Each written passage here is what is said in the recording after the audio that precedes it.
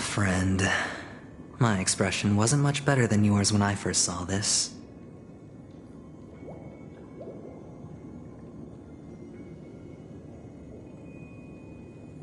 Your eyes aren't deceiving you. It's her. The famous singer, Robin.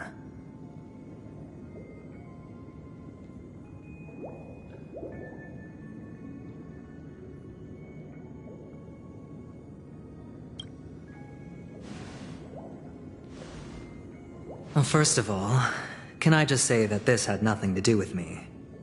I'm just an unlucky bystander here. The family can testify for me.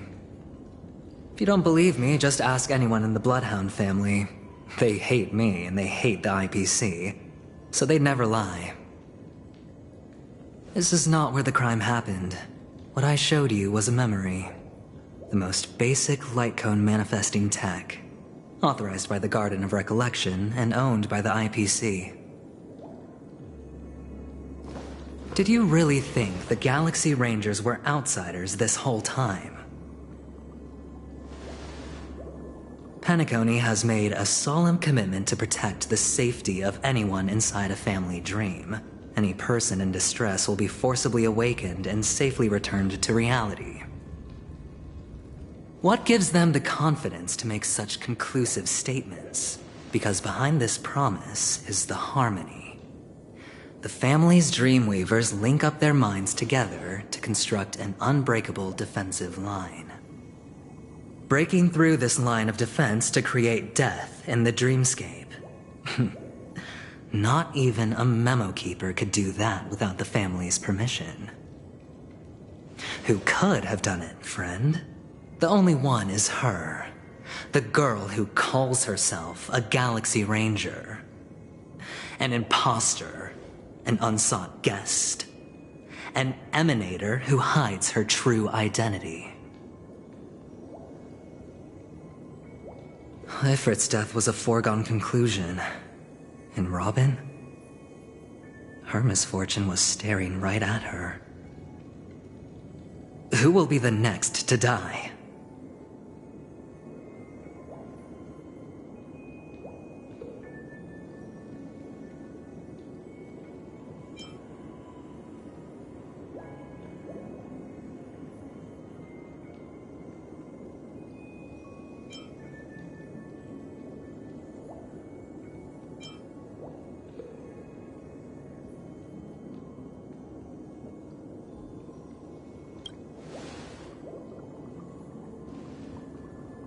It's fine.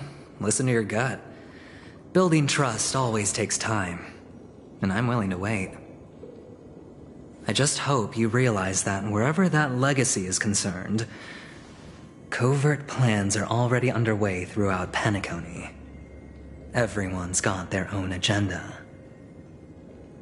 Careful you don't get stuck on the wrong side. If I were you, I'd keep my distance from Acheron. After all, any schemes out in the open are always going to be better than a monster in the shadows, right?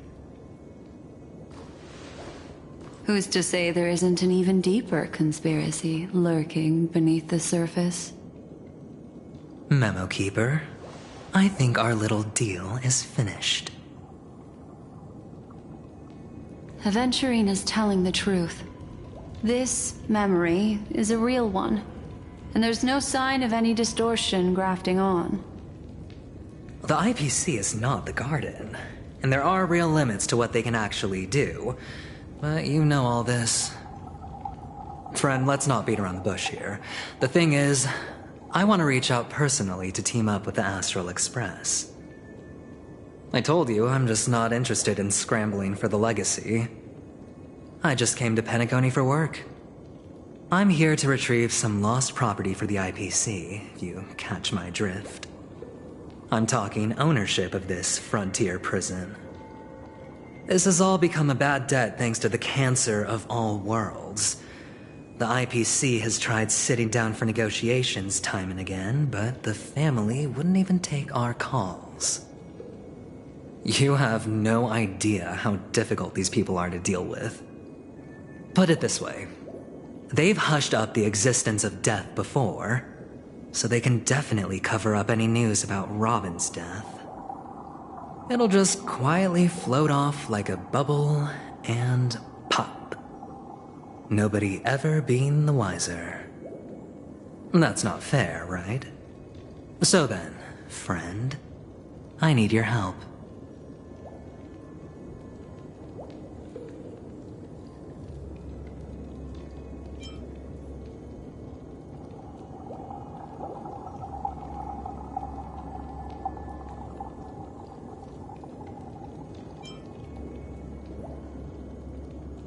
That's fine. I'm not forcing you. But I'm really not asking for much, so why don't you at least hear me out, okay? I have but only one goal. The family's front door is like a high wall, and to tear the whole thing down, I'll have to dig out a few chunks first. Once I find a weak point, the IPC will have plenty of means. Now we have our chance. So long as we can get to the truth behind her death, we can have justice for Robin. While also gaining a valuable bargaining chip for bringing the family to the table. Truly a once-in-a-blue-moon opportunity. I've been investigating and making lots of friends all over Penacony precisely for this very moment. This tragic news would be extremely bad for the family, so they'll be doing everything they can to stop it leaking, especially to the IPC. But I trust that there are still a few factions that remain exceptions. And that's why I need you all. The reputation of the Astral Express precedes you, and the Harmony will give you the fairest of appraisals. You get to find out really what happened and seek justice, and I get to put it toward completing my mission for the IPC. It's what you call a win-win situation.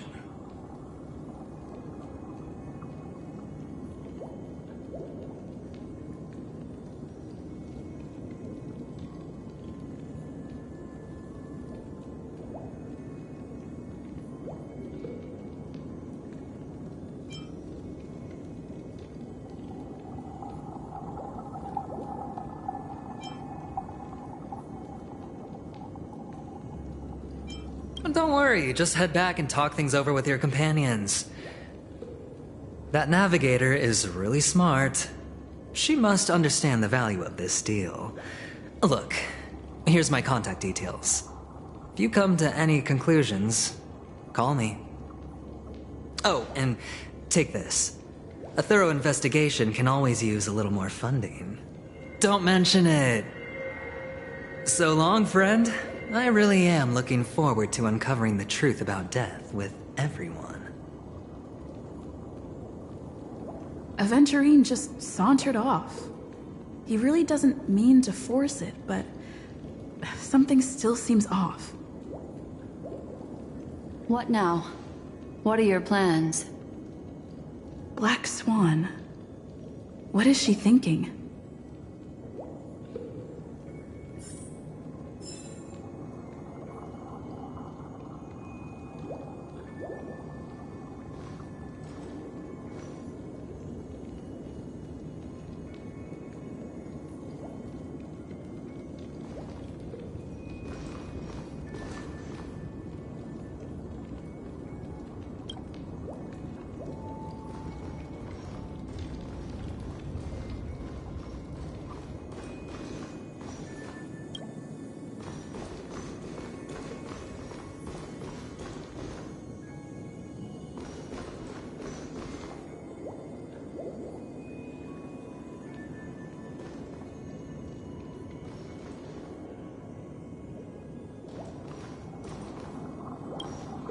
On the surface, this doesn't look like a bad deal for you. But Aventurine is a shrewd merchant whose scheme won't just be as simple as it appears to be. He doesn't know about Miss Firefly yet, but judging by your reaction, he may have noticed something going on and deliberately shifted topics to the truth of death to try and pull you in line with his way of thinking. That's quick thinking and very sound logic. Aventurine is no fool, and working with him definitely has its dangers.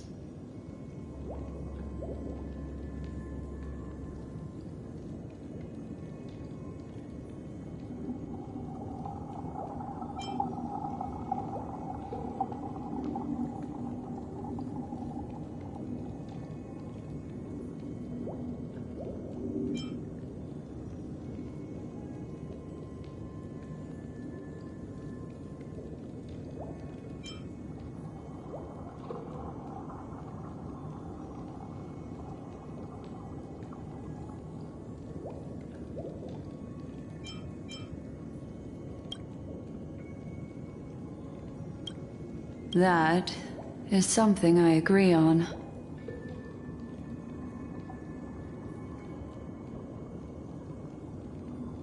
Anyway, be careful out there. There's more than one way to blaze a trail. In a dark forest beset by wolves, ensuring your own escape to safety should be your primary concern. As for the other questions,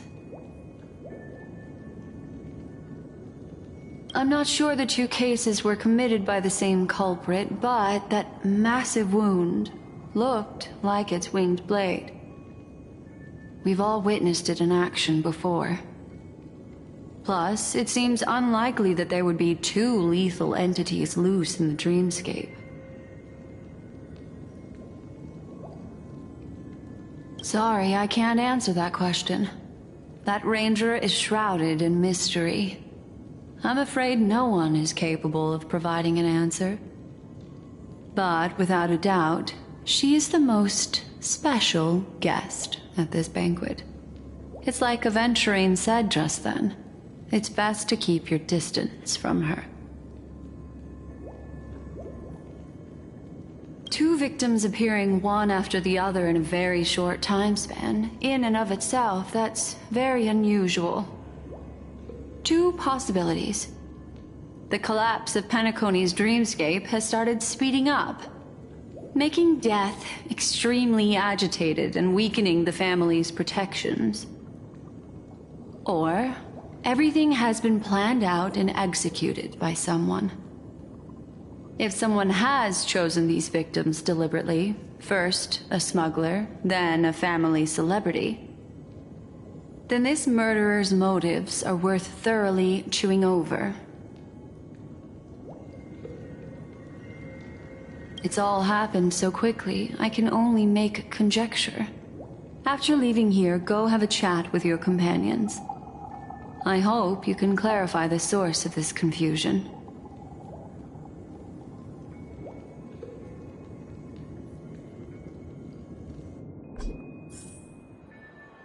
Come, this way. It's a short walk. Don't get lost.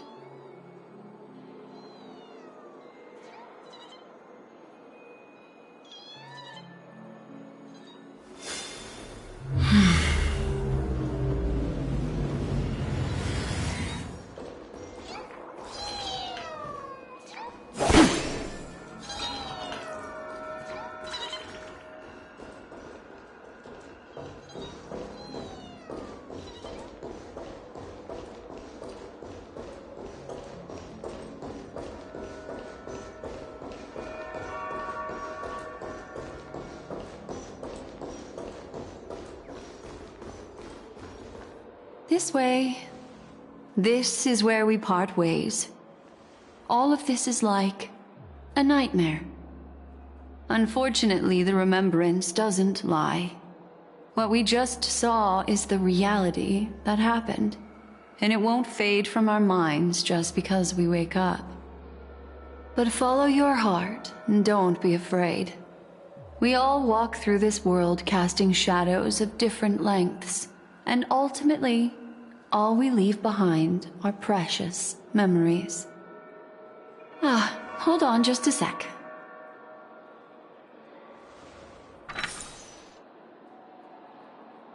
There you go. A small parting gift.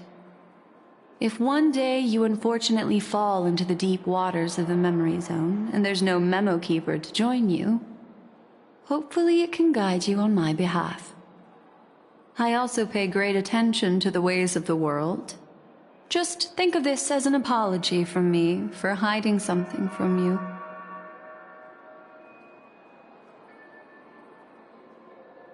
Then, I've something private to take care of regarding that Galaxy Ranger.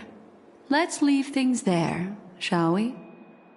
What fascinating memories will you bring for me next time we meet? I sincerely look forward to them.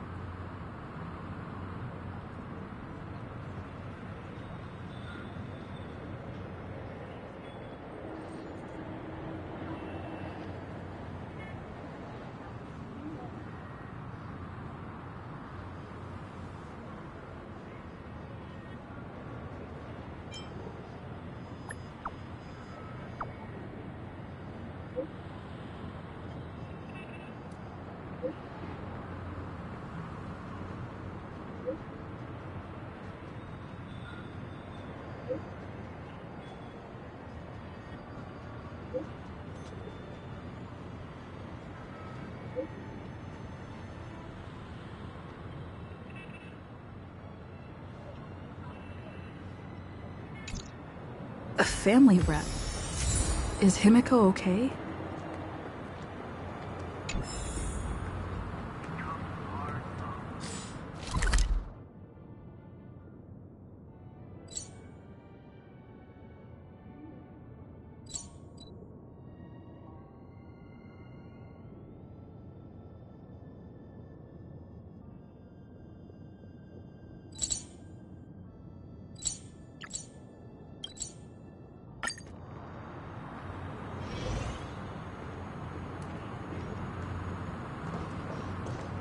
So much has happened.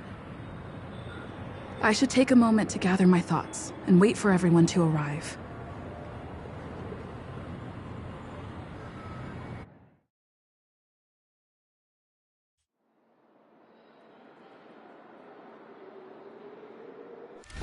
Better unsheath that blade now, Ranger. Do you still dream, Hunter? Of those slain by your hand?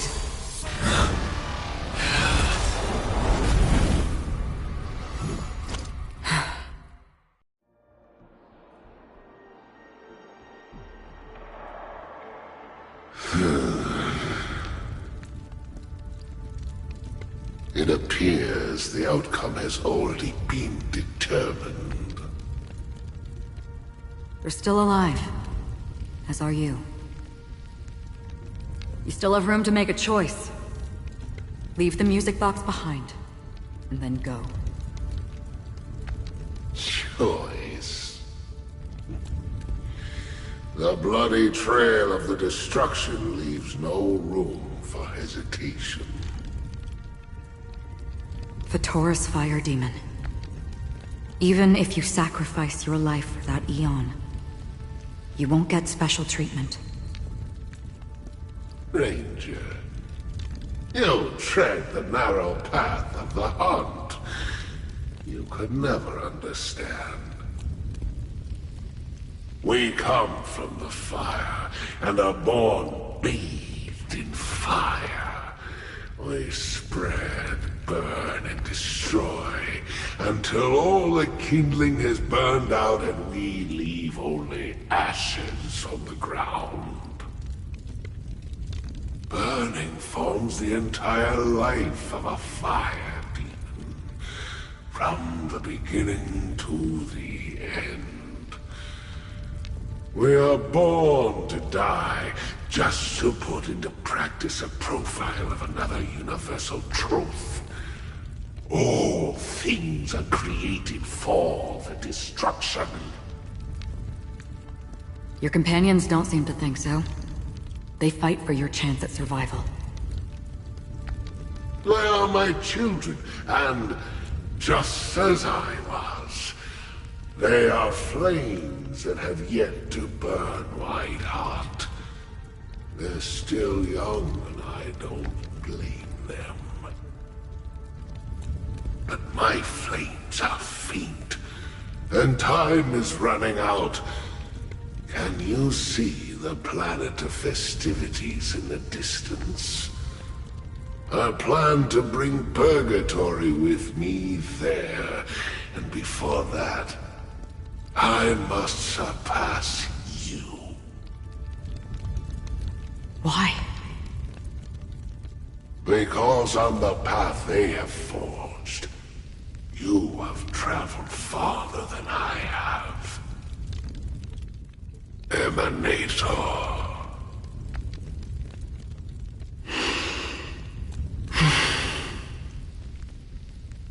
You cannot hide your true identity. Draw that sword, for we shall indeed remain here, bound to fight a decisive battle to the death, for I choose this. Destruction is intense, but brief. To cravenly cling to life is to endure an endlessly prolonged existence. Even if the answer turns out to be your own destruction. What is important is not the answer, but that it exists just as you exist. Everything exists to be destroyed. Emanators are no different. Just as even sweet dreams may be born of the void, the so-called impossible is merely something that has yet to happen.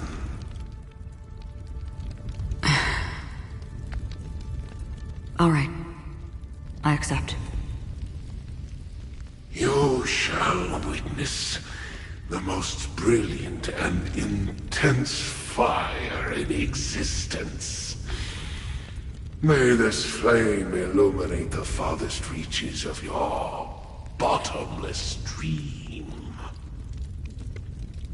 A bottomless dream. Yes, that's right. But you've made one small mistake. This blade remains in its scabbard not out of pity or scorn. It's a personal secret that I don't want to disclose, but perhaps out of reciprocity.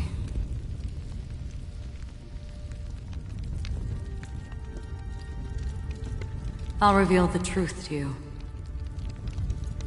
The hunt is not the path I truly follow. May death be the end of your boundless dream, guiding you back to the waking world.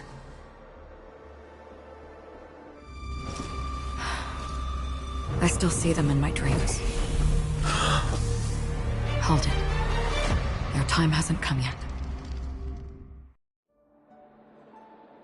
My time? I've seen many clever disguises that can conceal appearances, but they can never cover up who a person really is. And you're no different. You had no desire to kill the Trailblazer. You only did what you did to drive me and the Memo Keeper away, but why?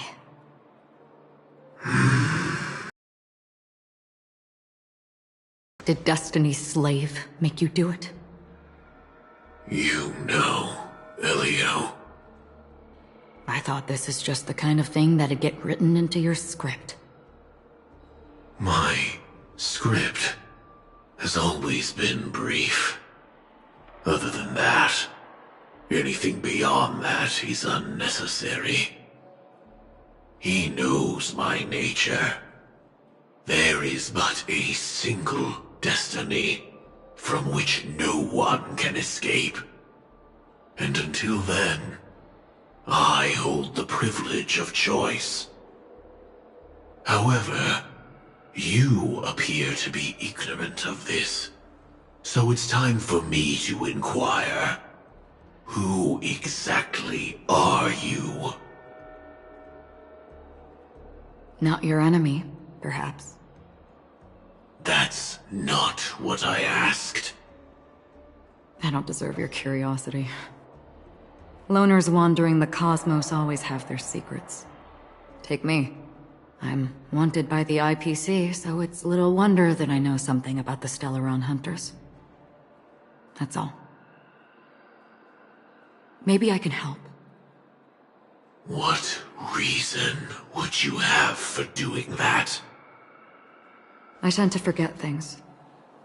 Which is why, rather than memories, I'm accustomed to using my emotions to capture what I normally wouldn't otherwise.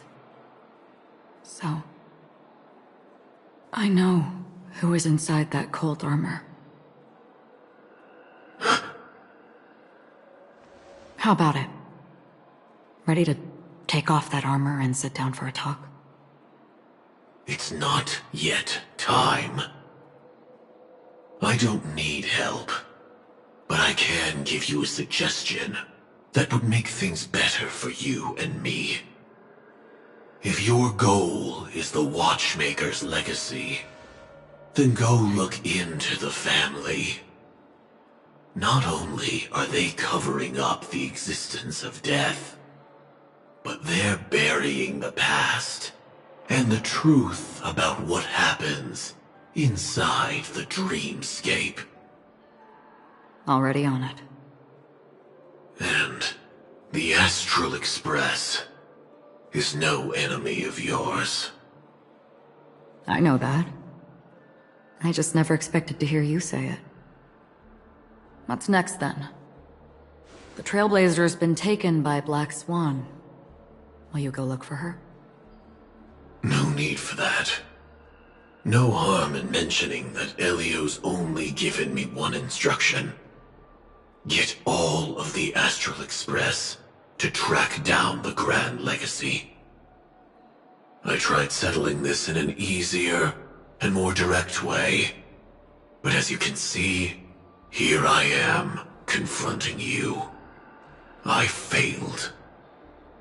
Can't ever go against the script. The so-called impossible is merely something that has yet to happen. That's it. Before we split, can I ask you one more thing? Is there anything else in your script about me? I'd like to know what kind of footnote I get to leave in that future foreseen by destiny. Unfortunately, not a thing came up. I knew it.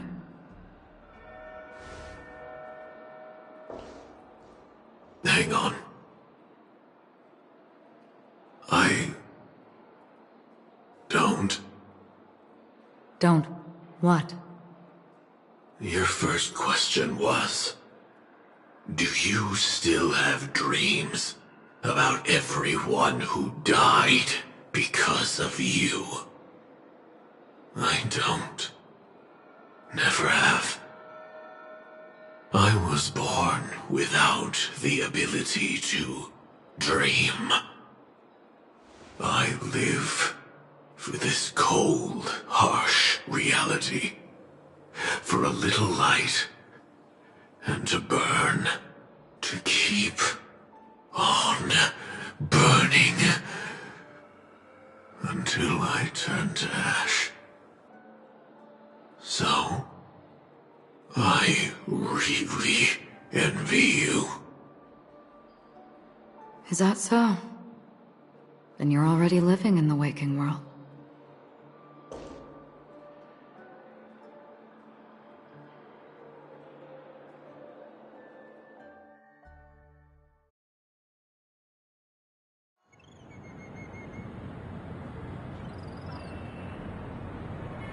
We heard about Miss Firefly from Black Swan, but we never expected Miss Robin to... I'm sorry that I couldn't be with you then. Reality cruises on in serenity, while undercurrents bubble up from the dreamscape. Just like that memo keeper said. Stay strong, everyone. We can still do what we can for them. Starting with finding the murderer. Let's recap everything then. The Trailblazer just reminded me of something. March, do you remember what that family rep who negotiated with us said? Indeed, we trust that the Nameless has nothing to do with this. And we also beg each of you to help assist the family in verifying the identity of the deceased. That's how it was put, in reference to Miss Firefly. Looking back, he seemed a little evasive at the time. And he also failed to mention anything about the earlier murder, too. The family's planning on covering up all news about Miss Robin's death. If news gets out, Penacony's going to turn into a bloodbath. But the murder that followed closely after was obviously beyond their anticipation. The family had to try and turn things to their advantage by bringing in reinforcements from outside. The Charmony Festival is nearly here. They must be snowed under. It may also be that Miss Firefly's murder had so many witnesses that it couldn't be covered up.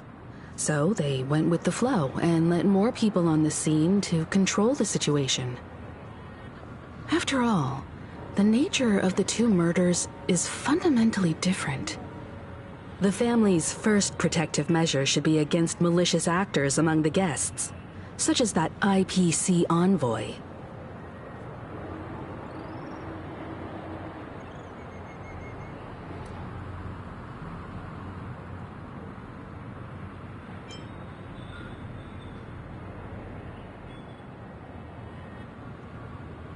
Indeed. He was particularly concerned about that Galaxy Ranger.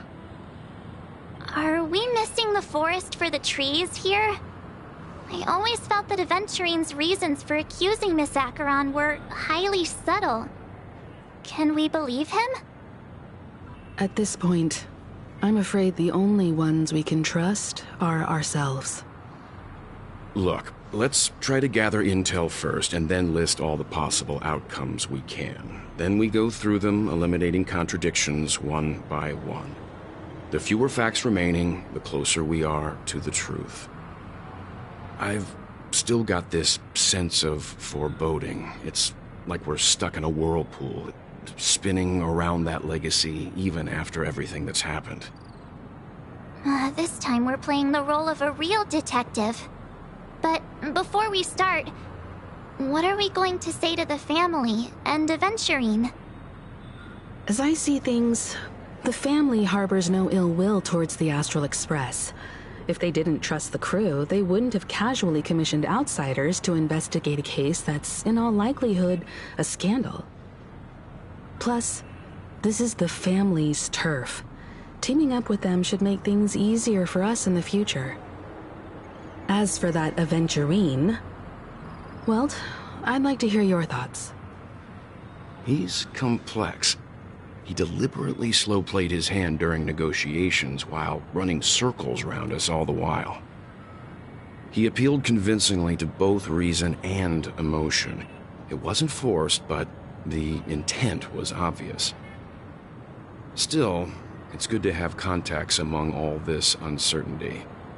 Aventurine showed his skills, and as far as our interests are aligned, he can become a reliable ally. We also need to keep a certain distance from the family. Never let them get too close. Teaming up with the IPC helps balance that out. If either side makes a move, we have the option to pull out. So you suggest accepting Aventurine's proposal to team up? Yes. It's risky, but we can only wait until both sides have played their cards before making any further judgments. I get why, but there's a whole lot of bad guys and girls around here, and I'm worried about getting stabbed in the back. She's been bullied a few times now, and I can't stand it anymore.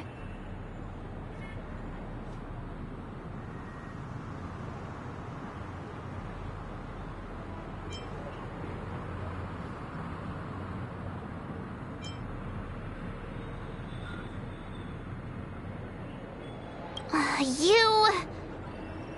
No, I can't accept this. Forget about it. Just let me keep an eye on him. If that doesn't work, we can just turn the tables and use him instead. Then, could you please reply to Aventurine? Everyone, take this time to put together your thoughts.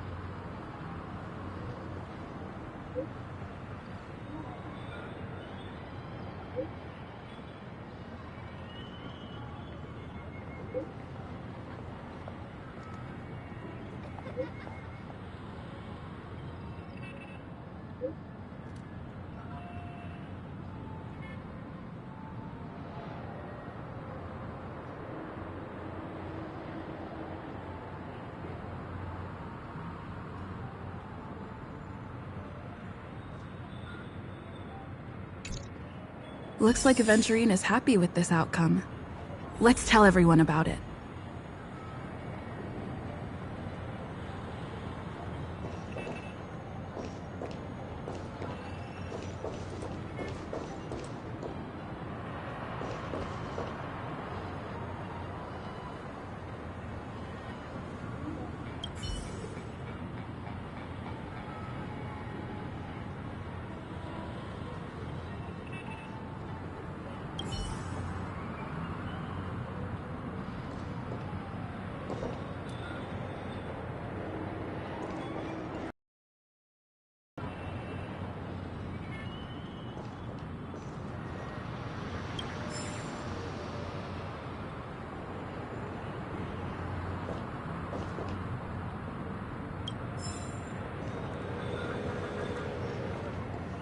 Checked off the list.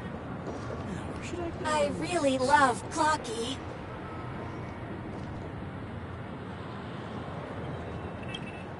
Aventurine said something that concerns me.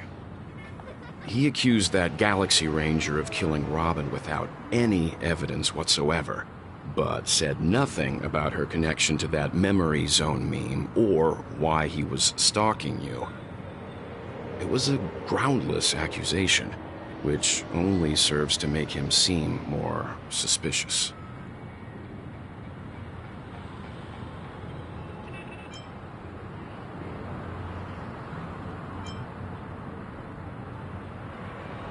Maybe Aventurine's goal was never to gain our trust. Maybe he wanted to foster a feeling of enmity towards Acheron and make the situation more volatile. Two birds, one stone. However, I asked Don Hung back on the Express to confirm that story about the Annihilation Gang and the lost messages. It wasn't something that Aventurine made up out of thin air. You've met her many times now. What's your impression of Miss Acheron?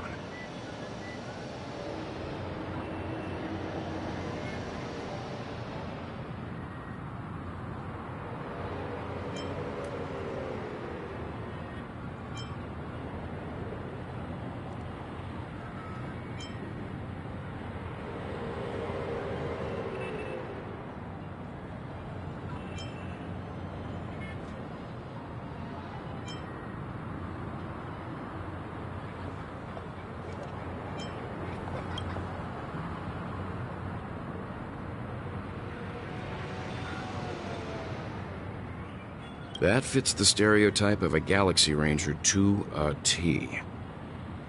They're eccentric, unpredictable, and fond of being alone. No wonder she's a suspect.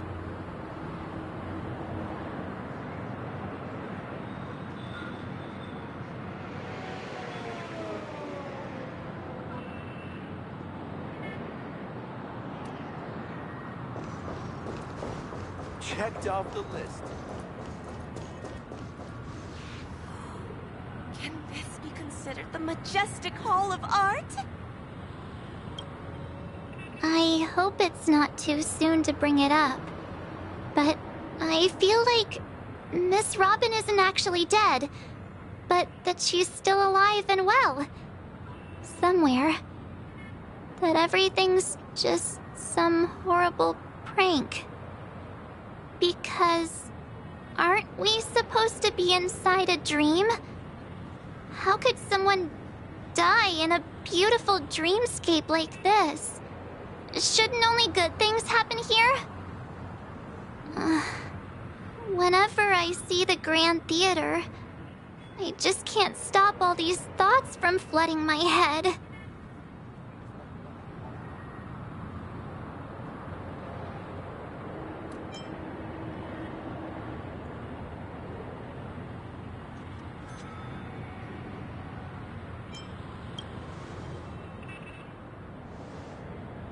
No.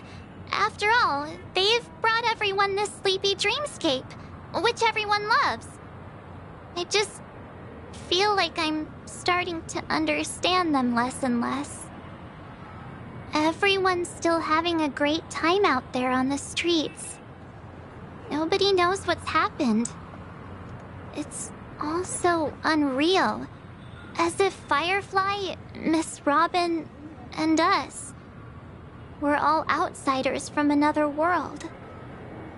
Aw, what a mess. I really want a nice cool drink of soda to help me calm down.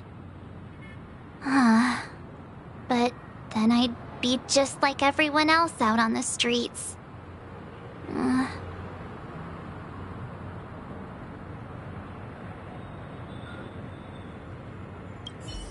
This dream is becoming more and more separated from reality.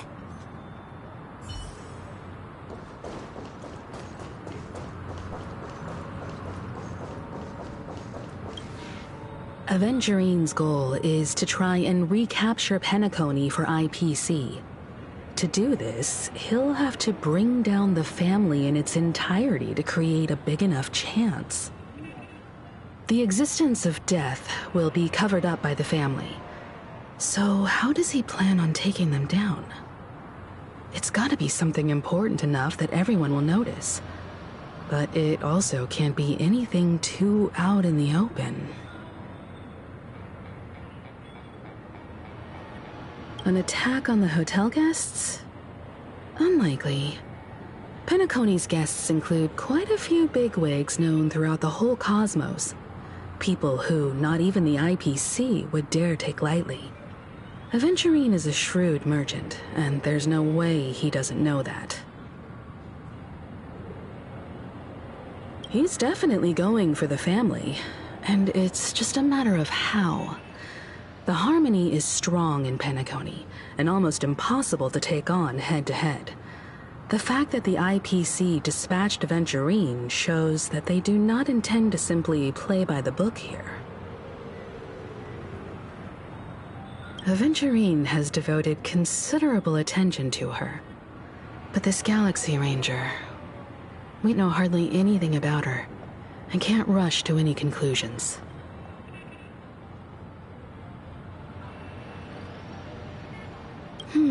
I was because he respects you so much, and has sought you out before a few times. Perhaps he's also unsure of your intentions and is probing you.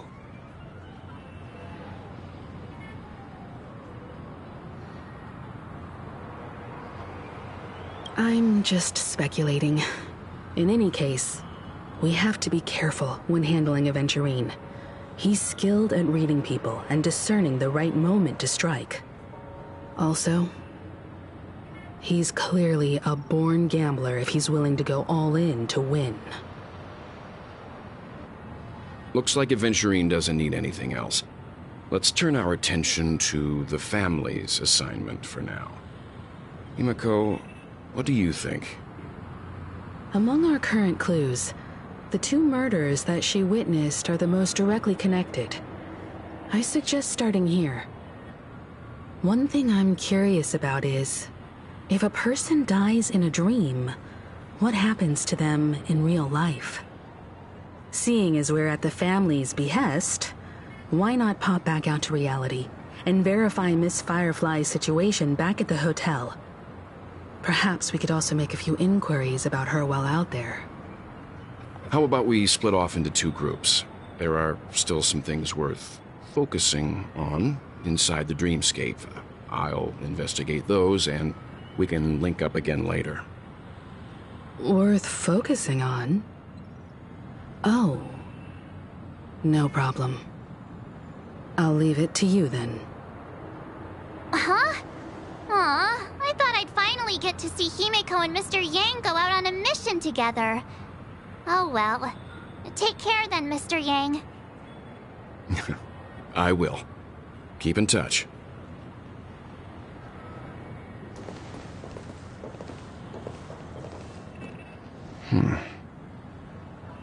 Honored guest, could you come out for a second?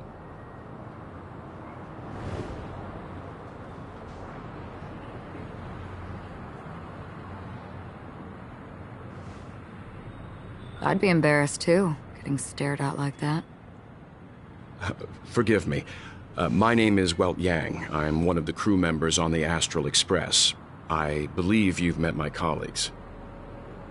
Welt. Is there something about my name? First, don't you want to know my name? I already do, Miss Acheron.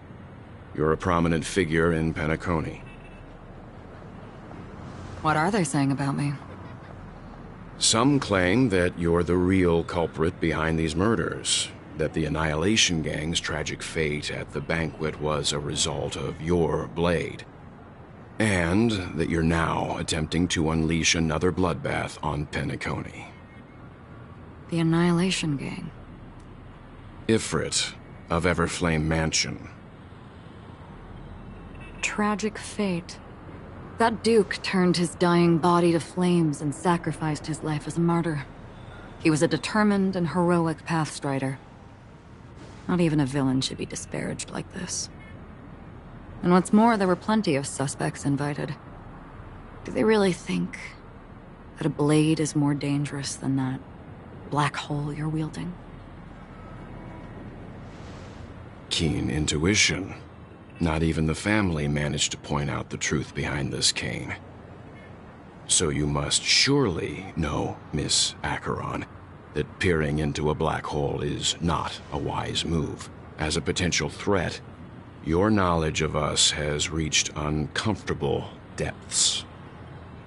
Reveal your true identity and intentions. Otherwise, brace yourself for gravitational disintegration. That shouldn't be necessary. But if it makes the Nameless feel less defensive, I'll be happy to abide. Believe it or not, Galaxy Ranger, Acheron, those are the names I go by to this very day. My trip to Penacony is solely to fulfill an old, final request. I'm here for the Watchmaker's legacy. And that's it. I think I've been honest enough. Still unwilling to reveal your true identity? It's not that I don't want to. It's just that I can't. I've come so far, and I can't sum up all of that in just a few words. Everyone has their own unspeakable past. Secrets that they don't want to be revealed. And I won't be asking any more questions, such as why the Astral Express is roaming around the cosmos with a Stellaron on board. Is she okay? That memo keeper didn't do anything, right? She's fine. Let's just stick with the topic. Gaining my trust depends on how much you're willing to reveal. I've run around many different Penacony dreamscapes just to try and find that legacy. And during this period, I came into contact with quite a few guests. In the process, I gradually came to realize the secret of Penacony may be closely related to the Trailblaze. That's why I've come to ask for your help. I don't have enough proof yet, but I'd like to speculate something. The source of all tragedy lies within the family. If you could trust me, we could find the proof to support this claim together. Mr. Yang, I think you've come to the same conclusion, haven't you? Let's leave it at that. For now, I'll choose to believe that you bear no hostility. Share your findings with me, and me alone. I don't want vague conjecture to interfere with other people's judgments before we find solid proof. By the way, would you like something to drink? Before we go, how about 2 cups of Wake the Heck Up? No, 4 cups. Because the conversation coming up will last forever.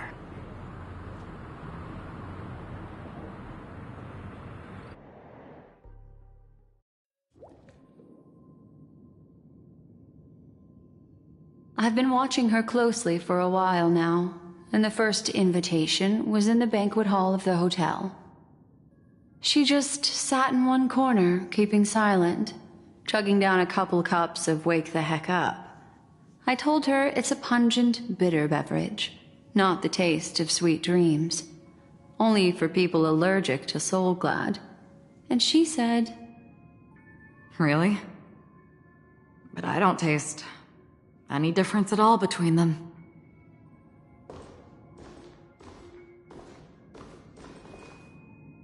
the guest rooms are charmingly minimalist.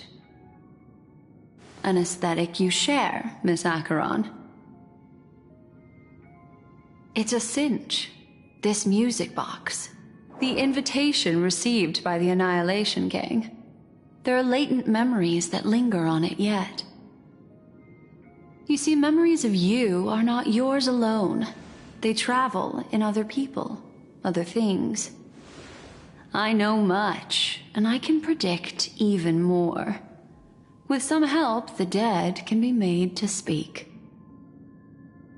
The Annihilation Gang, that band of desperados who all disappeared after meeting you. What exactly happened to them? Well, let me reveal all.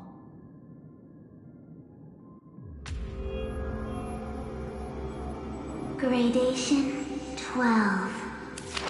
Dreamscape 12. Father, I dedicate this to you. Well done, Dubra. Wherever they go, shall be met by annihilation. There it is. It's hazy, but it's Ifrit's voice. The other one is probably his progeny. This is the residual memory from when the invitation was first delivered. They were abruptly interrupted. Then, what happened next is... They sought refuge in a land of sleep, merely wishing for undisturbed rest, away from the storms. Children of the Flame, this marks your rite of passage. She won't be necessary. I alone am enough.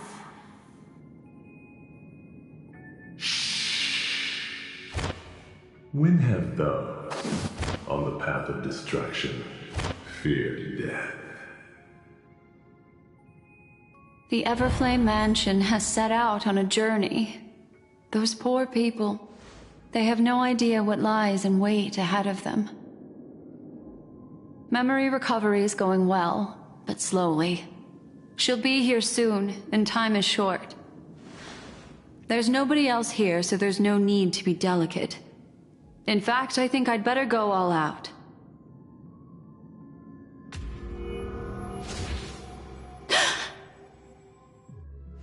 What happened?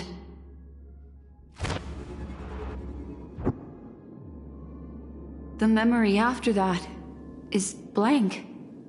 How is that possible? This music box fell into Acheron's hands, and she brought it to Penacony. That's a fact, and that's how it should have gone.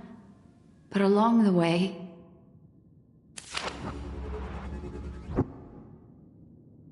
it's like it's been erased. Who's done this?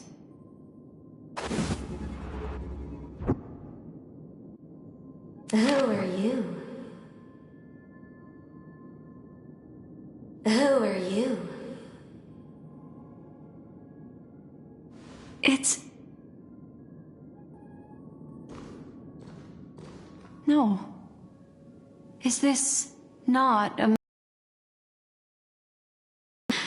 A memo keeper? Do you serve the Garden of Recollection? Or the Cremators? My name is Constance. A pleasure to meet you. We were supposed to meet in Penacony and spend an unforgettable time together. But that seems unrealistic. Dahlia's not welcome on the banquet star, and I don't need a coming-of-age ceremony. And you... I know what you're looking for. Want her secret? I can give it to you, and then you can enjoy the banquet for me. I wish you unforgettable memories.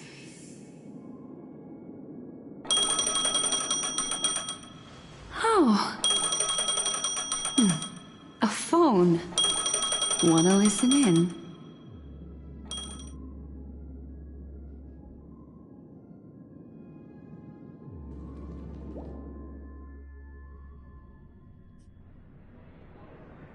A few days ago, the IPC made an announcement. Under the watchful guidance of the Marketing Development Department, and in accordance with the Interstellar Peace Charter, the independent Sigonian sovereignty has hereby been established, and shall take a legislative seat at the Interstellar Congress. The formation of the Sigonian sovereignty is of great historical significance to the Sigonia system. This move puts an end to the planet's long and bloody history, turning the sensational Kataka-Abjin extinction event into a distant memory. Sigonia 4 is located in an unclaimed zone at the intersection of the Denise, Prothean, and Dorneau star clusters. The planet's surface environment is known for being extremely harsh, constantly faced with the threat of impact from small-scale celestial objects. This is why very few intelligent species have made this planet their home, dividing themselves into several tribes to eke out nomad lifestyles as they struggle to survive the arid desert wilderness. They have developed their own folk beliefs that are independent of the Eon belief system. Sigonia. Sigonia. Ravenous eye of the storm, spurned by all the gods. Land of rock, but not water. Lightning, but not rain. Blood, but not tears. You beat us with your falling stars. You lash us with wind and storm. You chew us up with the cracked earth.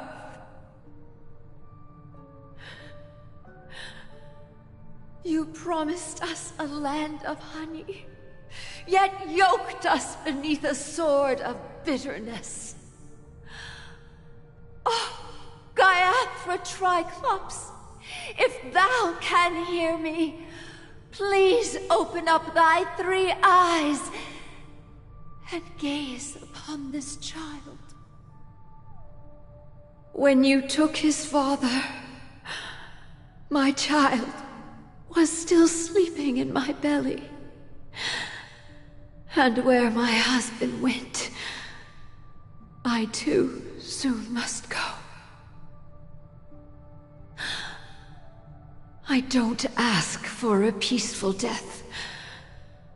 Just for you to tell me, does the baby swaddled sweetly asleep? Does he dream of his mother's heartbeat and the sound of falling rain? Please tell me whether this life is all just a fleeting dream. Otherwise, why would this child be born to face impending death? Mommy! Mommy! Mommy, the rain. It's raining. Raining?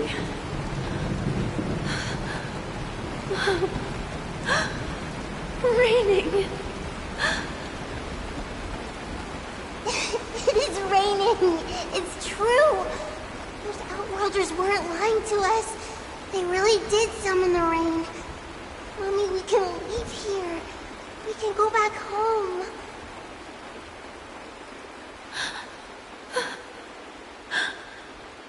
Back home. Gaiathra Triclops. You came. Do you hear that? Thank you. Thank you.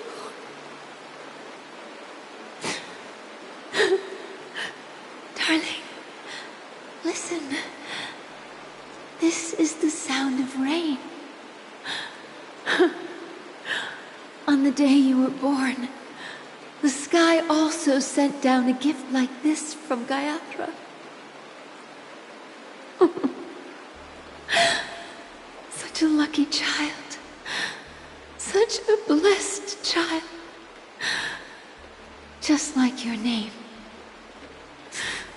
A gift from them to Avjen. My boy.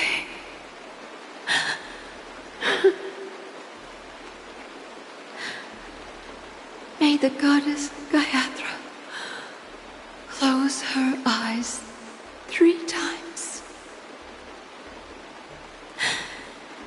Keep your blood eternally pulsing. Let your journey be forever peaceful. And your schemes forever concealed.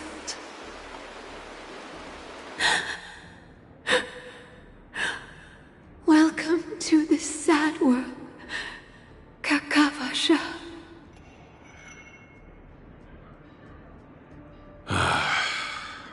Time to wake up, gambler. Oh, heavens. I must have drunk too much Soul Glad. Didn't expect you to be back so soon. How is it? Find anything? Just as you guessed. Nobody outside knows about Robin's death. There aren't even baseless conspiracy theories. They're still streaming the rehearsal for her ceremony, using a stand-in, I guess. They must be dreaming. Of course. Who could imagine that death would actually descend upon the idyllic dream created by the family? Let alone that the victim would be the female lead of the Charmony Festival. To be honest with you, I didn't believe it. I even tested it a few times myself. Until I discovered that I couldn't actually die. Whenever there's any danger, I'm forced awake by the dream pool, and it's all as if everything were just a nightmare. That's why I'm convinced that there are a few big secrets lurking behind the scenes.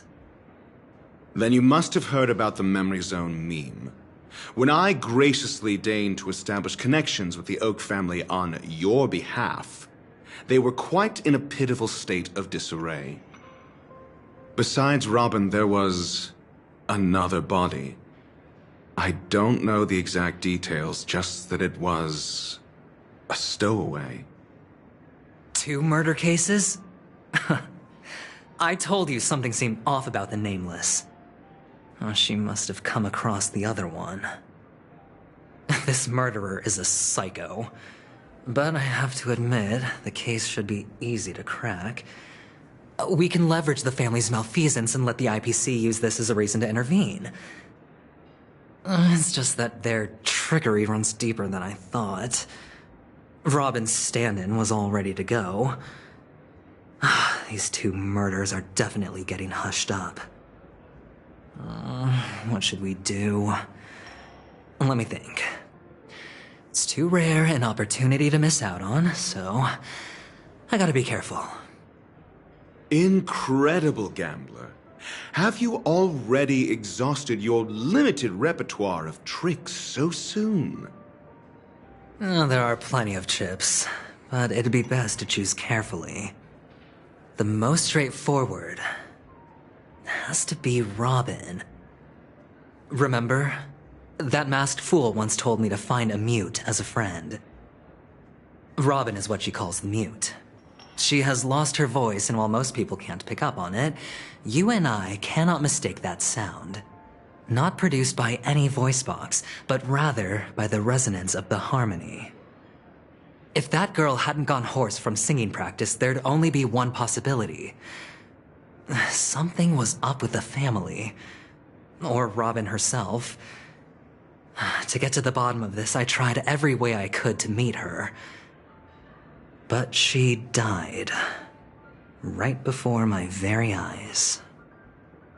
A complete and utter loss. Incidentally, it seems to have resulted in your rather undignified arrival on the interrogation stand. There were eyewitnesses at the scene, and the family, in their graciousness, has tentatively accepted your alibi. However, for the foreseeable future, you shall, regrettably, find yourself under the vigilant watch of the hounds. Well, things aren't looking too optimistic, Doctor. Starting to break out in a cold sweat. Do you reckon there's still any chance of a comeback, given how things are? A probability? Yes, it exists, but it verges on the infinitesimal. To phrase it in a manner more befitting the vernacular of Penacony, you're dreaming. But if you simply can't control yourself and want to try your hand, then there just so happens to be a suitable candidate. That man wants to see you again. Who? Sunday. Is this a public hearing or a private trial? If it were the former, it would hardly befit my stature to stoop to the role of a mere messenger. Fine. Oh, that's great. It's all great. You see, the dead can't talk, but the living can. Ratio, I'm convinced now that there must be something wrong inside the family. Oh, just you wait and see. That man's sister has died. He can't sit on his hands. Well, without any further ado, let's set off. Lead the way. The show is about to begin.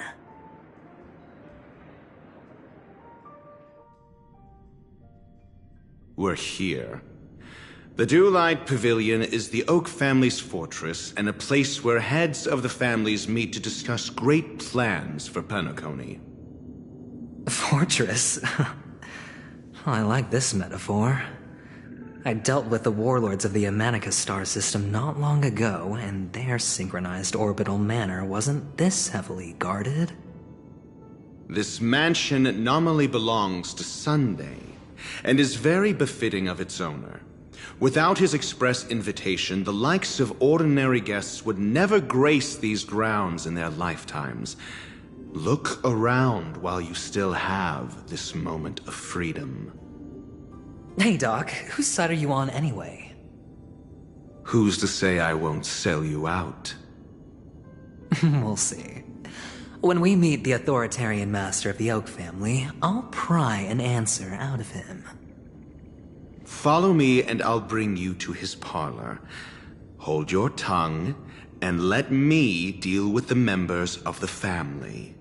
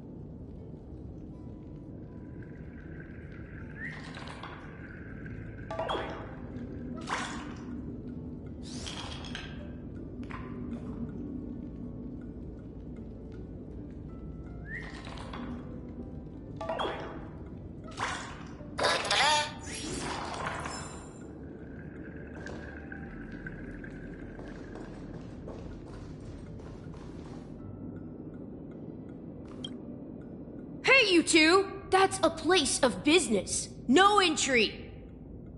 I was requested by Mr. Sunday to bring him the suspect. My name is Ratio. He should have mentioned it to you. Oh, I remember you. Veritas Ratio. Your punch virtual particle clock is impressive. Excuse me? The one on your head. Of course, it's nothing compared to my full pocket dimensional annihilating power armor of the Mobile Knights. Right, and as I mentioned, that fantasy raiment of yours doesn't exist. That's because you can't see it. Like I say, only family can see the glory of the Mobile Knights. Enough. Get going. Don't keep Mr. Sunday waiting. It seems like the idiocy index here is no better than it is out there.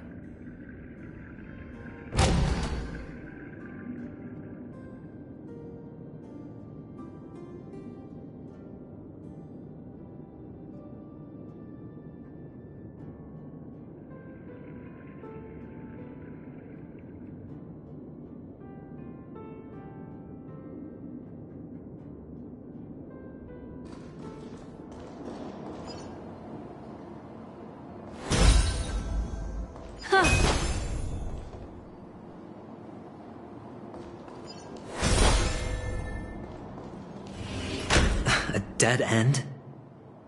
The door is shut tight. Looks like we're on our own. I mean, there isn't a door. How did you get in before? For security reasons, the family built the administrative site deep in the dreamscape, with the mechanisms hidden in these Nightingale statues. The direction of the statues can be controlled.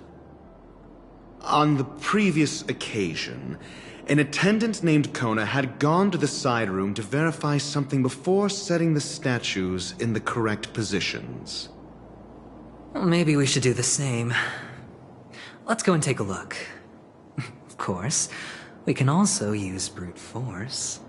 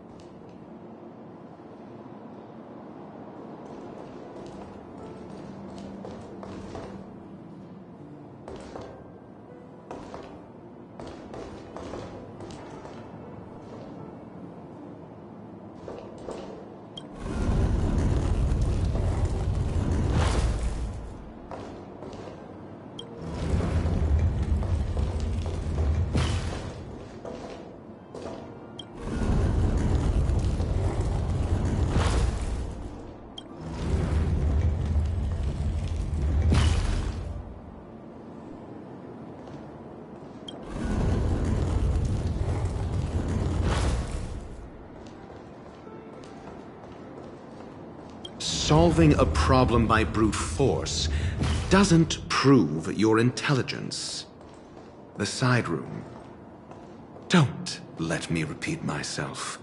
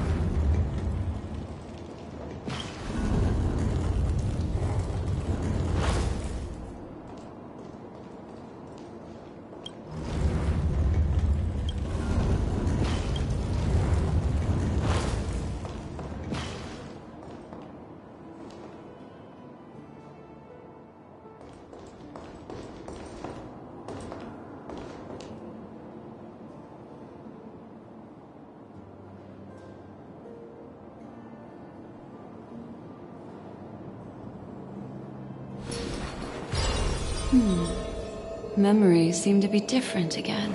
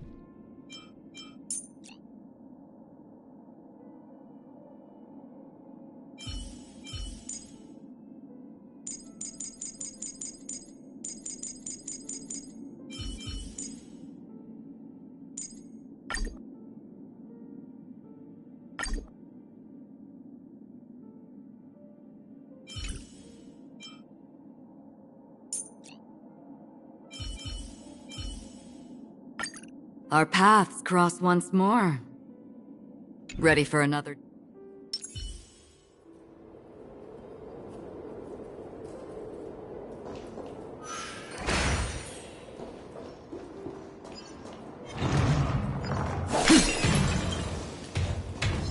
Stream forth, gleam of old blades.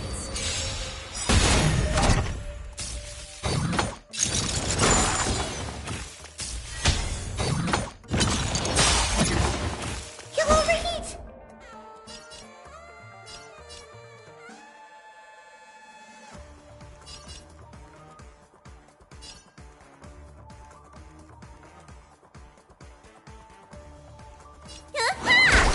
Another journey begins. On the still waters of oblivion. Hedge your bets. It's on me. Retribution will find you. Destiny isn't chosen. Ill tidings manifest.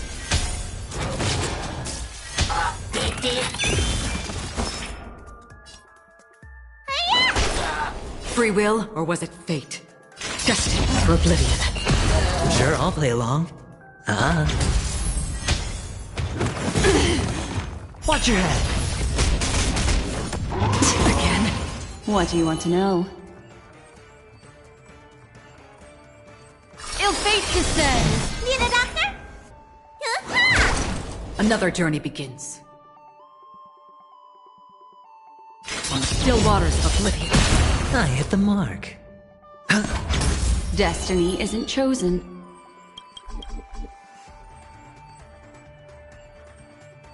Let me tend your wounds.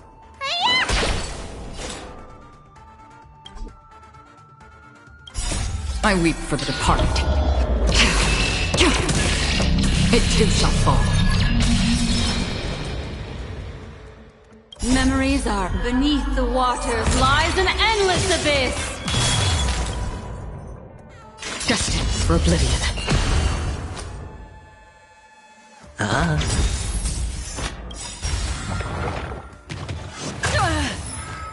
The dice have been cast. Bust. Or maybe I'll take it all! What do you want to know? What's in your prescription? Don't worry, it's just a scrape. Ill tidings manifest. Need a doctor? Huh? Free will, or was it fate? On the still waters of oblivion. Destiny isn't chosen.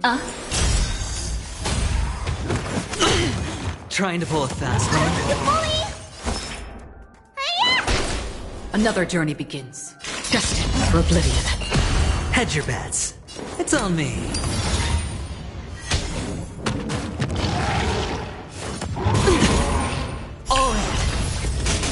Destiny is apparent.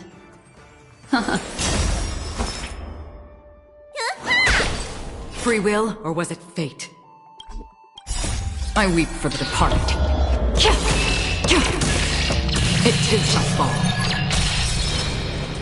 On the still waters of oblivion.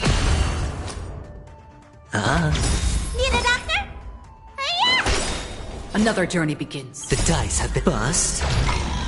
Or maybe I'll take it all! Watch your head!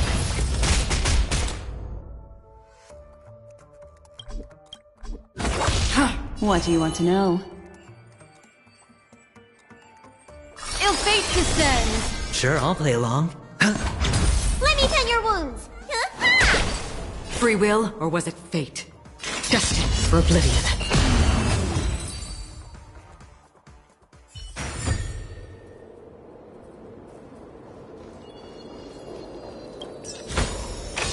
This is what exploring the cosmos is all about.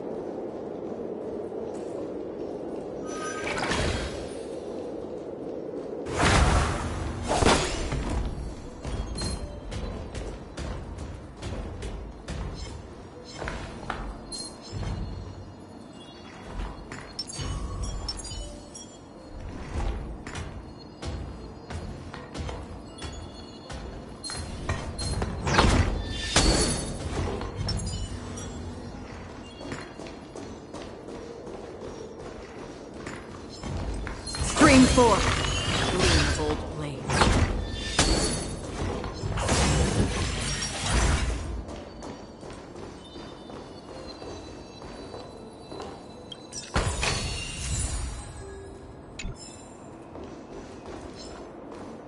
Scream forth, gleam of old blades.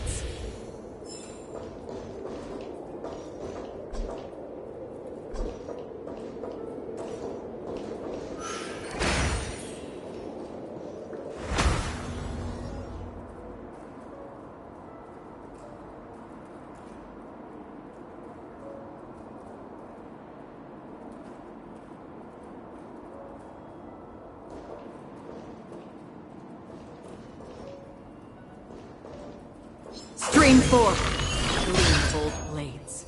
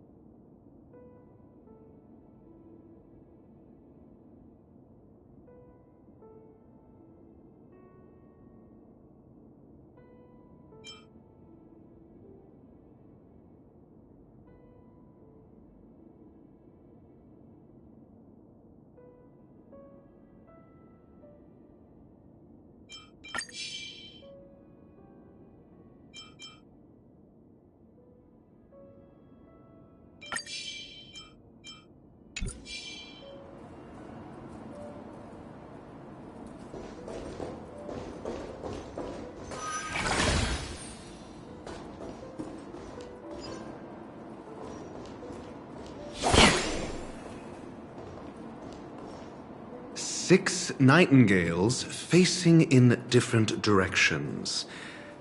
An obvious hint. But are these nightingales? They are. What's wrong? How can nightingales be so huge? They look more like torment eagles to me. There are no eagles in the five families, only nightingales. Why am I wasting time with you on this?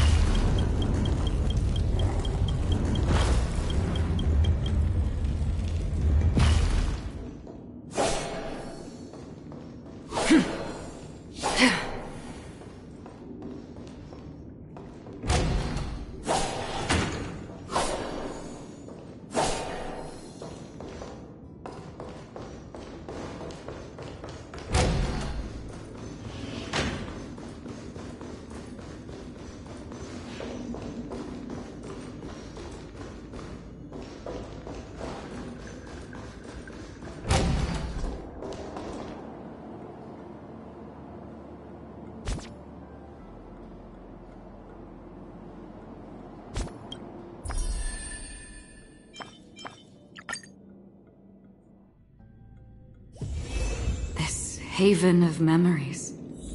Every touch, every moment is like a thorned rose.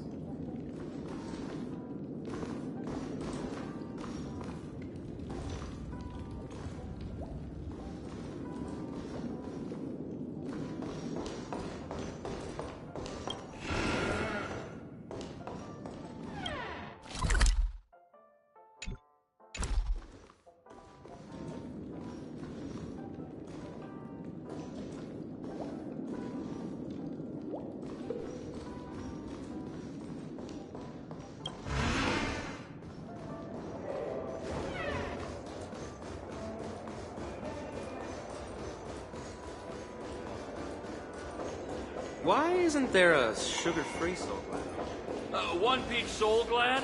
Shaken, not stirred.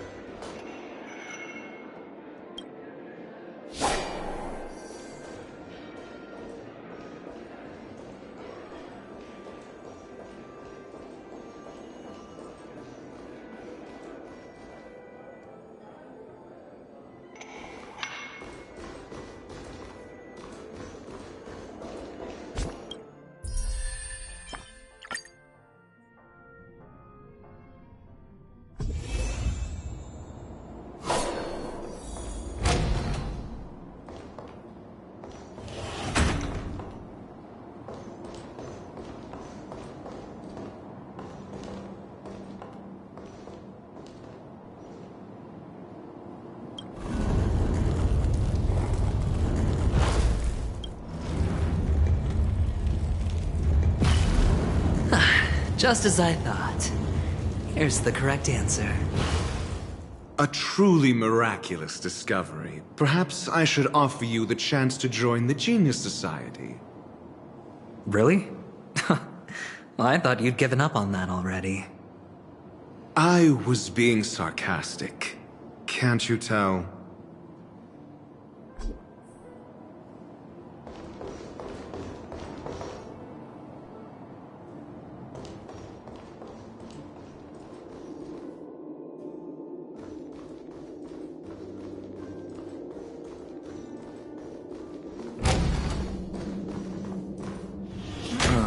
Impressive.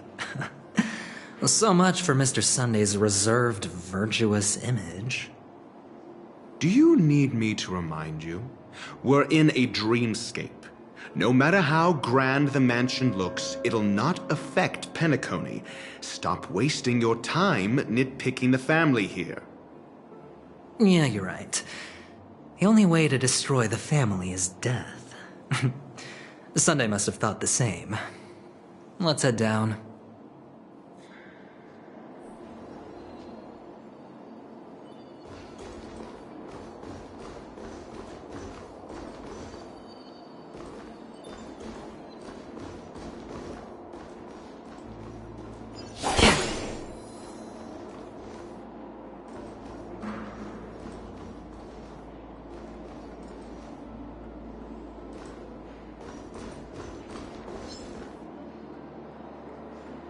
Stream forth, the gleam of old blades.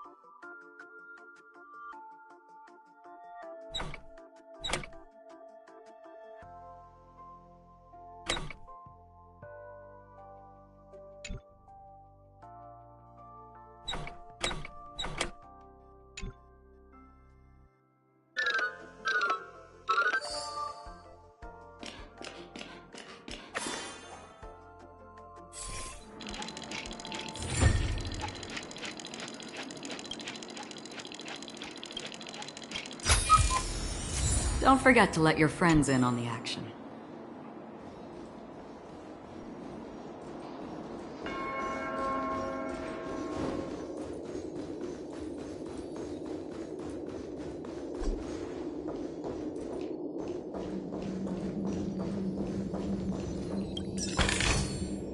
Seek, and you will find.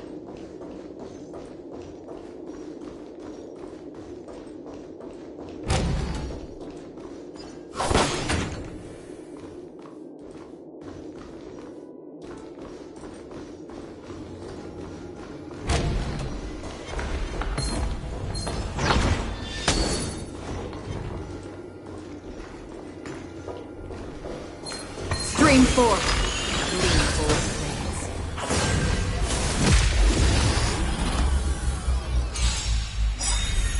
Need a doctor? Beneath the waters lies an endless abyss! Destined for oblivion. I weep for the departed. It too shall fall. On the still waters of oblivion. It's on me. Ill fate descends!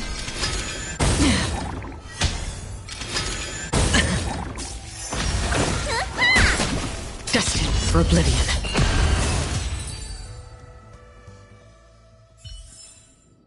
Another blood debt repaid.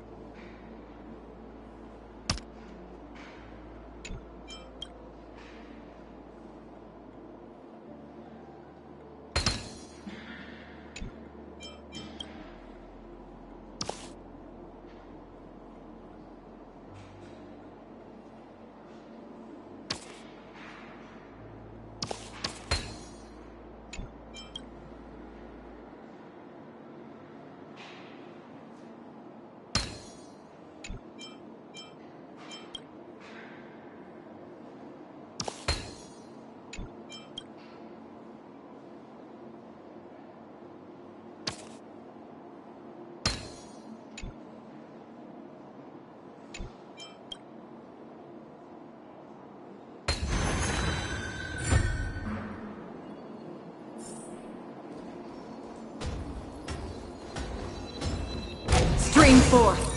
Gleam old blades.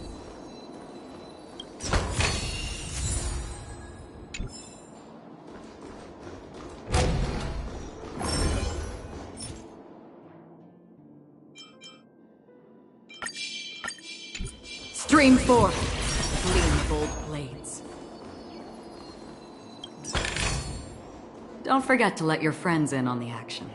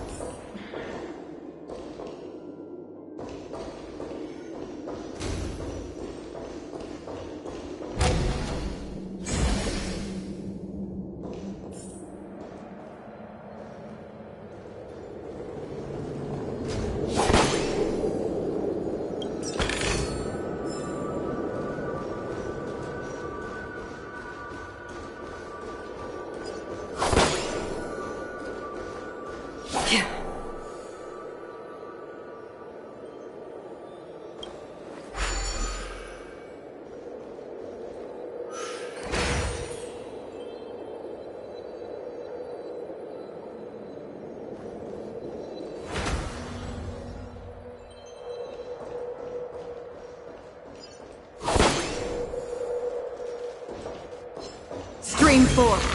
Gleamfold blades.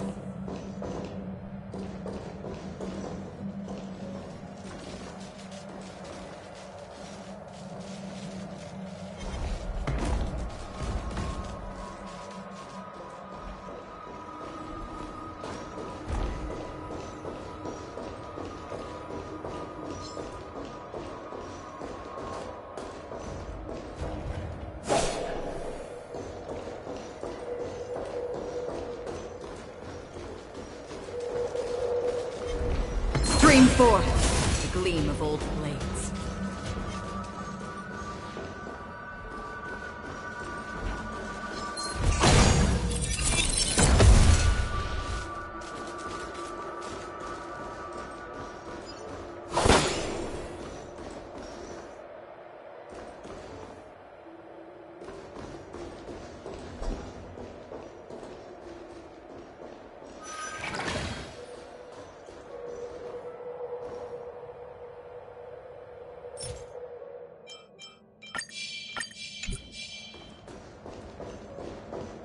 Stream 4. The gleam of old blades.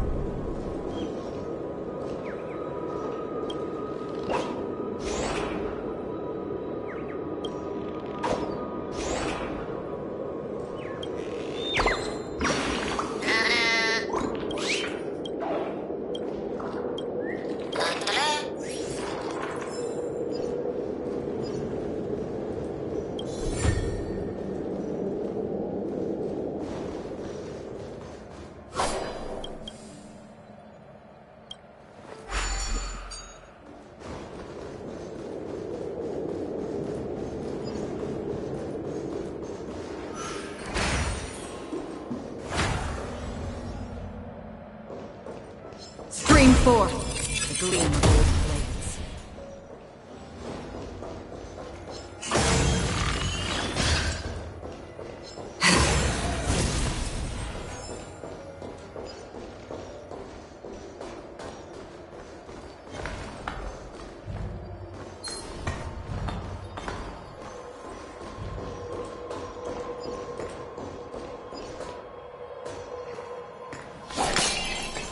Stream 4.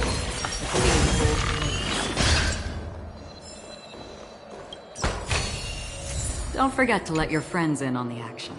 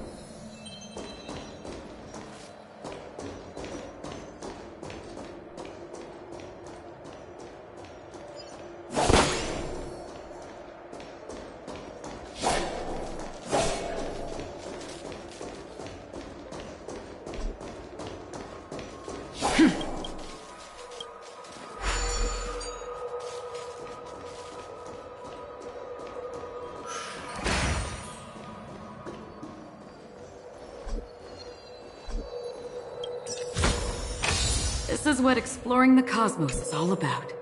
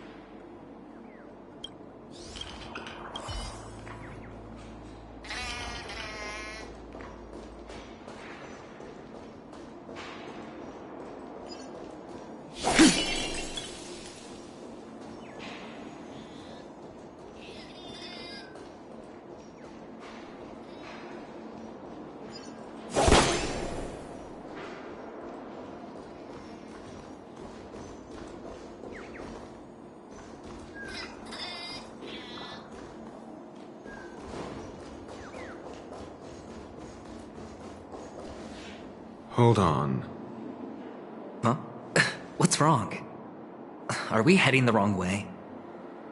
No, but this door is locked. My friend? Did you really make an appointment with him? It's a trial.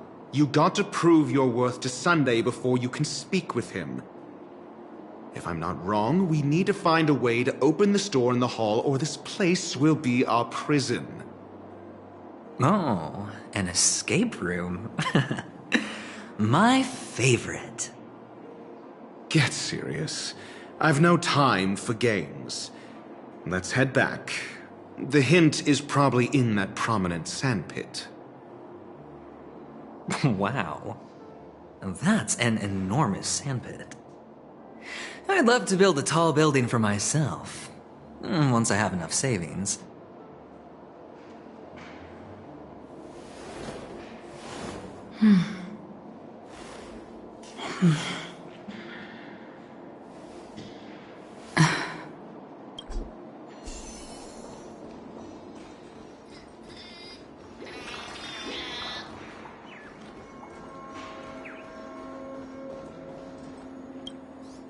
Oh, look.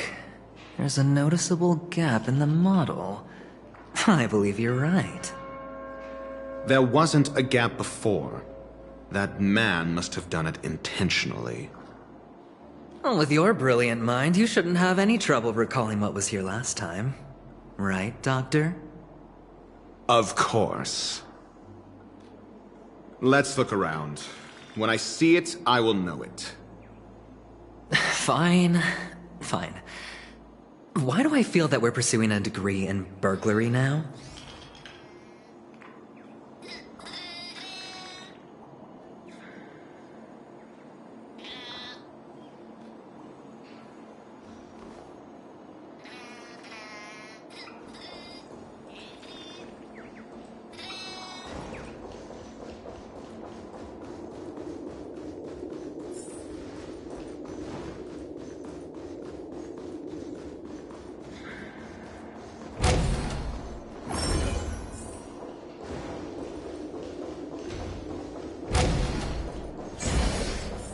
Found it. This is it.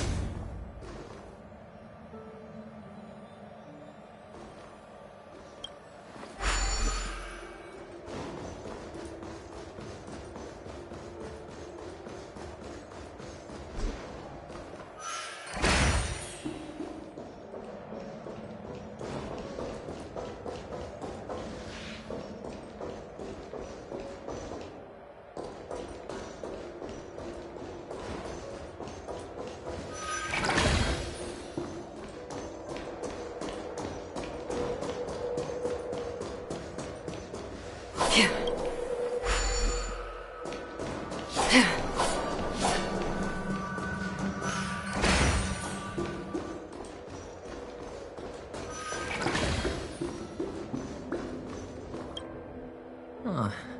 And the nameplate reads Gulliver's Arch. Well, I'm amazed you can remember something this tiny. You know, this reminds me of a tunnel I once saw that could shrink people who passed through it. If I were you, I would shut my mouth. It's wise to remain silent when you should.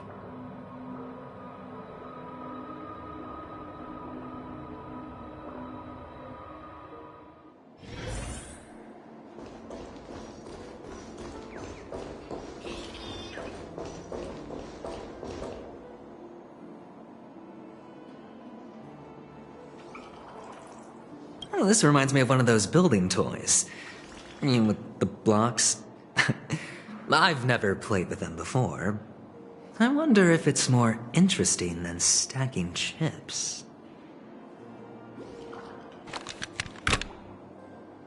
Oh, look. The gap is closed. And it fits perfectly. So, what's next?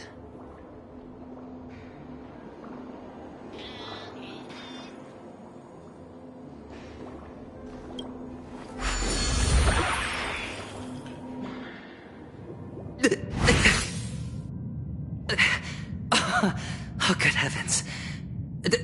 Did I drink? Am I still in a dream? Indeed. Oh, Doctor, you're huge. It's me! Down here! In the sand pit! Oh, actually, I think we could make this work for us. Just find a way to slip me into Sunday's collar, and I'll infiltrate the family just like that.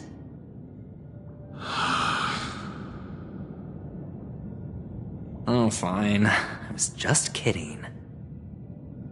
Let's find a way to open the door.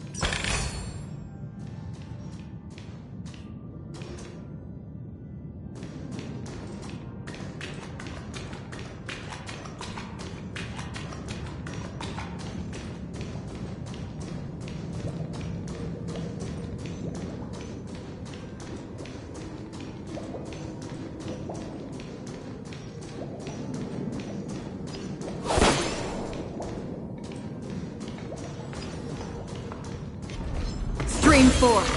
Gleam of old blades.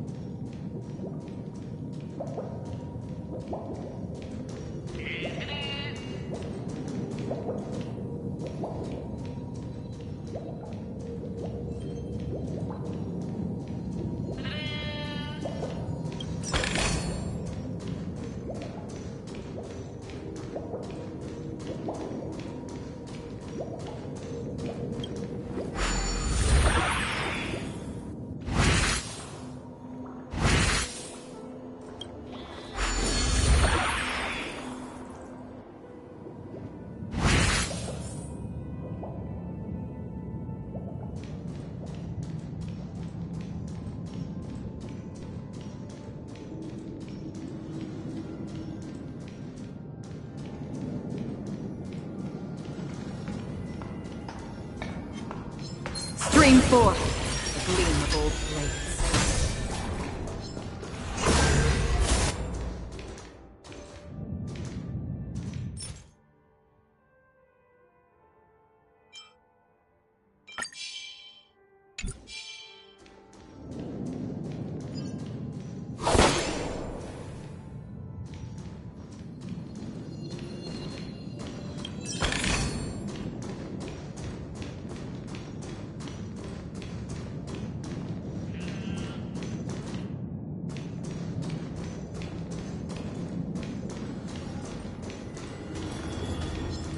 forth, gleam of old blades.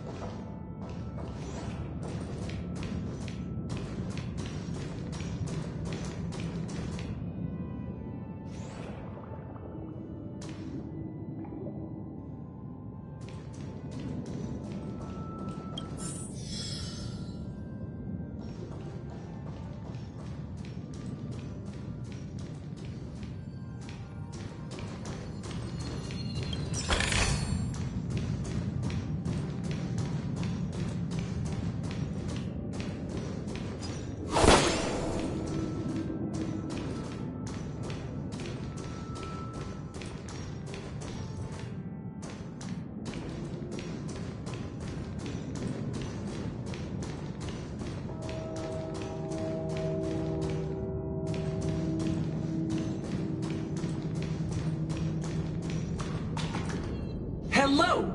Welcome to the Golden Hour base model. I am an Oak Soldier. I will be here to guide you through the tour of the base model. Happy to be of service. And tell me about the tour. Hello! Welcome to the Golden Hour base model. I am an Oak Soldier. I will be here to guide you through the tour of the base model.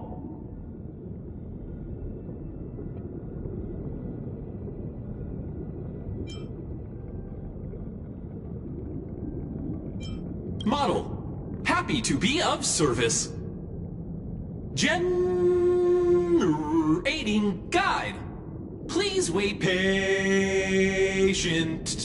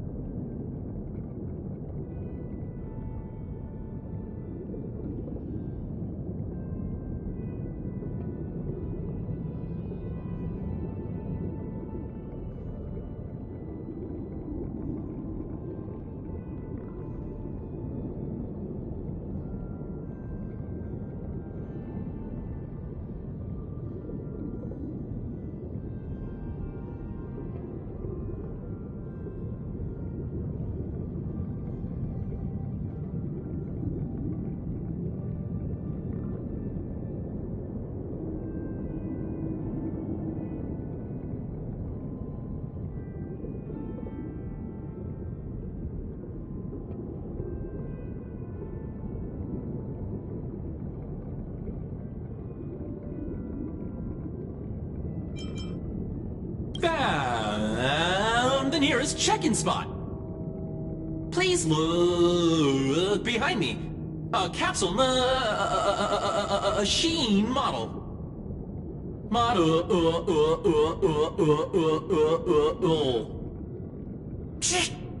Ah!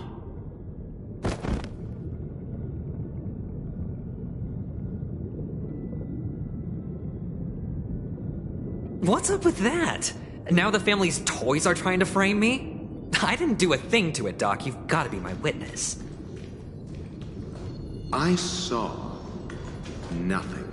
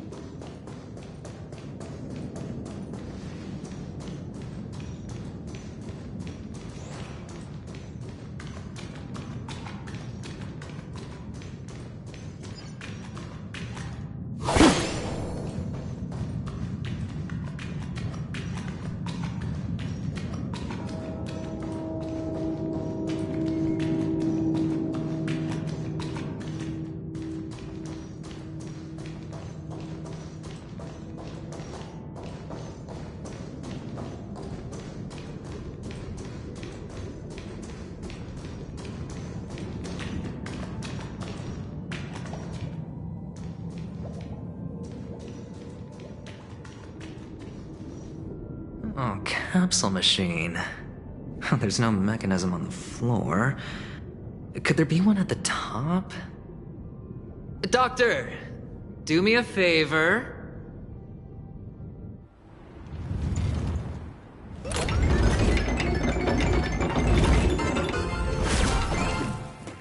So, I was right. These models have interiors that look exactly like the real buildings. The only difference is that no one lives in them. Funny that Sunday puts a miniature that makes him seem like a giant by comparison right where he can see it first thing in the morning. Insecure much?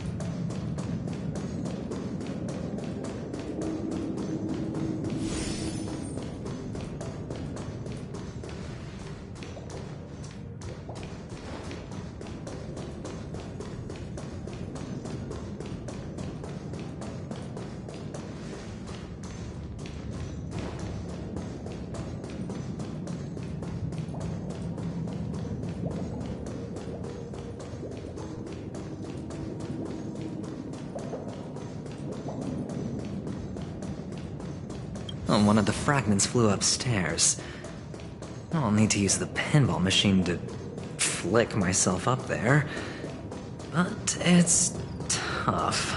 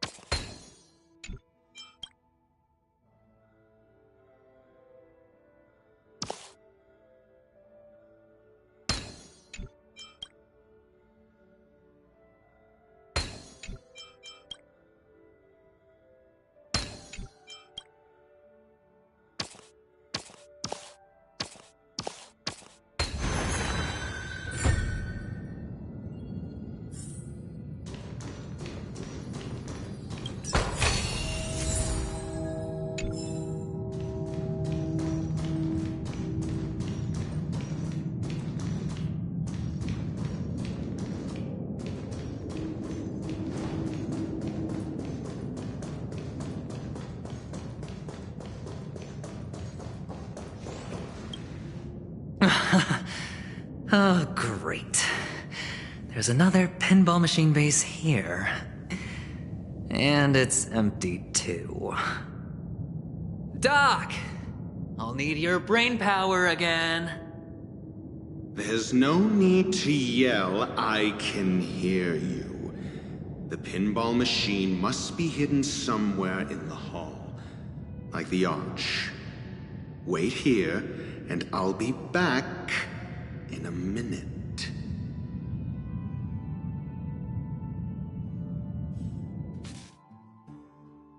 Finally, a moment of peace. Huh.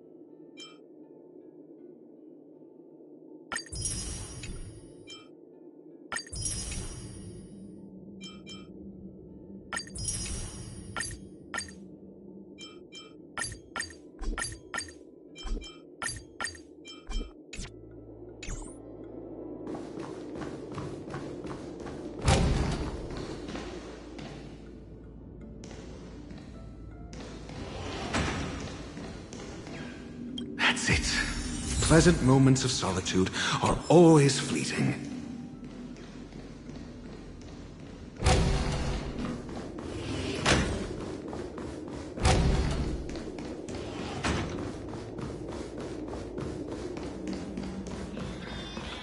Oh, you're back.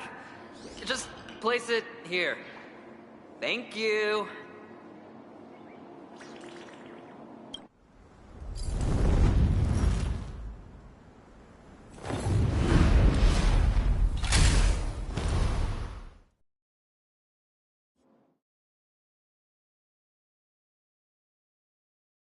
Thanks, Doc.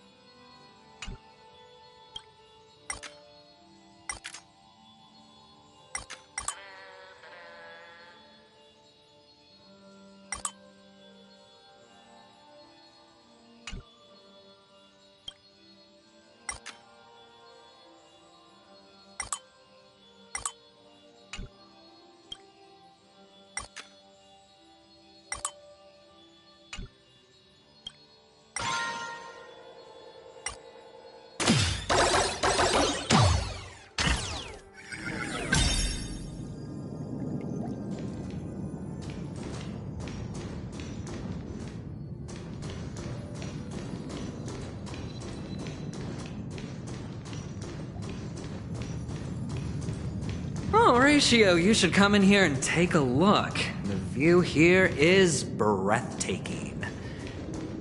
Honestly, you could easily squash me with just a pinch. If that is your wish, I will do so without a moment's hesitation.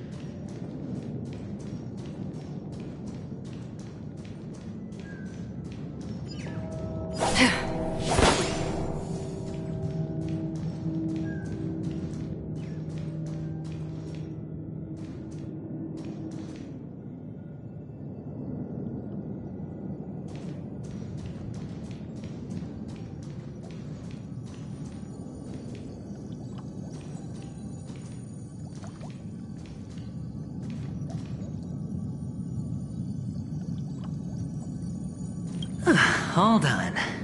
Piece of cake.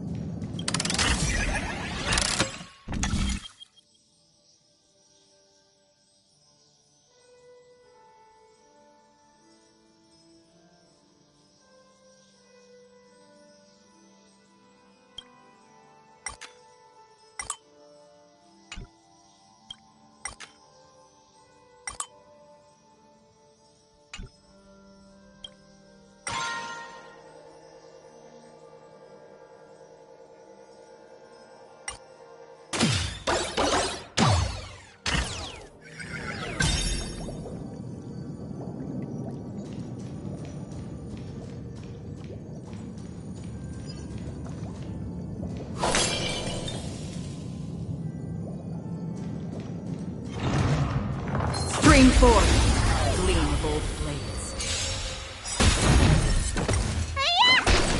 Destined for oblivion. Spend freely.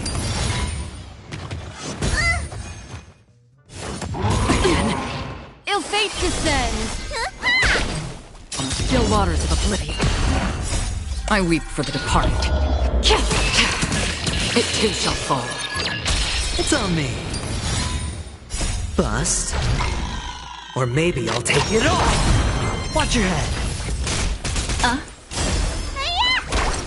Destined for oblivion. Ill tidings manifest. Beneath the waters lies an endless abyss.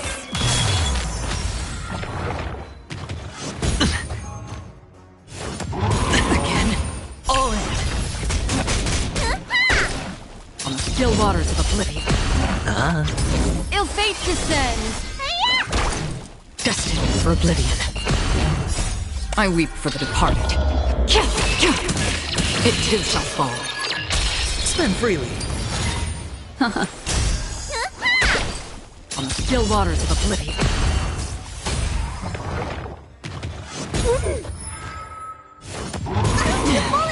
It's on me. Bust. Or maybe I'll take it off. Watch your head. Destined for oblivion. Familiar. All in. Spend freely. On the still waters of oblivion. Destined for oblivion. I weep for the departed. It too shall fall. Ill tidings manifest. Beneath the waters lies an endless abyss.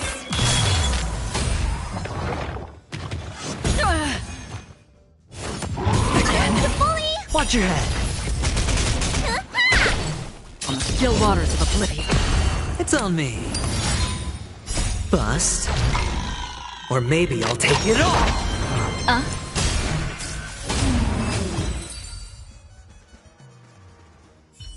All done. Piece of cake.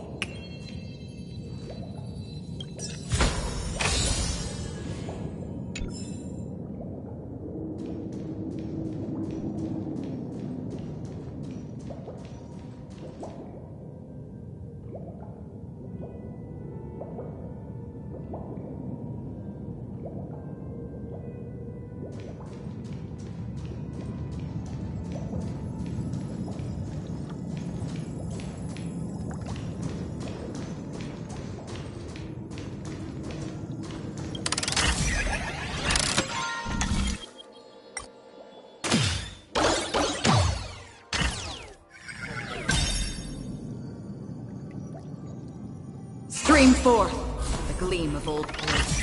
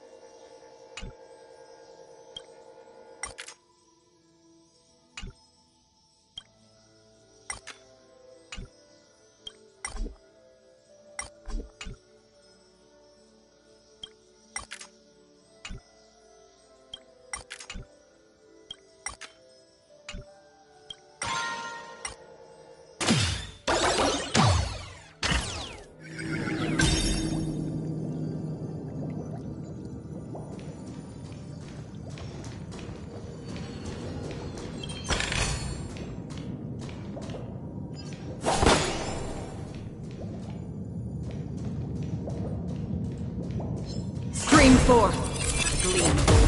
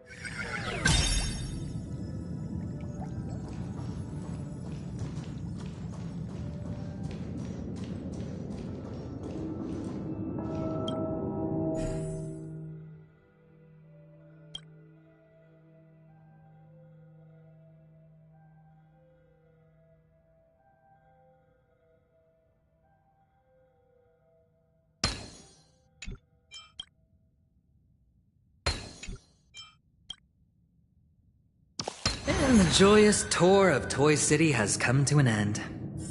Makes me feel sad. Penacony isn't all bad, right? I'll use this interesting experience as a talking point at the poker table.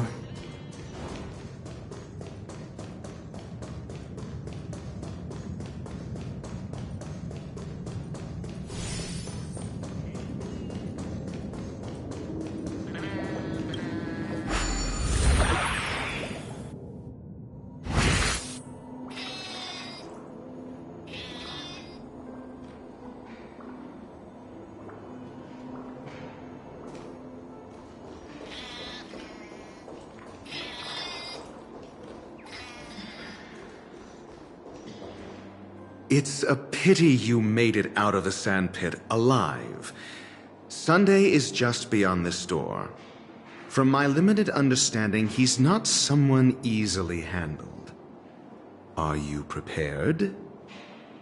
Yeah. Only I believe he's the one who should be prepared to face me. Tell me about your plan. I don't have a plan. I'll just play it by ear.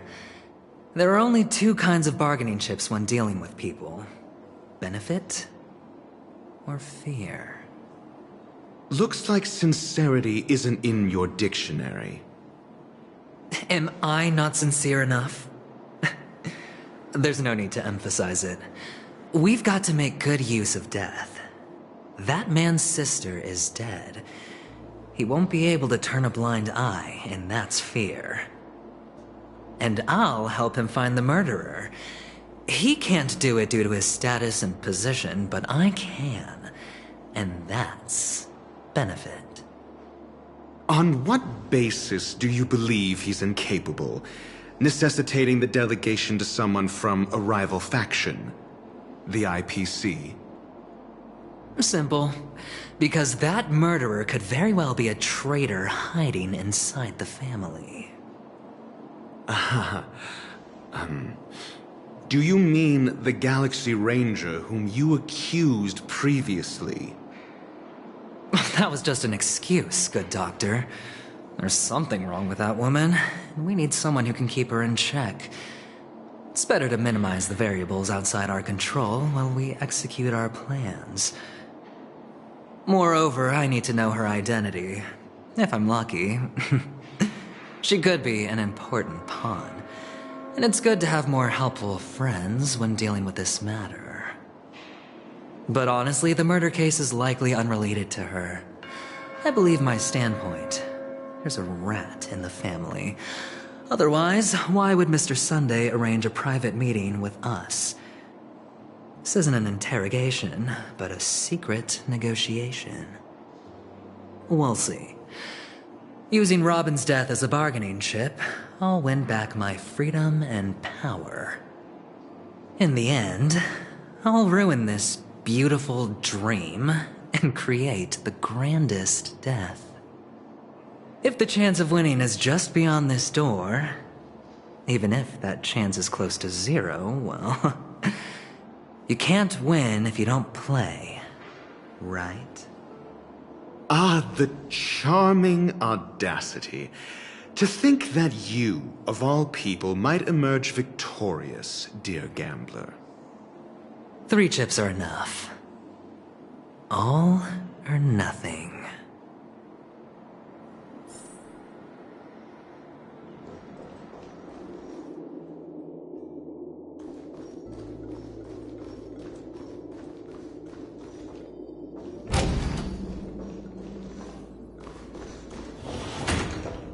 It seems my puzzles are too effortless for you, IPC Ambassador. I appreciate your words. And I see you put a lot of effort into welcoming me, Mr. Sunday. However, this is no way to greet a guest. Well, this isn't an invitation, but a summoning. Before we speak, I need to test your character. I imagine this knowledgeable doctor friend of yours has been of great help, yes? Certainly. You ought to know this better than I do. He's already faithfully fulfilled his duties. hasn't he? Yes, the doctor has assured me of your noble character. He considers you, like himself, a virtuous person who can be trusted by the family. I have come to know you very well as a person, Mr. Aventurine. You're diligent, generous, and willing to cooperate. The fact that you succeeded in overcoming many obstacles just to meet me gave me the reason to believe in your wisdom and courage. But there's one thing I must ask you. That is, you've used your wisdom at the wrong place to meet the wrong person and put yourself in a situation where you shouldn't be, witnessing a tragedy that shouldn't have happened. You don't look too well. Am I making you anxious? If not, then it means I'm on your side. If I wasn't mistaken, you'd just made a serious accusation against the family. No, you weren't mistaken. For depravity is creeping in around you. There's no need for us to be evasive. Let's talk about your sister. Your sister's talent is unrivaled in the world of show business. As you know, her voice has been out of tune since she returned to Penacony. What's more disheartening, she can't sing anymore. Who could be responsible for this? Many suspect the culprit is among the outsiders, but I know you hold a different opinion. Now your noble status has become a shackle, preventing you from apprehending the murderer and avenging your sister's death. You're feeling anxious because you're out on a limb. But don't worry, I'm on your side. I'm immensely honored by your concern for me, Mr. Aventurine. Since you're so selfless and generous, I believe you wouldn't ask for anything in return, would you? Well, naturally, you wouldn't incur any loss from this. I just want to reclaim what is mine. My liberty and the personal items under the family's custody, the bag of gift money, and... the box in which the cornerstone is stored. That's right. Cornerstone. I've heard it's a treasured asset of the Strategic Investment Department. A sacred stone that seals the Preservation Emanator, granting significant power, and every liquidation specialist holds one. For an object so precious, it probably comes at an even higher price than other forms of recompense. Well, I'm sure you're aware of the high level of risk I'll be undertaking to bring the truth to light. Mr. Aventurine, when you're out and about, do you always make adjustments to your appearance? Your tie should be on the center line. Your shirt must not protrude from your vest. Your trouser creases should be perfectly straight, and always aligned with the tips of your shoes. Of course. But I don't, because it's not appropriate to do so in public. You should make sure everything is presentable and in order before leaving the house. I'm not the kind that takes risks. The cornerstone must be in the custody of the family. No room for negotiation? Please, don't let me turn you down twice. Sure. The gift money is good enough. I suppose you wouldn't mind that. After all, a merchant can't function without a bargaining chip. You compromised quicker than I thought. Unfortunately, it's a gambler that needs a bargaining chip, not a merchant. I can give you your gift money, but before that, I want you to tell me.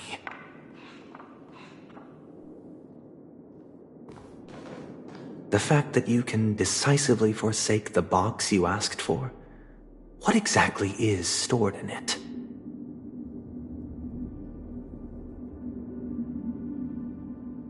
Oh, triple-faced soul, please sear his tongue and palms with a hot iron, so that he will not be able to fabricate lies and make false vows. What have you done? Under the light of the harmony, all wickedness is revealed. I implore them to shed their light, and I'll ask you questions on their behalf. Next, you have 113 seconds to prove your innocence and gain my trust. And if I refuse to answer? You can try, and we'll see if the Harmony rejects you. Question. Do you own a cornerstone? Yes. What a simple answer. You, too, understand that idle chatter leads only to poverty. Did you hand over the cornerstone to the family when you entered Penacony? Yes. Does the cornerstone you handed over to the family belong to you? Yes. Is your cornerstone in this room right now? Yes. Is your memory free from any kind of tampering or deletion, encompassing but not restricted to the techniques of the Garden of Recollection? Yes. Are you an Avgin from Sigonia? Yes. You even know about that? Do the Avgins have any ability to read, tamper with, or manipulate one's own or another's mind? No. Does it matter? Do you love your family more than yourself? Yes. All the Avgins were killed in a massacre. Am I right? No. Are you your clan's sole survivor?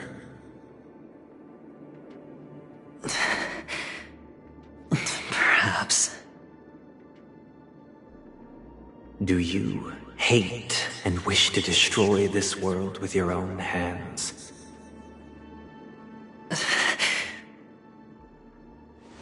I don't know. Interesting. Now, the final question. Can you swear that at this very moment, the Aventurine stone is safe and sound in this box?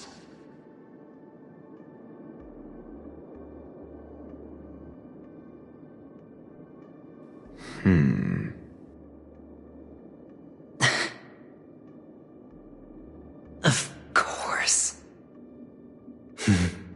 Looks like we can get an answer. Open it, Mr. Aventurine. It's your last chance to defend your honor.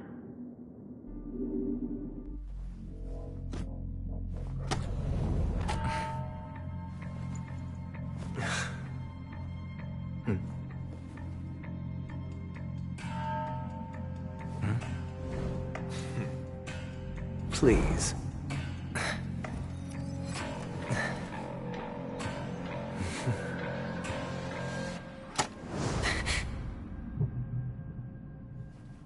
Are these what you're looking for?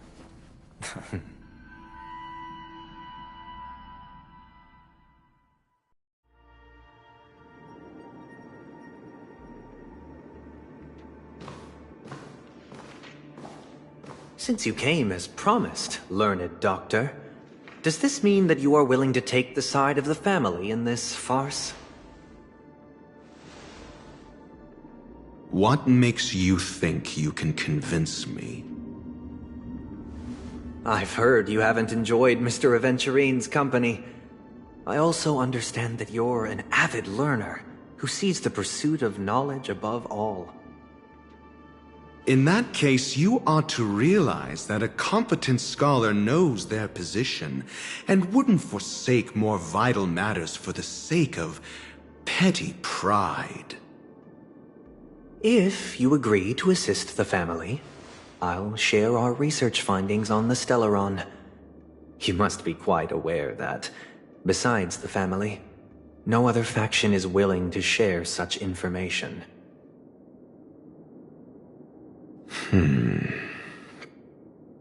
Cut to the chase. What do you need from me? I need Mr. Aventurine's comprehensive plan. Haven't you confiscated his cornerstone? You can't expect a featherless bird to take flight. But I've also heard the 10 elites in the Strategic Investment Department have united, progressing together in the interests of the IPC. You'll have to speak more clearly than that. The cornerstone, which Mr. Aventurine surrendered. Was it really his?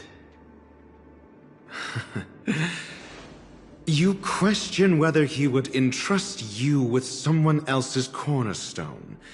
The 10 Stonehearts aren't as united as you think. Cornerstones are significantly more precious to them than their very own lives. But you know that he's a crazed gambler. The more vocal he is about it, the more cautious I must be. I never imagined someone would share his way of thinking. Honestly, you should see a shrink. Bring it. The box containing the cornerstone is unique, and only IPC senior staff and related members can access it. But I happen to be among them.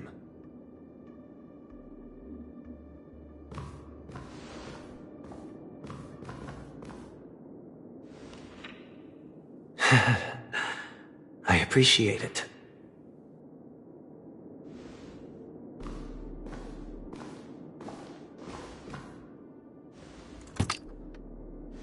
Unfortunately, your guess is correct.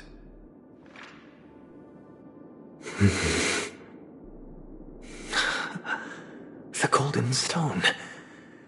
Its color and glow are similar to that of Klepoth's body.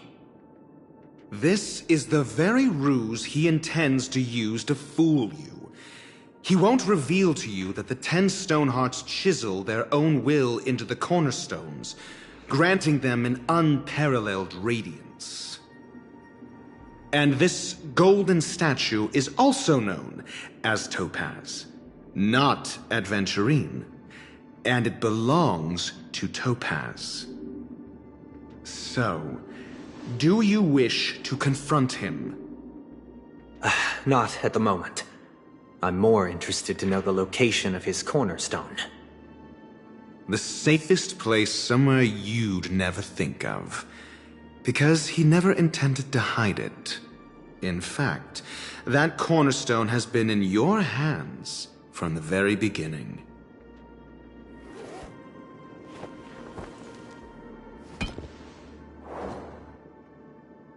I see. This bag. Mixing a cornerstone, more precious than life itself, with a bunch of worthless jewels, disguised as a gift of money waiting to be confiscated, is indeed in line with Mr. Aventurine's style. Then he makes up some trivial excuse, downplaying the matter, and requests the gift money. This is a gamble, one he's all too familiar with, betting on your single misstep, leading to a total loss. Learned doctor, I am grateful for your help. The family will surely reward a righteous person like you. As for the villain, I hope he retreats in humiliation. It was all thanks to your friend with a keen eye that I could add a blot of utter failure to your storied career. Ratio, you wretch. Finally shown your true colors, huh? Oh, and just to remind you, you currently only have 17 system hours left to live. Treasure your remaining time, and savor the delectable aftertaste of defeat. You might as well explain yourself a little more clearly. What I performed on you just now was the Harmony's consecration. You were to show allegiance beneath the illumination of their grace. Yet you acted willfully, uttering nothing but falsehoods, transforming the consecration into a trial. I genuinely see no reason to absolve you from it. Is this what the Harmony represents? But is it built upon constraint and coercion? You misunderstand, Mr. Aventurine. Punishment is meant for the irreverent, but I have seen your resilient spirit, and thus I offer you the possibility of a new beginning. Throughout these 17 system hours, you will be unable to escape the dreamscape, or contact any of your companions. You only have 2 paths before you, and it all depends on whether you can complete my test within the time limit. Should you succeed, you will be able to coalesce into the Harmony and be with your family. If you fail, you will suffer the wrath of the Eternal Centurion and fall into an abyss of doom. Sounds like I'm gonna end up the same either way. I indeed do need a servant to help me uncover the evil hidden in the family from an external perspective. I will purge the evil from the inside and bring the real culprits to justice within 17 system hours. When the time comes, compare your findings with mine. If both our findings align, or if you can provide me more insights, then they will truly be able to grant you mercy and honesty. Shameless hypocrites. You took everything from me and still demand the truth? That isn't fair. Your carnival reeks with the stench of cash. Nothing is achievable without it. This is meant to be an act of personal virtue, not requiring the family's support. Your bag is over there. Do as you please. I believe you can trade this bag of worthless jewels for everything you need. That's what gamblers excel at, isn't it? Off you go, Mr. Aventurine. You are free. I will wait here for your good news.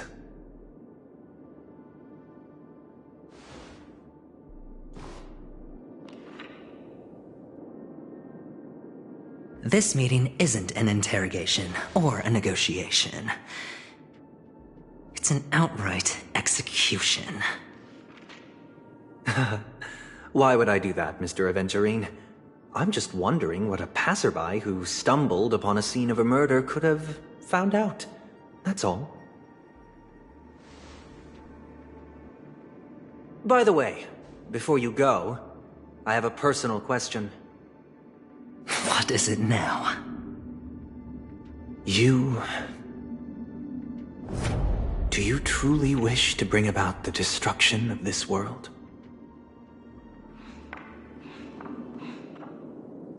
Kakavasha! Where did you go? Oh, are you injured? I got it back, sister. You went to look for them? That's too dangerous. It's just a necklace. It's neither food nor water. We can survive without it. But I can't live without you, little brother. Promise me not to look for those catechins again, okay? Sister, don't be afraid. The catechins are fools, but I'm smart. I played a game with them, and I won. Won? What happened exactly? Tell me. I made a bet with them. The 2 birds in the desert and me. Who will die first? I won. They suspected me of cheating, but I didn't. I won fair and square. Of course. Of course you'd win. You've always been a lucky child. Gaiathra Triclops must be watching over you.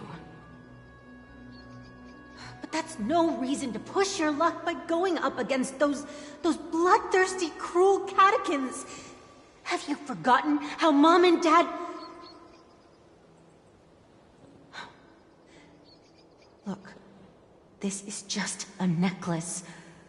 But Kakavasha, you are my only family.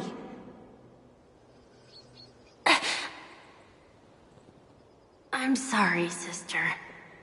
I thought you'd be happy. Because Mom left you this necklace. There'll be no next time. It is important. But not as important as you, my dearest brother. I don't blame you, but you must remember what Mom said. Pain and poverty are the trials of Gayathra Triclops. She has also granted us a chance. And that's your good luck, Kakavasha.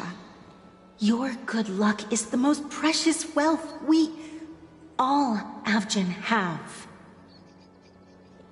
You're a child blessed by Gayathra Triclops and can lead the clan to happiness. So always remember to protect yourself and never resent the pain and poverty you're going through, all right?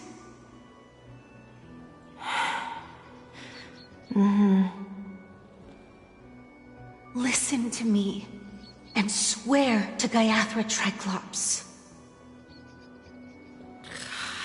Okay. I will swear to Gayathra Triclops to protect this wealth.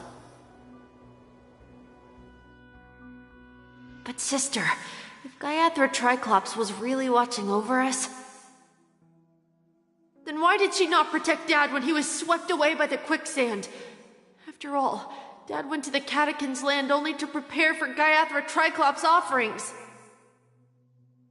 And where was Gayathra Triclops when Mom was shivering in our arms?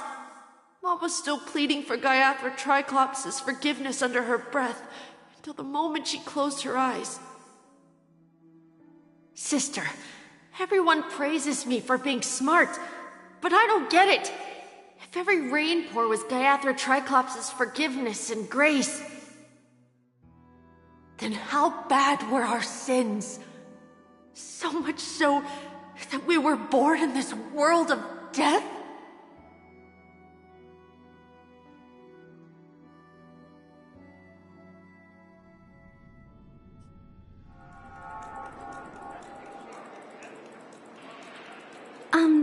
Excuse me. I can't seem to find any information on this artist in the Iris family archives. The photo you provided also doesn't show any matches. Just as I thought. I'd like to ask, what kind of traces do people leave when they enter a dream? Are you referring to the records when you enter the dream pool? The equipment will monitor physiological indicators such as heart rate, blood oxygen levels, and body temperature in real time. This data will be included in statistics and handed over to the family for the screening of any data anomalies. Immediate action will be taken once any illegal behavior is detected.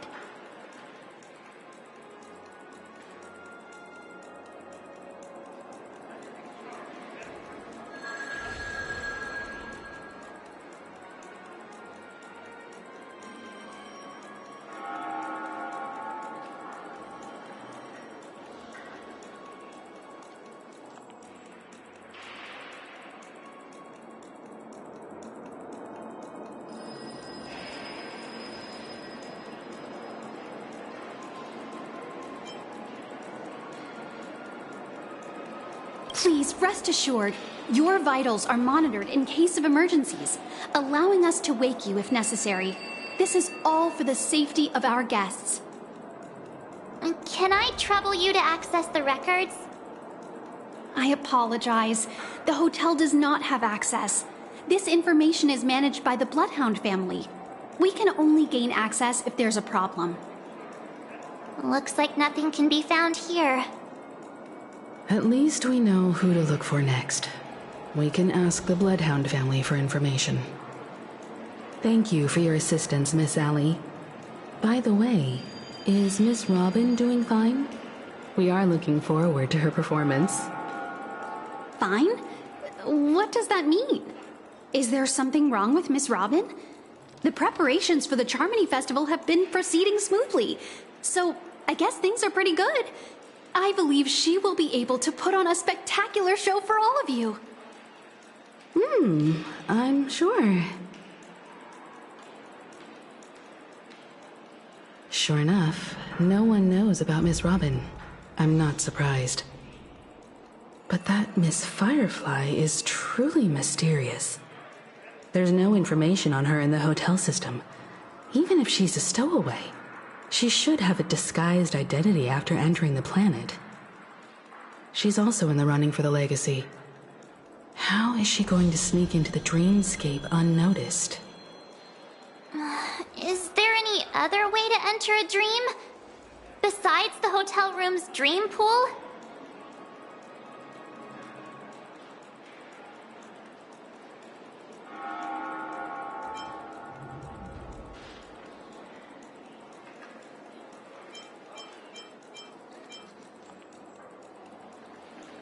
The Memo Keepers have abilities that are difficult for normal people to comprehend. In the memory zone of Penacony, they thrive effortlessly, a fact proven to us by Black Swan. The hacker girl from the Stellaron Hunters used extraordinary means to unlock the Dreamscape Hotel's seal. According to the scene witnessed by her, it is likely that they are behind Miss Firefly's case. The Garden of Recollection and the Stellaron Hunters. Both are possible, but what about the IPC? Since they want Penacony all for themselves, they're bound to have a plan. Who are you guys? The Bravo team has arrived at their designated position, ready to execute armed evacuation operation. Boss, get moving! Armed evacuation? Boss, are you drunk? What do you know? It's more efficient this way. Just don't let the director find out. Act first, report later. Understood? Help! Help me! I spent all my year-end bonus on the snowball! I don't want my name on the department's major disciplinary notice! Hey, check it out! That voice. Could it be the IPC workers from Belobog? To all guests, the IPC will be conducting special operations within the hotel.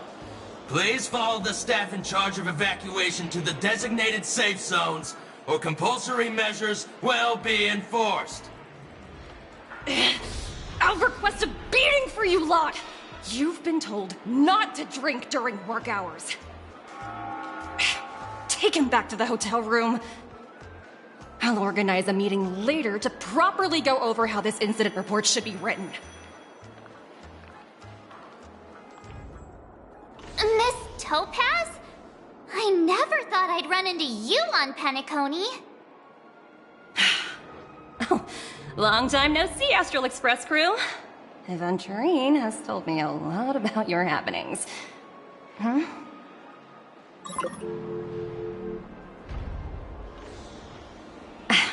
It's fine.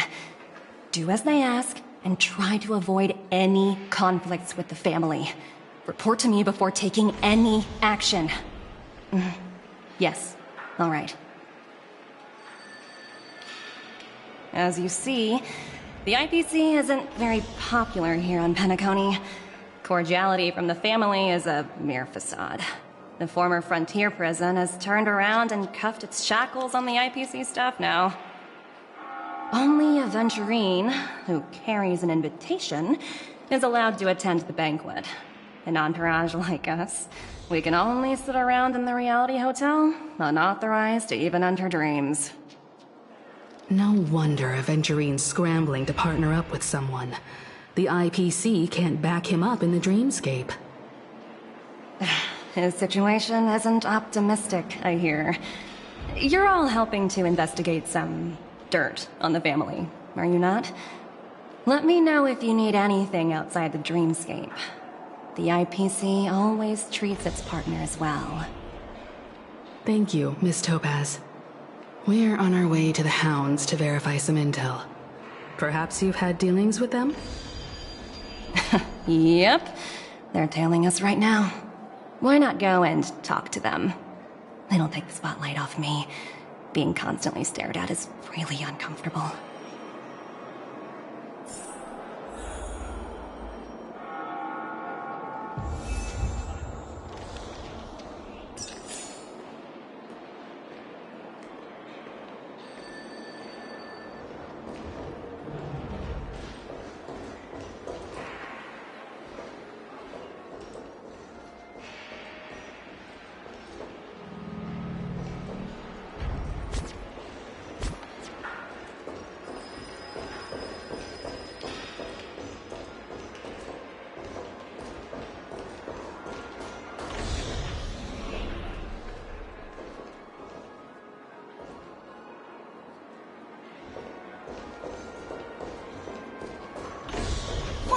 face recognition failed, lousy robot.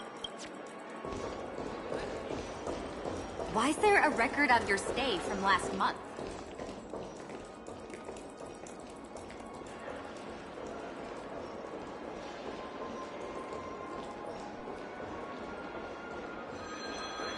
I'm a little clock, tick-tock, time, stop!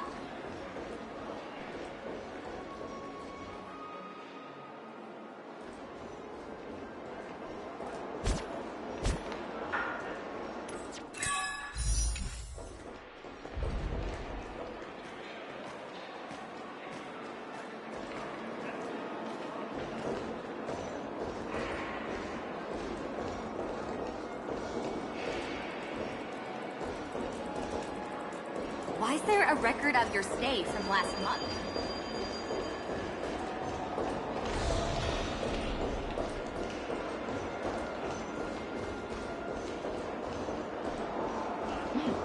At my age, what's left for me to dream about?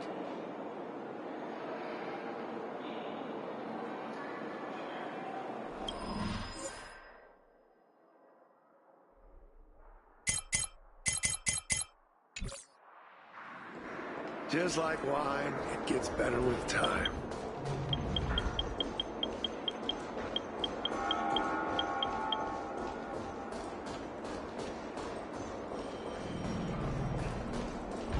Face recognition failed, lousy robot.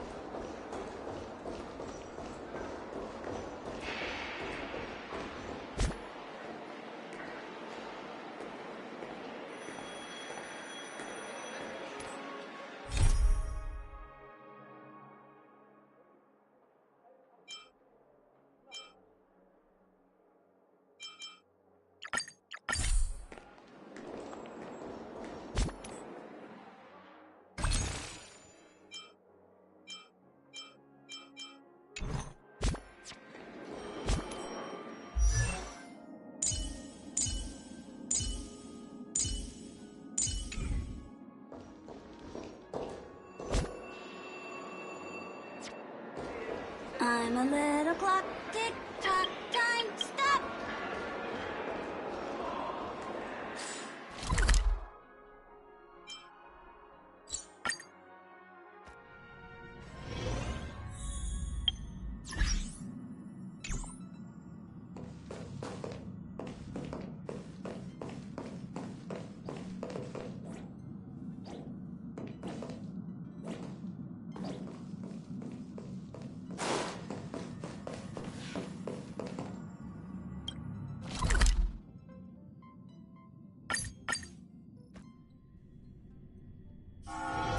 This haven of memories.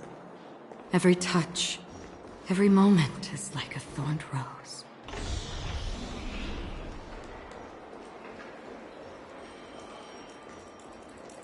Why is there a record of your stay from last month?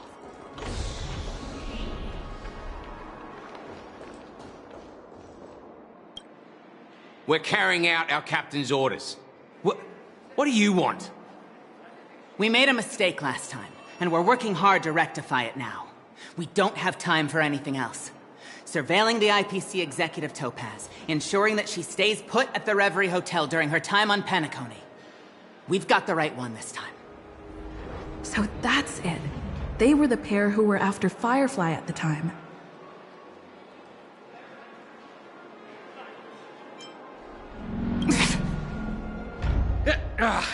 It's you again. Back for more trouble? We're not afraid of you this time. Well, spit it out. Stop bothering us if you've nothing important. So you know each other. Why do you keep running into people you've beaten up before?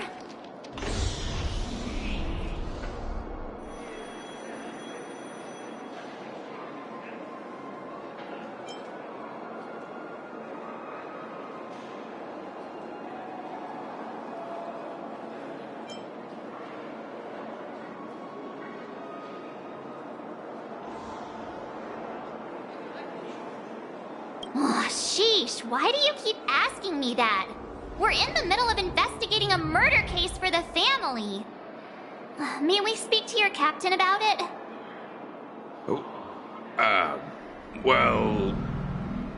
Hey! The security officer instructed everyone to shut their traps before he returned from Dream's Edge. What murder? You'd better stop spouting nonsense. Yeah, that's right. We have nothing to report. Please leave. Looks like they're not going to cooperate. But they did at least tell us that the captain is at Dream's Edge. Why don't we just look for the security officer then? It's probably Gallagher, the one she mentioned, right?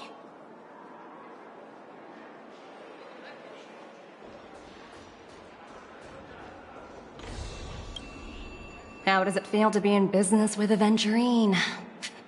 I bet you're not used to it. That's just his style. All or nothing is his mantra. He's always cozying up to his clients while egging them on to undertake some dangerous assignment with him. But everyone has their merits, so I won't comment further. But Aventurine's luck has always been good. He's always closed all his cases without a hitch, and basically never lost a gamble. Which is why, on the issue of retaking Penacony, I'm watching with keen interest.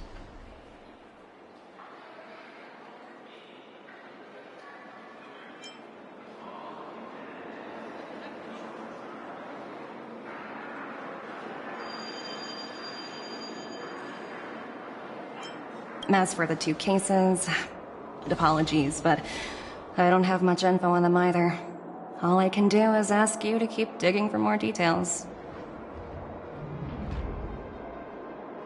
Please, continue to investigate the case. All I can do is sit tight in the real world. I look forward to hearing your progress.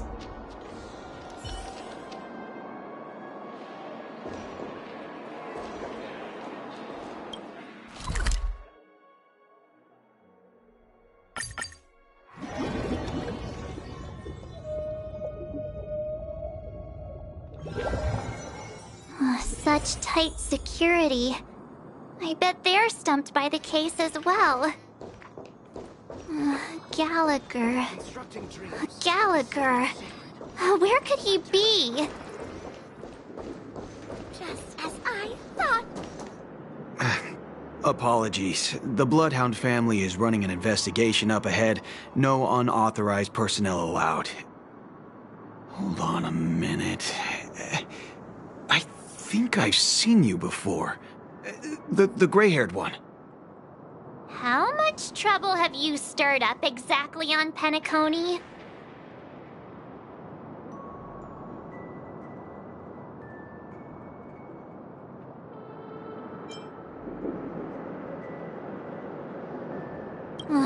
You think you look alike?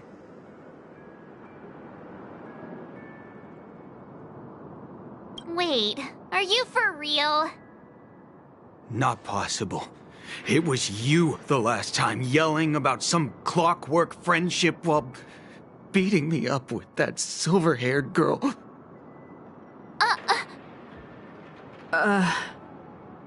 I'm not letting you get by this time. Please leave, or I'll have to get on my knees and beg you. Huh? What kind of heinous crime have you committed now? Hold on, sir. We have documents authorized by the family that would aid your investigation. If it wouldn't trouble you, could we see this Mr. Gallagher? Who exactly is this Gallagher you keep talking about? There's been a few people mentioning this name. Even the one with the gray hair. He didn't send you all here? It was the security officer who dispatched us. That's all I can divulge. He'll do. He's the one we've been looking for. Sorry, no can do. The boss said that since it's a matter of the family's reputation, no one's allowed through. Everyone, please leave. There's really no need for us to make things difficult for each other, right? We're really sorry for troubling you. Let's think of another way. Another way. That's it! Didn't they say something about that... what was it? Clockwork? That got this guy to change his mind.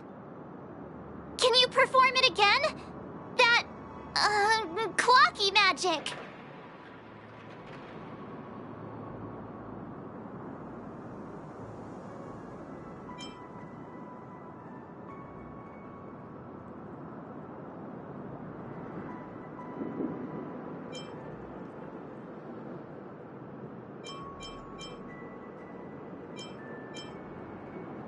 It's not bad if we're resolving a misunderstanding. Please?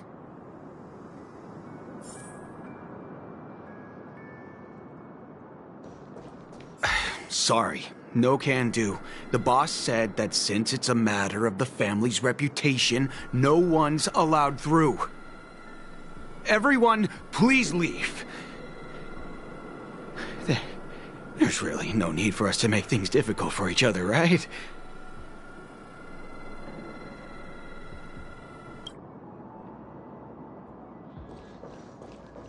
Guests aren't supposed to be here.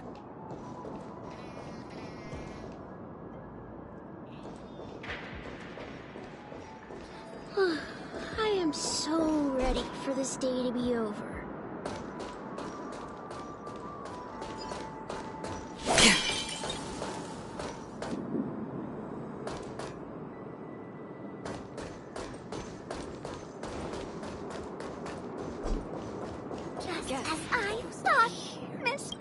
Sorry, no can do. The boss said that since it's a matter of the family's reputation, no one's allowed through. Everyone, please leave.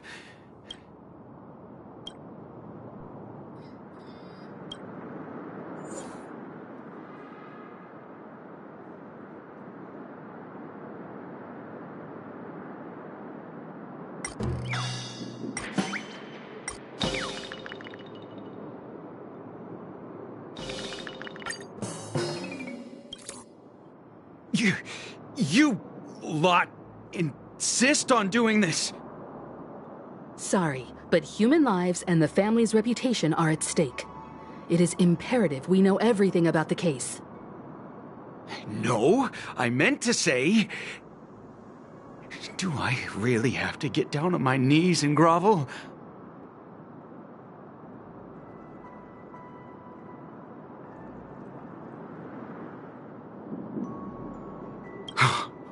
I didn't think you were the type who would kick someone when they were down. If that's the case, I'll just have to acquiesce to everyone's wishes. Lower my esteemed head and plead with everyone. No. No need. Standing is just fine. You don't need to do that. Looks like he still doesn't want to divulge anything.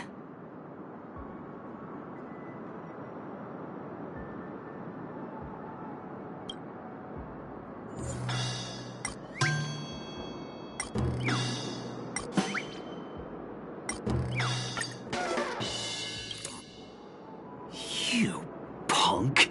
Why can't you understand the words that are coming out of my mouth? The security officer's word is absolute law. I've told you that place up ahead is off limits. To wind, to rain, even if the Dream Master was here, they aren't getting in.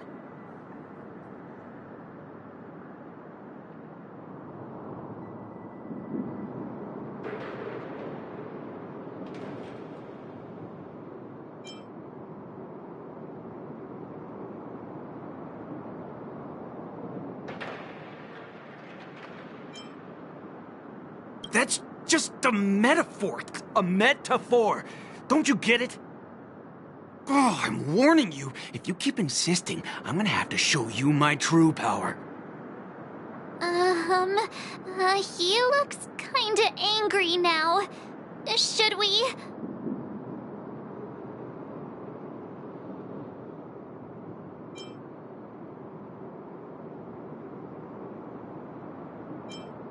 Humans never learn. Oh, great. Great. Even if Klepoth were here, they wouldn't be able to protect him. There is no meaning to death in defiance. Why do you not understand? Sweet Dreams Troop, charge! Teach them a lesson they won't forget!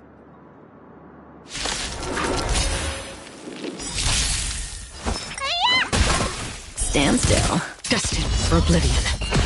Ill tidings manifest. I weep for the departed. It too shall fall.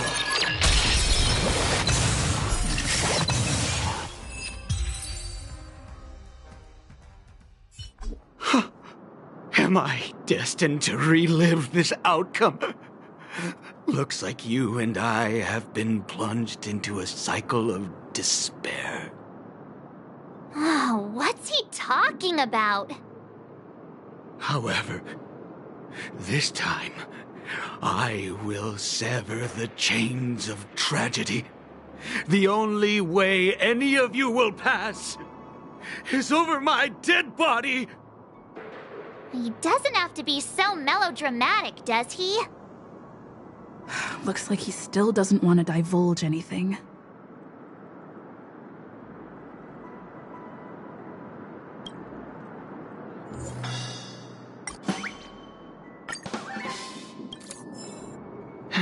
Let me see what time it is now.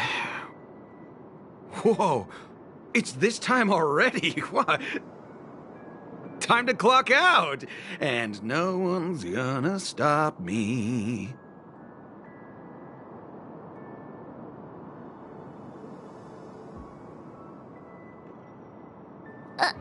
What? Huh? This clockwork trick of yours, it's kinda dangerous. At least he won't be getting in our way again. Let's go find that Gallagher and ask him the intricacies of the case. I was wondering what all the commotion was. Huh. Oh, it's you guys. Welcome. Since you made it here, what can I do for you? Hello, Mr. Gallagher, sir. Judging from your tone, it sounds like you were expecting us. Miss Himiko, you're too polite. There's no need to call me sir. Mr. Gallagher, you even know my name. Of course I do. You folks are from the legendary Astral Express, and honorable guests of the Watchmaker. I had an encounter with this lady in the Golden Hour. I remember that little silver-haired girl was there too. I'm sorry for what happened to that kid.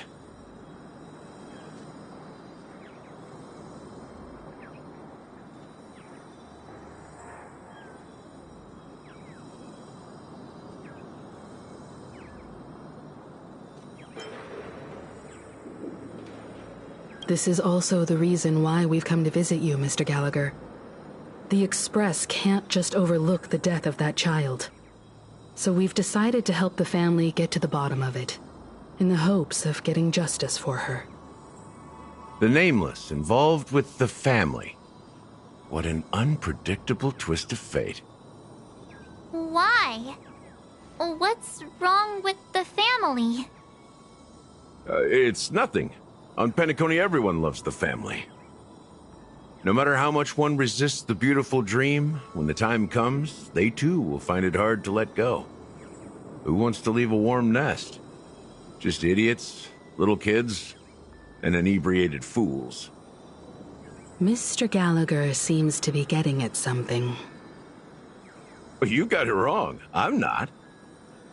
You want to discuss the case? Sure, come with me. This is not a good place to talk. Let's go elsewhere.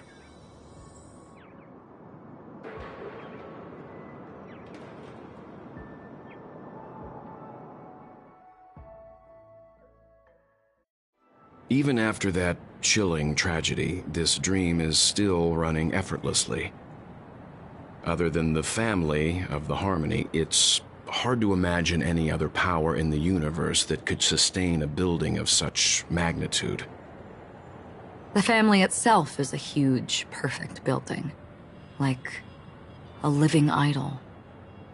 Each member of the family sees themselves as a piece of the divine puzzle, revolving around a singular core and a shared ideal. Under their command, they loyally fulfill their roles, offering themselves while also receiving sustenance in return. Interesting analogy. Perhaps that's why Penacony's beautiful dream has persisted for so long. But the human body has its limits, and so does the divine's. That doesn't sound like the kind of comment a Galaxy Ranger would make. Just pointing out the facts. Mr. Yang will definitely have a better sense of what's going on than I do. Why do you say that, Miss Acheron? The beautiful dream is crumbling. But not because of a particular eon, a particular faction, or a particular visitor. Its collapse stems from a certain inevitability of human nature. The family refuses to acknowledge this, and it has ultimately backfired and become a catalyst. As people immerse their souls in the dreamscape, where consequences and pain cease to exist, and only ease and pleasure prevail, they draw closer and closer to necrosis. Regardless of the perceived bliss, death looms as the inevitable conclusion. Also, this necrosis will diffuse and spread. One piece of the puzzle's mutation will eventually cause the entire building to shake, break, and crumble. In the end, the dreams that people built in the name of freedom became the cage that imprisoned them. I'm sure you've gained a lot from this trip, Miss Acheron. Are you willing to share your findings with me? Of course. That's if I remember.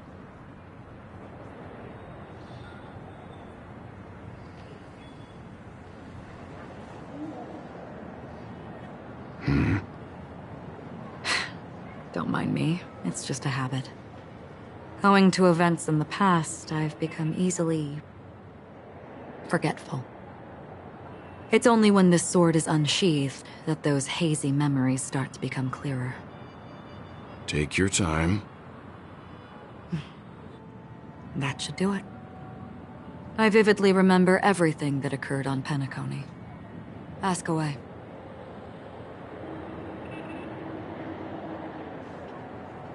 The moment of daybreak. I've heard that's where the Dawn Factory, which processes the foundation of the dreamscape, is located. Behind the dreamscape's song and dance stand many imagination factories. Workers create all kinds of whimsical works day in and day out in their dreams. Then they return to reality and sleep on a narrow bed in a room. A far cry from luxury. They say it will suffice.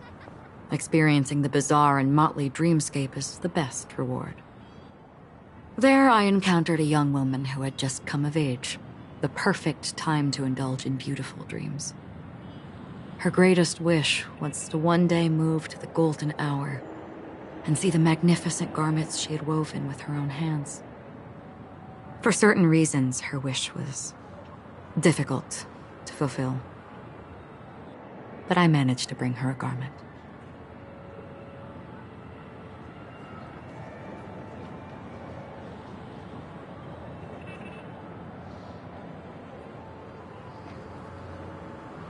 Gilded Hour. It's said to be Penacony's currency center. Yes. It is a fortress-like financial city, the economic heart of the dreamscape. The Pepeshi people of the Alfalfa family are there to keep it running, sending blood that is made from money everywhere on Penacony. Everyone there is exquisitely dressed and always in a hurry. The greatest wish of the local Pepeshi people is for their future generations to work in the Gilded Hour. I've never met anyone who is willing to talk. I could only stand at the crossroads, watching crowds of people hurrying like the wind through the jungle of steel, only to deposit the alfalfa credits that they'd earned into the bank's vault. I don't know if they would open the vault door, but before I left, I witnessed a well-dressed Pepeshi person plummet from the sky, while those around him continued on their way, unfazed.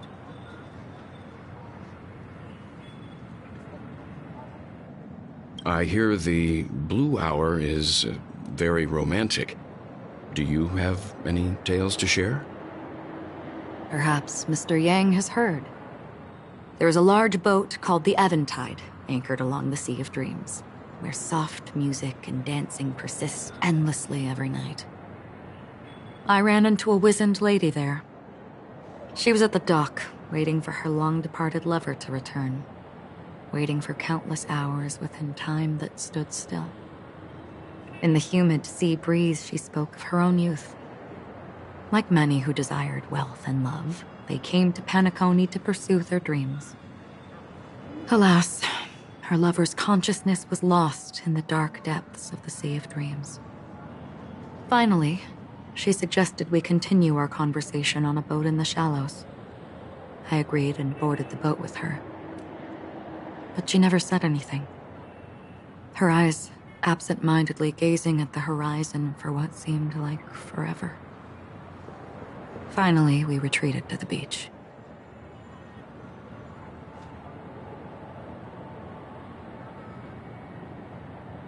The dreamscape of chic, luxury, and consumerism, the moment of dusk. My companions have been there too. Then you all must have seen those who are attempting to realize their dreams. Or have realized them, scattering money as if it were dust and betting it on all or nothing. Everything has a price, and everything can be bought or sold. Even dreams themselves. I saw an Intellitron there, who was preparing to auction himself. When someone wins a bid, under stipulated periods and rules, he would do the buyer's every bidding, becoming that person's very possession. That Intellitron had been auctioned off a dozen times, and I participated in his 13th. That was the grandest banquet I had ever attended. But never again did anyone cast another glance at him. This time around, there were no successful bids for him.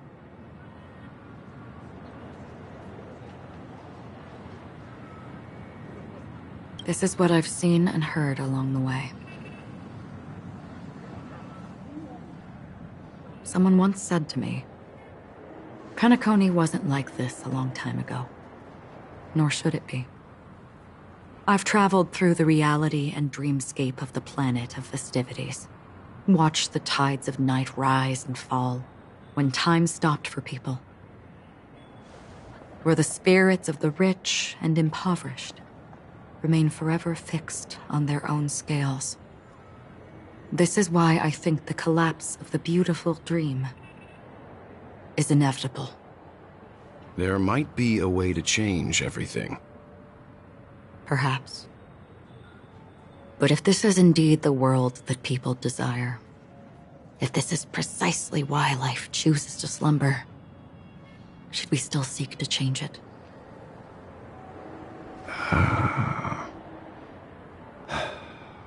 Miss Acheron, now it's my turn to share a story with you.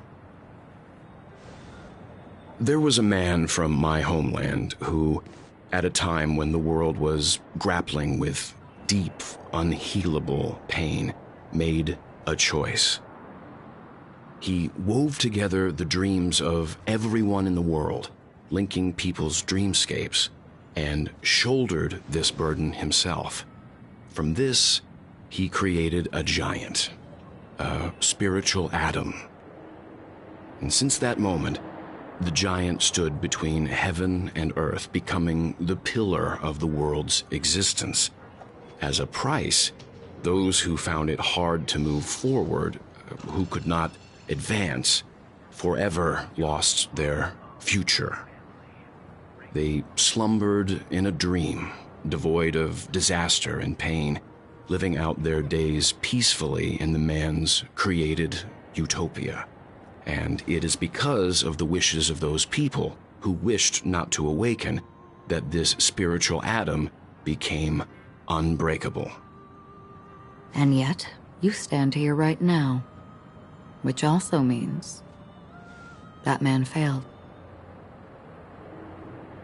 Because people must always move towards the future.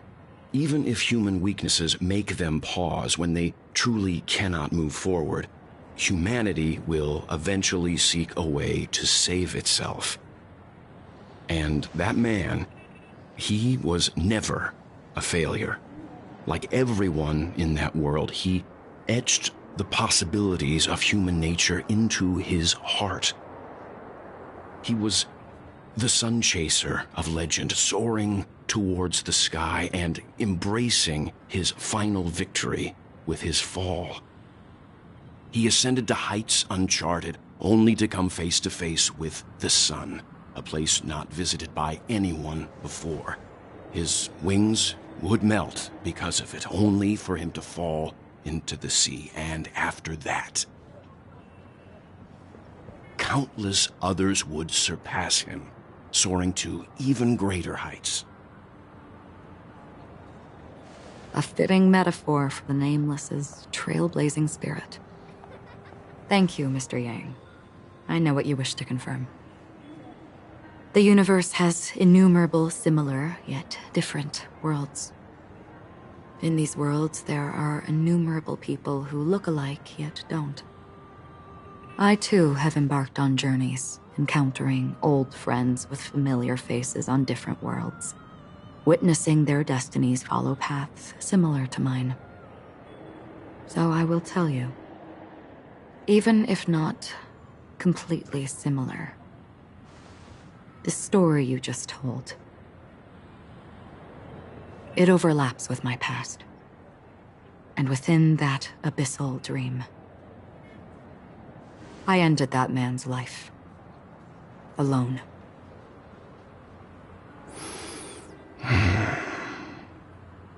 I am not who you think I am. Nor will my home be as fortunate as your world. I am sorry. It's fine. I don't mind, so long as I can alleviate your suspicions. There's something I still wish to know, Miss Acheron. Under that representation of the hunt, exactly what sort of power is it that has motivated your solitary journey thus far? Mr. Yang, before answering that question, I wish to continue the previous topic. I like your analogy very much. Indeed, birds are born to fly. But in a distant past, their ancestors could only gaze at the sky in envy. They saw that faraway ray of light from above the heavens, piercing through the clouds and blanketing the earth.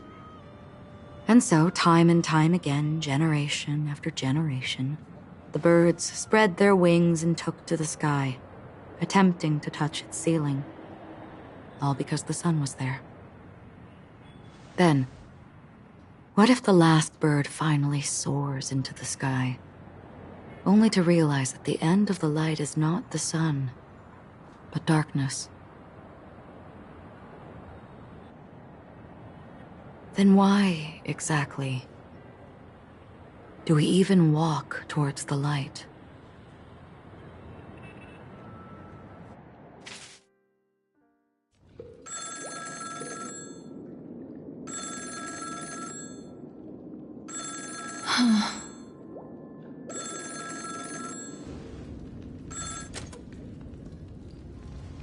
Long time no see.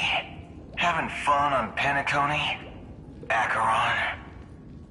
This voice, it's not Constance. Could it be her companion? Though I don't know exactly what you are, or what you're up to, my bullets will find you. Until then, you best find a casket store on Penacony and ask the owner to reserve a good quality casket for you, imposter. Imposter? I see. She gave my whereabouts to someone who's tracking Acheron too. Who are you? Huh? Did I make a mistake? Who the heck are you? I'm the Garden of Recollection's memo keeper. Not bad. This is the kind of tough challenge I like. You that imposter's bodyguard? Never mind. It's fine. I'll leave a round for you. So get that forehead clean and wait for me. I don't know what you're talking about, but you know Acheron, the Galaxy Ranger, yes? I have something to ask you. Are you asking me to write your will? Sure. Go ahead. Not quite. I only want to ask, how exactly did she become a Galaxy Ranger?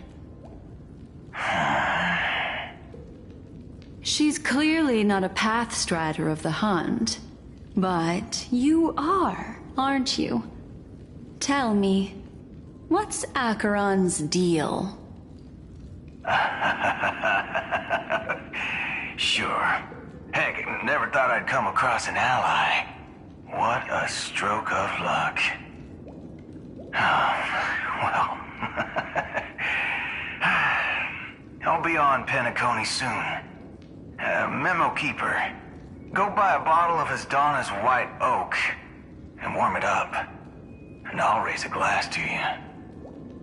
That lady's passed. Well, nobody knows. But if all you want is a simple answer, sure, you best get a chair and take a seat. That woman, named Acheron, is an emanator who should not exist.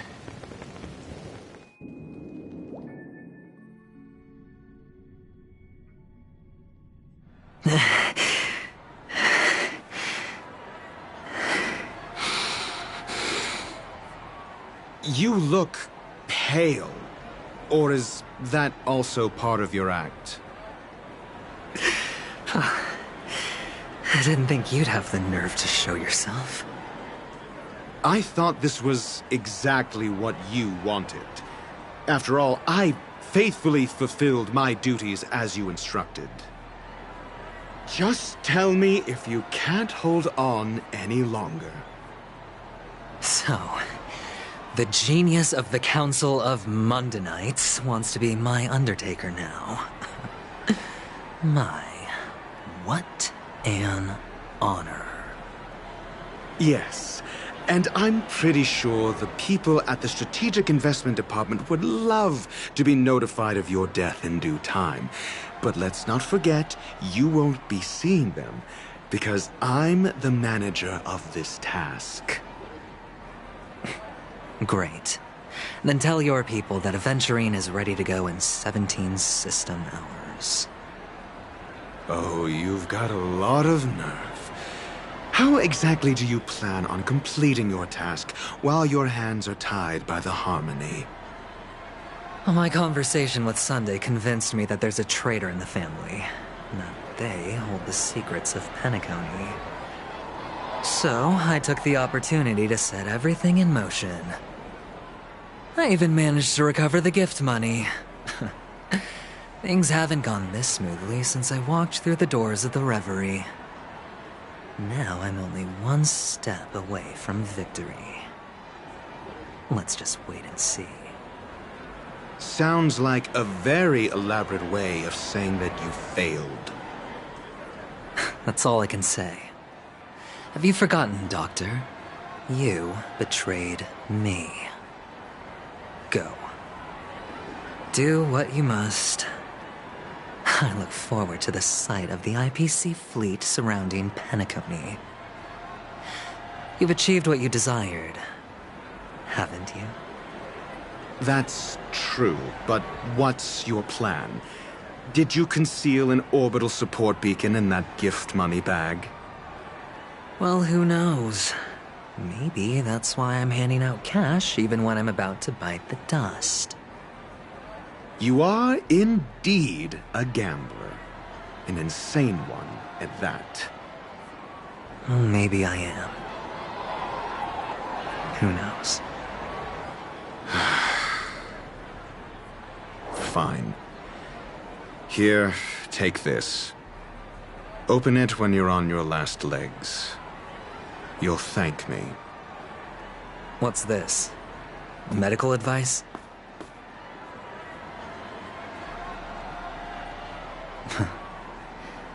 You catch on pretty fast, Doctor. Asking me to solve a case without giving a single clue. How typical of you, you wing-headed scoundrel. But the way you're all on edge about that stowaway, it's just as I guessed it would be. As for now, let the rain of wealth from the IPC fall evenly on everyone.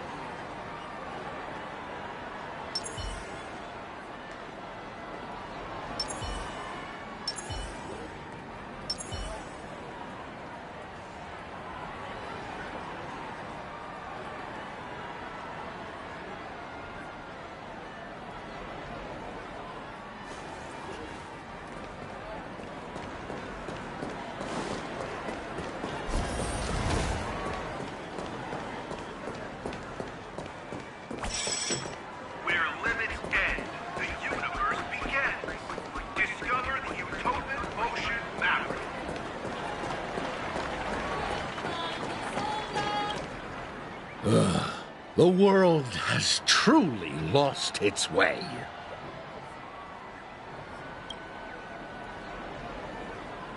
You... wait. I get it now. This is some sort of prank show, right? You must have some cameras set up around here to film yourself doing good deeds, right? You youngsters are always looking for a quick way to get an audience. But you know what? A truly great show never comes easy. A great show will start soon, old man. But before that, I need to ask you something. Do you know where I can find death in this dream? Ah, I see. Another fearless youngster looking for death, huh? Well, let me give you a piece of advice. Don't think you're the first one who's ever thought of that idea. Death? Not even remotely innovative. I bought it from Dr. Edward. He claimed it was some exclusive fancy schmancy stuff. Now, but what a disappointment. The effects were awful. First, some monster covered in eyes stabs you in the gut. And then all you see are blurry glimpses of buildings and lights. The sky was spinning so fast it almost made me puke. Is that all? Yeah, what else can you expect? Don't put too much stock in the Penacony movie industry. They even call this junk groundbreaking art. Can you believe it? What a joke. Well, I'll leave you be then. I hope you have a wonderful day. A monster covered in eyes. That sounds like the Memory Zone meme. But buildings and lights... I don't think those have anything to do with death. Well, that whole dream bubble was probably created using rumors and gossip.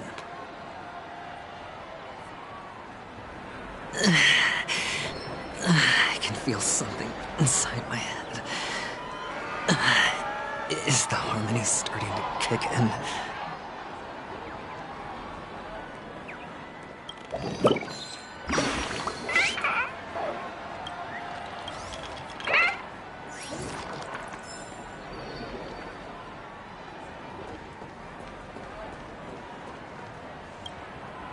Would you be willing to support my performance? And keep the Song of Beauty alive in the cosmos? Wow, how fabulous!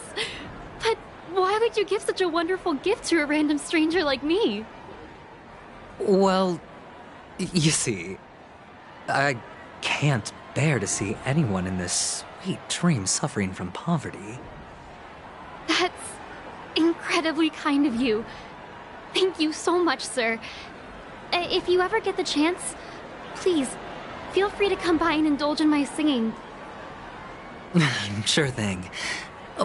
By the way, do you happen to know anything interesting about death? Death?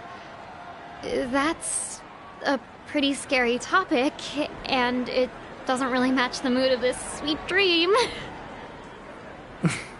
Oh, you see, I'm a tabloid reporter collecting ghost stories in Penacony. As you know, the more chilling the stories, the more attention they get. Maybe you could help me out. Well, if you're up for some gossip, it's not about death, but there have been some rumors about a guest at the reality hotel who fell into a deep sleep and didn't wake up. It was like they were in some sort of coma. Nobody knows what caused it, but luckily the customer eventually regained consciousness. Well, all customers are under the protection of the family, after all. Thank you. This will make for a very juicy headline. May Shibe protect us. Unexplained coma. That's actually what happens to your body if your brain dies in a dream. But unfortunately, the customer ended up waking up in the end.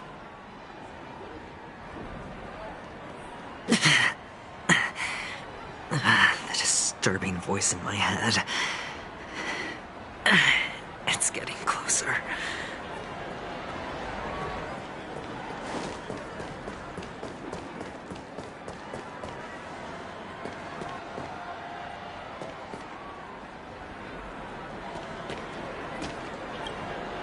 Take care, my friend.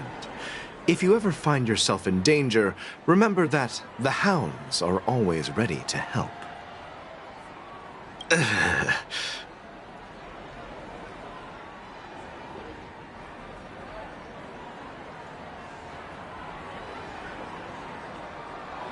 You don't look good, my friend.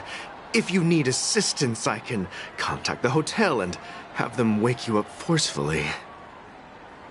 That won't be necessary. I have some business to attend to. But thank you all the same. All right, then. If you ever need help, don't hesitate to reach out to us hounds. Well, actually, I do need a favor. As the most outstanding hound in Penacony, have you come across any stowaways recently? Stowaways? How could there be stowaways in Penacony? We've never had anything like that before. All right. Good luck with your work, then. What was I even thinking? Family would never share intel with the IPC.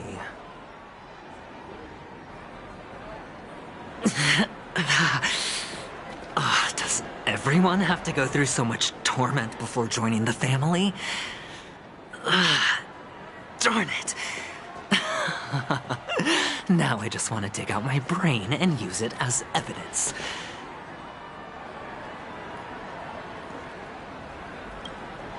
A sip of liquor. A blissful reprieve. To drown 1,000 sorrows. Let worries leave. I know I have what it takes to become a poet. Oh? You're giving these gems to me? Didn't expect to meet such a generous soul in this place. Or are you just pitying me?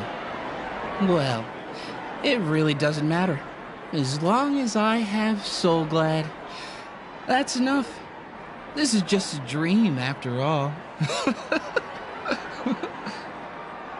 You really shouldn't drink so much Soul Glad, my friend. It's not good for your health. Oh? Maybe I really should quit. But not before meeting the Devil of Soul Glad. The Devil of Soul Glad? Care to elaborate? Yeah. It's a seahorse with a long neck. They say it loves to appear to drunk people, especially the ones who are passed out on the side of the road. How funny. Yeah. Very funny indeed. Thank you.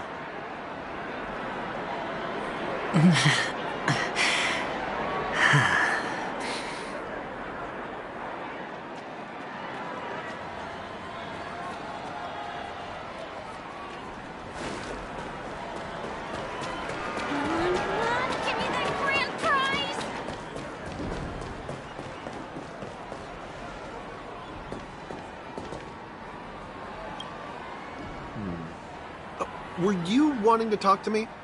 Sorry, I thought you were checking out something behind me. Is this a gift? For me? Are you sure this isn't some kind of mistake? Yes, it's for you. Just take it. Is this for real? Someone is actually giving me a gift. Not for my parents, but for me. Thank you. Thank you so much. No, it's not much. I just want to ask you something.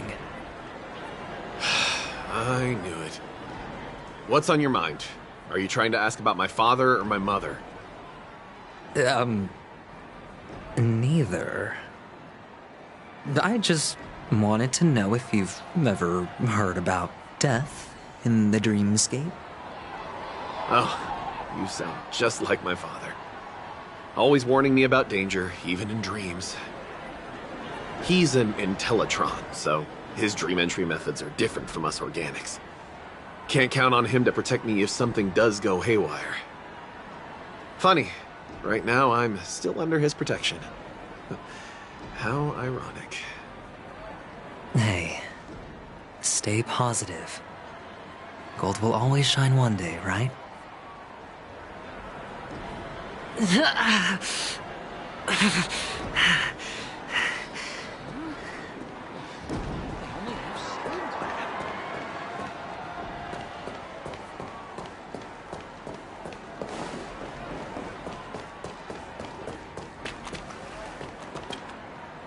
You want to talk to me? Sure, but nothing too sensitive, okay? Huh. Wealthy people have fancy ways to enjoy this dream. But to be honest, I've never seen anyone who gives out money to others like you. So, are you trying to be the prince from the tale, handing out his gold leaf garment and melting his lead heart in the fire? I'm flattered. I'm no prince, and I just thought these gems would help you speak. So, as an investigative reporter, maybe you've heard something about death? Another curious soul. I see. Well, that was actually the topic I was most into when I entered the industry. But my boss shut it down. How did your boss talk you out of it? Well, she simply said, covering baseless urban legends like that would make us look like some third-rate tabloid. I thought about it, and she had a point. Reporting on stuff like blowing out birthday candles and getting spooked by nightmare ghosts isn't exactly professional material. Guess she's got a point. Thank you for sharing. The Devil of Soulglad, Dangers in the Dream, and Nightmare Ghosts. Well, surely death is a popular topic in this sweet dream granted by the family. Well, I've collected a bunch of rumors, but no useful clue.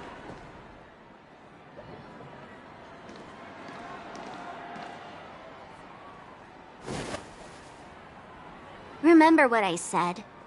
You Sigonians are better off hiding in the sewers. Look at you, snooping around and sticking your nose everywhere. Is the smell of death So enticing, my fine fellow. Oh, it's you, masked fool. I should have guessed it. You're the imposter who appeared on TV after Robin's death, right? I heard you got caught by the family. I gave you a clear clue. Befriend a mute. Simple and straightforward, you know? And what did you do? You messed it up and ended up as their prisoner. I told you to make friends with a mute, not become one yourself. You really let me down. What do you mean? You know better than I do. Who watched the little songbird that couldn't sing perish right before their eyes? You did, Blondie. No, I mean... What did you mean by becoming one myself? Well, it means you'll soon end up like her, unable to speak ever again.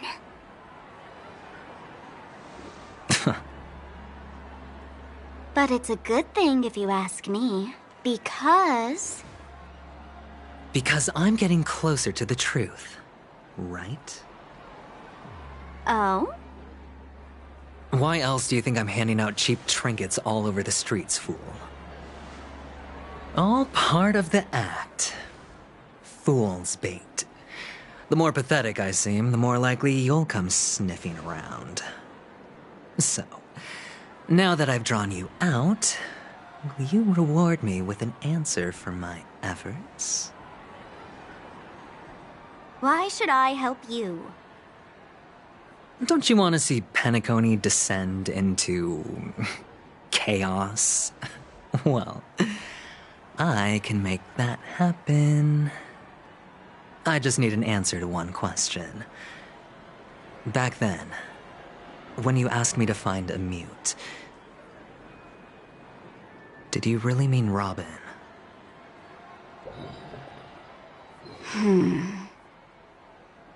And what if I say no? Then I'll thank you. Oh, the word no has never sounded so pleasing. Well done. I admit I underestimated you, but what difference would it make? Let me tell you something. There were 2 mutes, but one is dead now, and the other, though he's still in Penacony, I'm afraid you'll never find him again.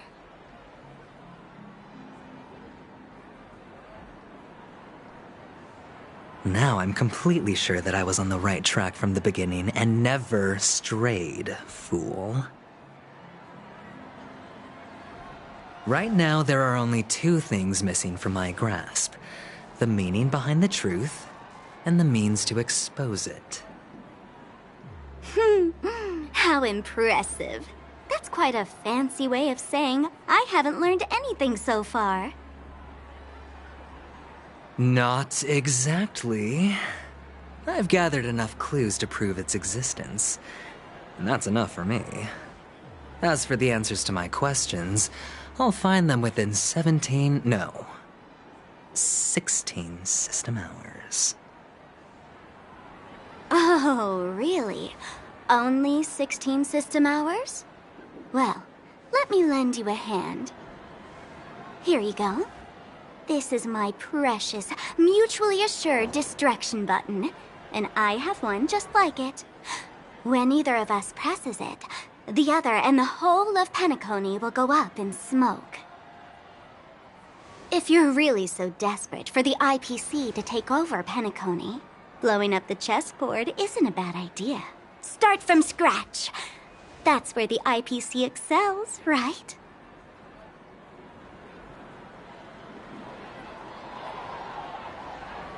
Just press the button when you're at your wit's end. And of course, feel free to reach out to me for my hospice care, too. Oh, a deadly button, huh? Well, I guess the family didn't take your threat seriously at all. Otherwise, how on earth did you manage to bring it in here? I have my own ways. That's all you need to know. Well, I'm afraid I'll have to decline your offer. Who knows if your little gadget will actually work. By the way, I have no plans to search for the other mute friend you speak of, but it's good to hear that he's still here in Penacony. I'll handle the rest myself. I'll orchestrate a grand finale for the downfall of the family. And at the climax, the walls will crumble, people will wake up, and those who couldn't speak will find their voices again. When that time comes, go ahead, press the button, light up the sky with a magnificent fireworks display for me. Catch you later, fool. You're still talking big. But sure, if that happens, I'll stay true to my word. Just don't let me down now, okay?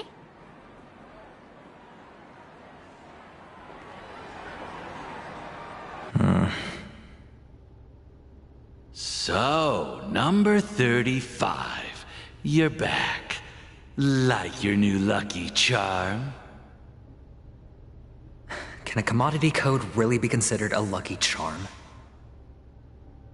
Silence!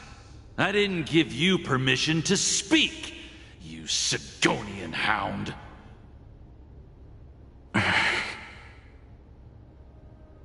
The guys in black didn't say much, so I've no idea what you did to save your skin in that massacre back in the day. But I figured you must have had good luck, so I bought you. From now on, you and your good luck are my assets. Are we clear? Your first task is simple. In addition to you, I've purchased 34 other slaves. Go and play a game with them. You came out alive after 2 days.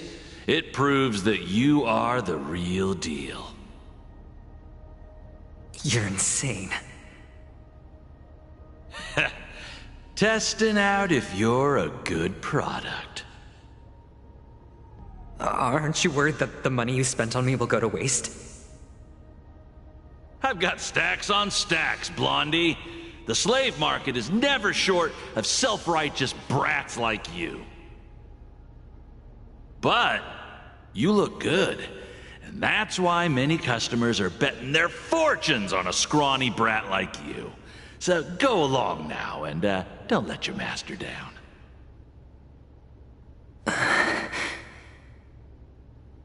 How much did you spend? What? My price.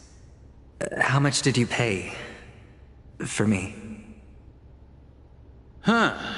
You really want to know? Well, it was 60 tanba. No more, no less. I'll take my chances. 30 tanba. If I come back alive, you'll give me 30 tanba. Deal? Are you trying to strike a bet with me? Oh, you've got some guts. Yeah, sorry, but that won't do. Don't forget your place, slave. You're not qualified to be at the table. You're just a chip. A life thrown away in someone else's hands. Either you come back with more chips for your master, or you never come back. It's all or nothing. Don't embarrass me, my lucky hound.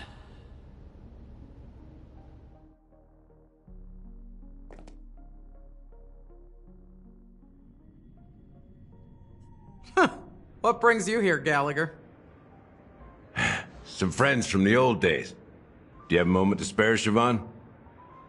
Oh, I have the whole day to spare. Ladies and gentlemen, welcome to Dream Jolt Hostelry. This bar offers a wide variety of drinks, but we draw the line at Soul Glad. Why settle for ordinary when you can experience extraordinary? We're dedicated to serving up nothing but pure joy and laughter. What would you like to drink? I'll whip it up for you. Oh, look! A lady as cool as Serval!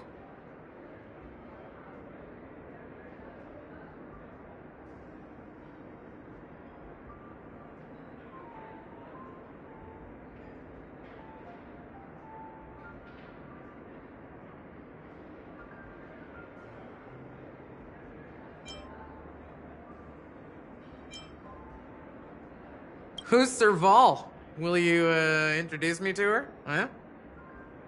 Oops. She's heard us. Just spare them, my esteemed bartender. I'll take over the bar today. I'm getting up there in age, and I need some practice before I forget the skills that used to put food on my table. Where did you stash the ingredients? They're all under the counter. Since our guests have traveled from afar, shouldn't you whip up some special drinks?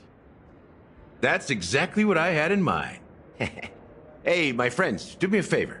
Go around the bar and bring me any ingredients you fancy. The discussion might take quite some time, so I'll prepare some customized, non-alcoholic drinks for you.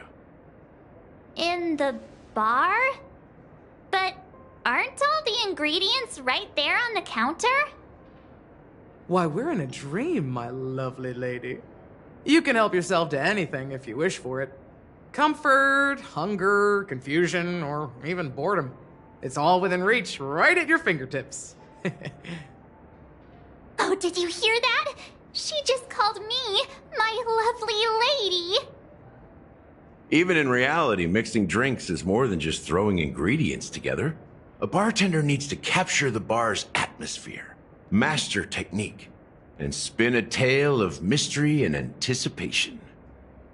Only then can a perfect drink crafted with a customer's life story be created. In other words, what you get from your drink is down to luck, so don't overthink it. Indecisiveness has no place when it comes to enjoyment.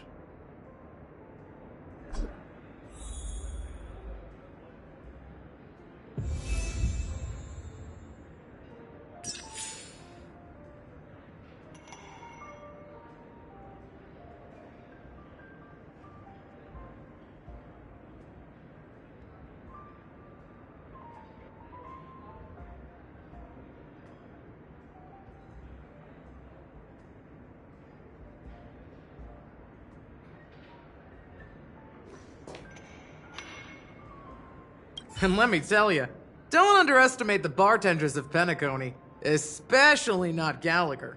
This guy is pure magic. He can satisfy even the pickiest of customers. Don't go easy on this old man. Give him a real challenge.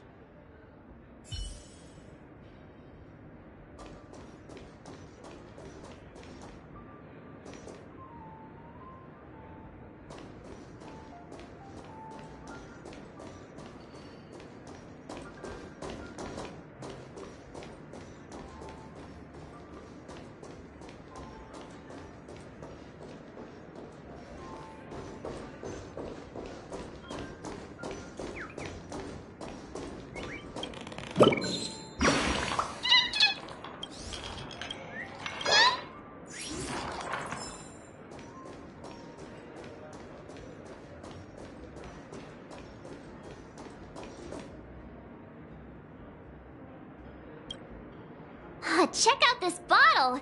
The liquid inside looks beautiful. And the label reads... Dream syrup. Thick.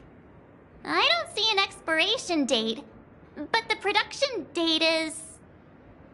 half an amber era ago. Ugh, drinking this stuff can't lead to anything good. That's for sure.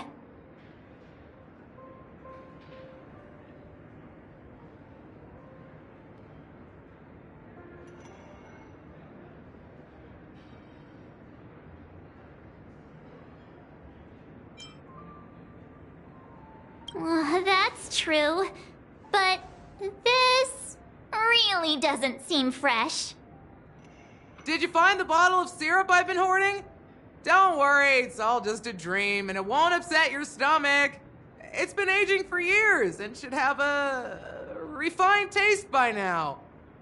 Feel free to have some. It's perfect for entertaining lovely guests like you. Then we'll keep it for now.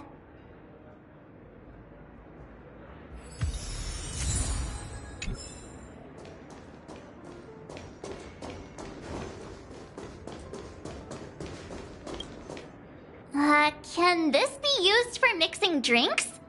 Oh, and there's a note underneath. Exchange with your precious things. Oh, what should we exchange for it? And who should we give our stuff to?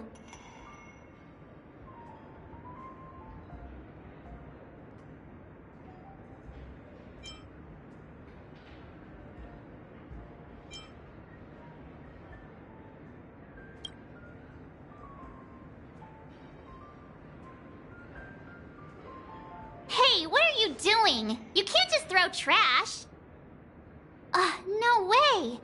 The words on the note are changing. Happiness is the dream of the humble. Does this mean we can take it? Something feels weird about this. That's quite a stash. Not sure if it's enough. Stay out of my way. I'm looking for Siobhan. Uh-huh? What's all the commotion about?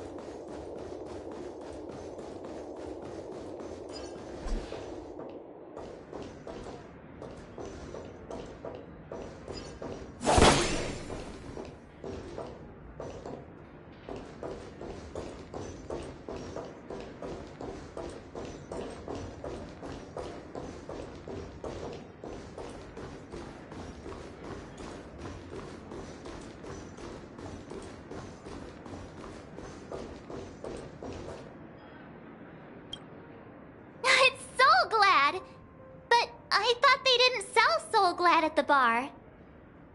Let's give it a shake. Nice, it's still fizzy and has a long shelf life.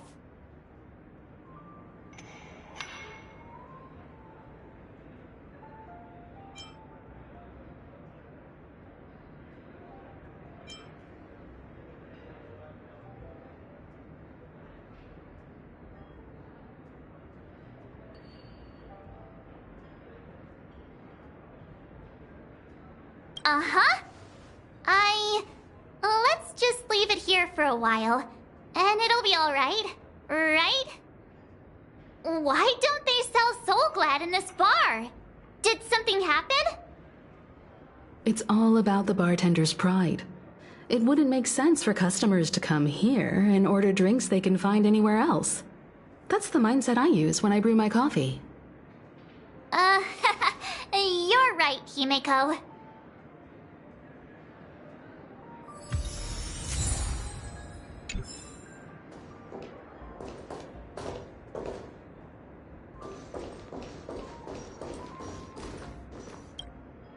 Hey, look at all these chips scattered everywhere. A few days ago, an actor from the Iris family came. Caused a ruckus with Siobhan. Those chips must have gotten scattered during all the chaos.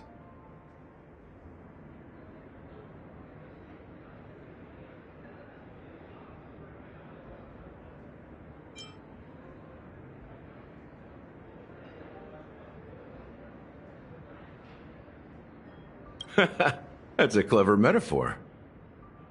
That being said, opening a bar in this place, filled with monsters, is quite a feat. Siobhan must have a lot of tricks up her sleeve, right? You'll have to ask her yourself to find out. But I have a feeling she won't budge unless you impress her with an incredible drink.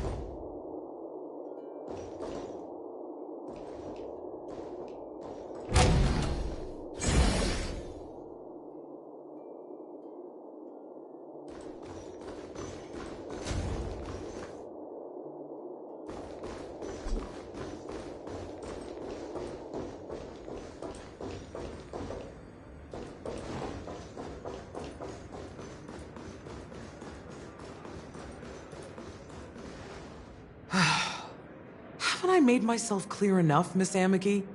The Dream Jolt hostelry only welcomes guests who want to enjoy a drink to their heart's content. I'm sorry, but I'm not interested in your proposal. But you have the talent. You'll attract a huge audience. You're destined for the Iris' stage, not for this rundown shack. Come with me.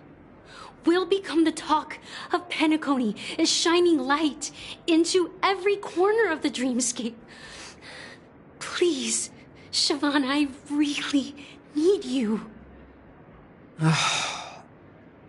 As you see, I'm entertaining my guests. Don't make me repeat myself. Fine. If you don't come along, I'll just sit here and not go anywhere else. Give me a sparkling drink. Sweet. With extra ice. Just one moment. What's her deal?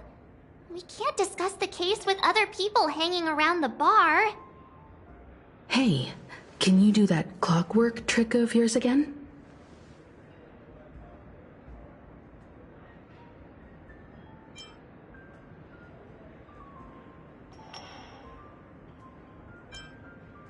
Yeah, I'm counting on you.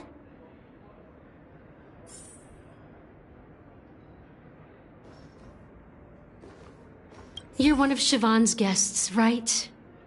What can I do for you? If you're here to convince me to leave, please stop it. I'll never leave until she accepts my proposal.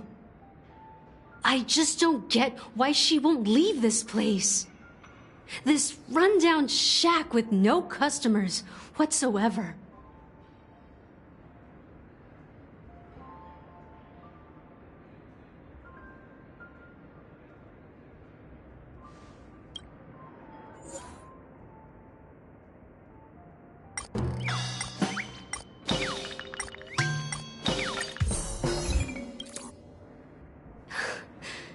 It's ridiculous, right? Our paths were never meant to cross, yet I'm still holding on to her. I'm too timid and shy, longing to shine but afraid of stepping into the spotlight. I need her guidance, because I'll never be able to do anything alone. You don't know Siobhan's past, and you have no clue how radiant she used to be. Even among the talented Iris family, her skill was unmatched. I know she probably thinks I'm just trying to ride her fame to get ahead. But all I want is for her to reclaim her place.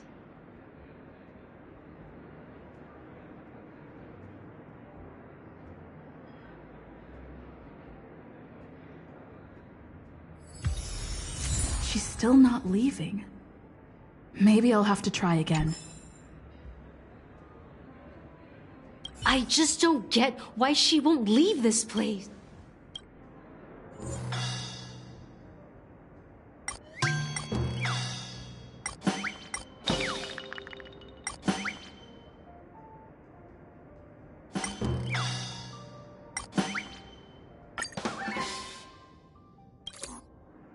I've seen it. The moment when Siobhan and I share the stage. The crowd is going wild, applause crashing like waves, the aroma of irises fills the air. A beautiful melody playing, ribbons dancing around us, and the taste is sweeter than honey. I've seen that scene countless times in my dreams, and every time it mesmerizes me. That's why I have to bring her back to that world, no matter what it takes. Want to raise a glass, my attentive listener? Let's consider it a toast to my far-fetched dream.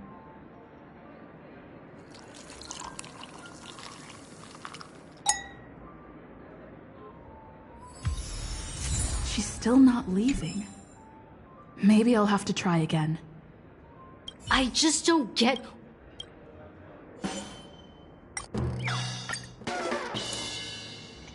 Those darn Iris jerks! They're the ones who forced Siobhan into hiding here, running this pesky bar. It's all their dirty scheming. I get it now. She's not leaving because she doesn't want to run into them again. I can help clear the way for her. I can do her a favor. I'll go back and write a letter to the Dream Master exposing the crimes committed by the Iris family. Siobhan will definitely appreciate it. Well, talking to you has got me feeling a bit down. My thoughts are swirling, making my mind clear, and bringing tears to my eyes. Maybe I should find a place to reflect on what Siobhan truly means to me. Here's the payment for the drinks. Please, pass it on to her. I'm leaving now. Amaki has left? That's good for her. Radiant dreams may be enticing, but they're nothing more than dreams. Her drink is on the house. Please keep the money. When you're ready, go to Gallagher. I can tell he's itching to show off his skills.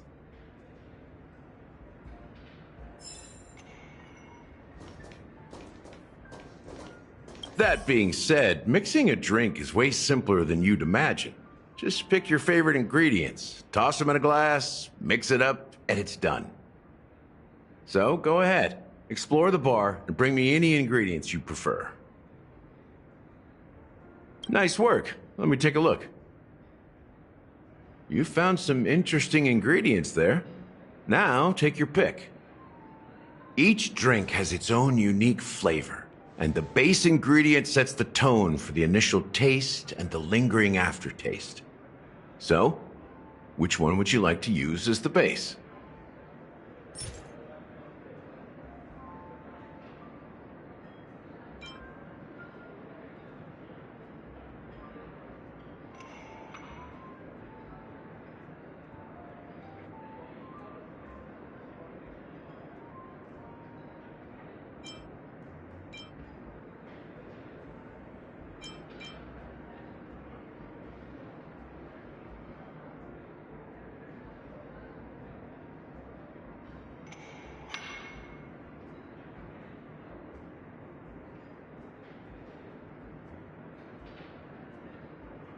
The original formula is said to be Nunu's favorite drink. It's sour and bitter, and the bubbles burst in your throat like swallowing rusty chains, evoking thoughts of dungeons and prisons. Now that you've chosen the base, it's time to pick the adjunct. The ingredient that'll create a marvelous chemical reaction with the base. It should give an unforgettable taste without overpowering the main tone. So, what's your choice for the adjunct?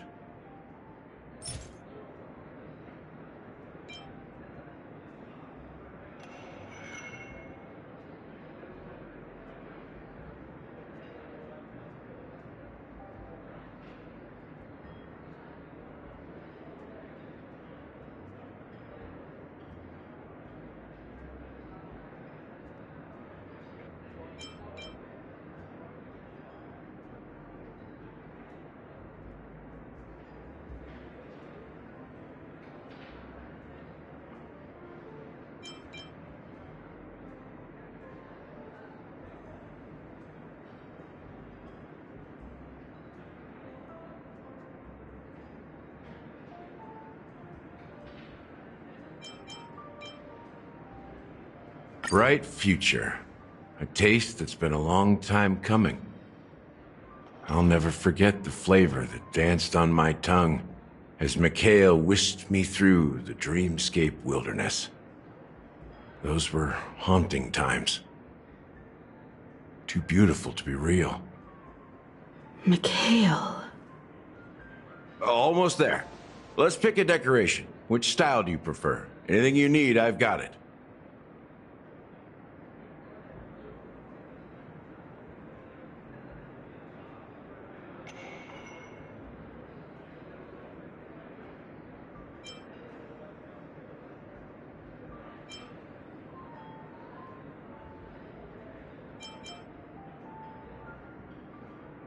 Concentric circles. May you always remember where you started. Well, it's done. Here's to you, the Nameless, with this glass of a ticket to the boneyard. To the dead and the dying. Well done, Gallagher. You're not over the hill yet. So, are you satisfied? Oh, the flavors! They're way more sophisticated than Soulglad. The richness and layers of these flavors are a masterpiece, especially with the adjuncts. I can taste the spicy and sour notes with a hint of sweetness. I'm not entirely sure what it all means. Maybe Mr. Gallagher can shed some light on it. Well, if you're expecting a profound answer, I'm afraid I'll disappoint you. The imagery it implies is pretty straightforward. It's just a glimpse of what this dream truly tastes like. Nothing more. Does this true taste have anything to do with that, Mikhail?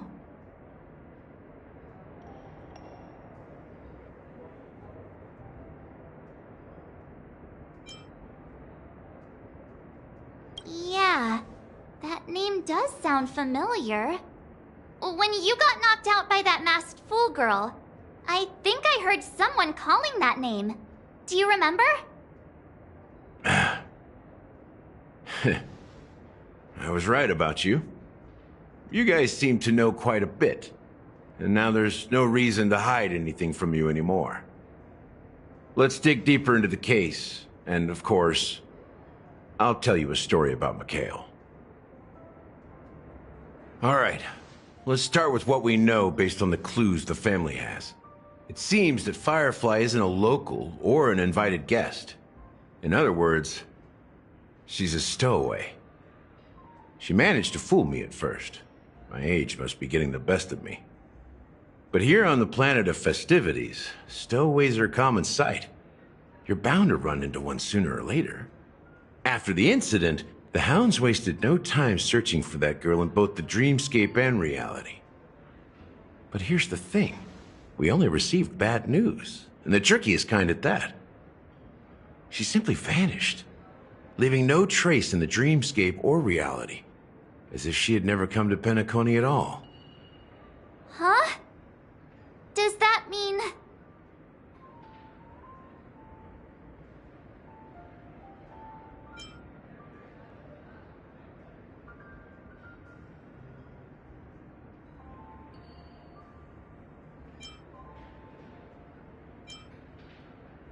Different? Are you suggesting that girl wasn't actually killed? Come on, aren't you a witness in this case? Let me be frank. This case, actually, is unlike anything the Bloodhound family has dealt with before. Dealt with before? So, death does happen in Penacony, if I understand correctly. You've witnessed it, so there's no need to hide. Even the shiniest city has its dark side. We're all adults here. Surely I don't need to explain too much to you. Confronting the family based on that alone would be naive. Death may occur in sweet dreams. So what? Such events are highly unlikely and only affect a tiny number of people. If you really want to delve deeper into this case, you need to understand the true problem with the family. I guess it's time to tell the story of that Mikhail. You're very perceptive. The Astral Express has received that music box too, right? Do you know the secrets it holds? There's a message. Witness the impossible in the realm of dreams. Find the legacy of the Watchmaker, father of Penacony, and thus the answer to the question, why does life slumber? That's the exact wording. Hey, why are you laughing? Wait, did you write it? It's quite poetic. No, but I'm the officer in charge of this case, so how could I not know? I'm sure you must have noticed that this message didn't come from the family.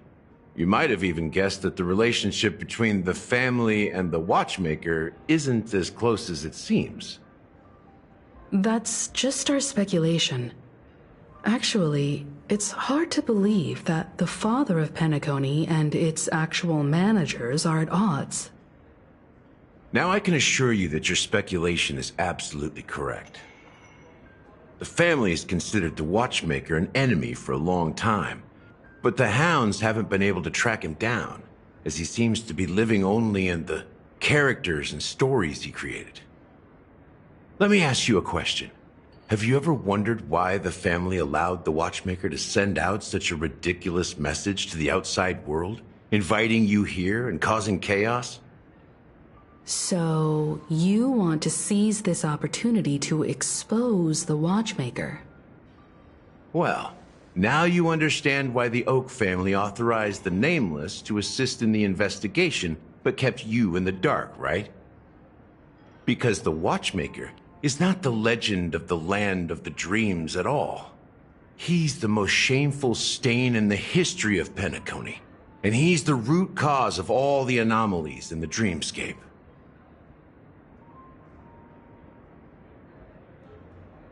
You don't get it? Well, I mean, Mikhail, the betrayer of the family, he's the Watchmaker.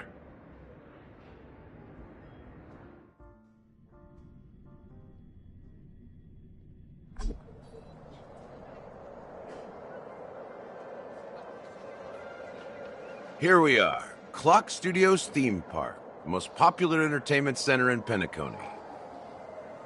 Wait, aren't we supposed to be discussing the Watchmaker? I would have expected you to take us to, maybe, a library, or an archive room of sorts.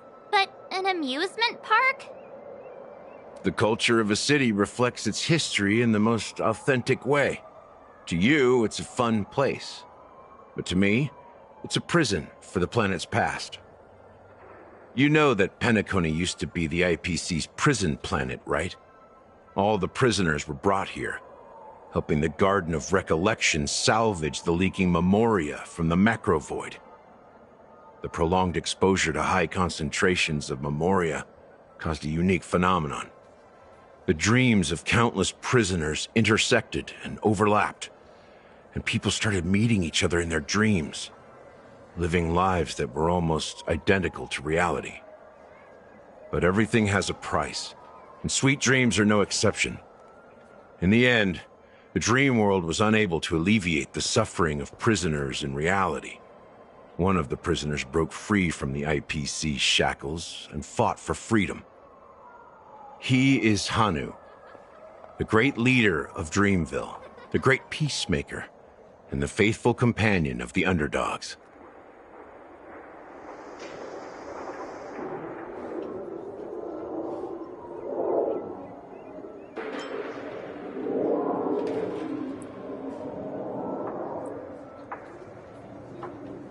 History is always written by the winners. However, it's undeniable that Clocky is an animation that draws from Penacony's actual history. These characters not only exist in Dreamville, but also in the distant past. Once you realize this, you'll understand why we're here. There are so many members of the Bloodhound family around here. They just received a lockdown order, supposedly from Sunday himself. Who knows what it's for? Investing here is like a bet you can't lose.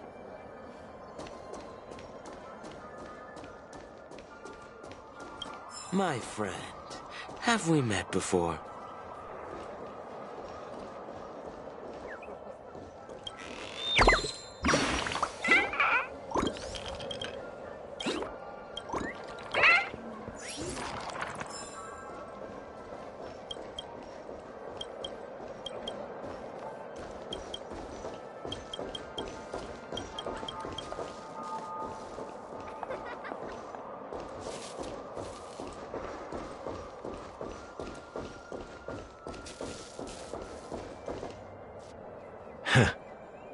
So many of them.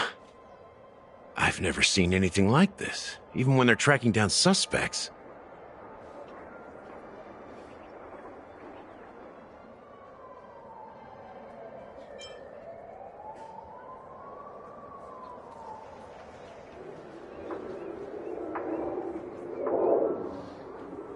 We don't need to go in. We don't want to draw any unwanted attention inside. We can just talk here. Let's find a quiet spot and continue our conversation.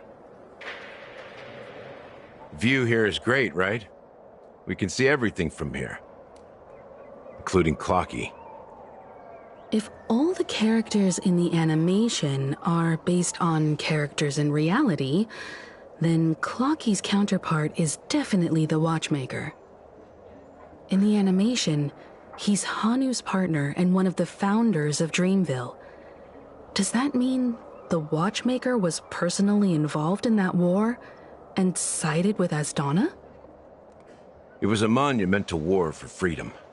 Hanunu fought alongside a motley crew of masked fools, nameless, history fictionologists, mourning actors, omen vanguards, even visitors from beyond the sky.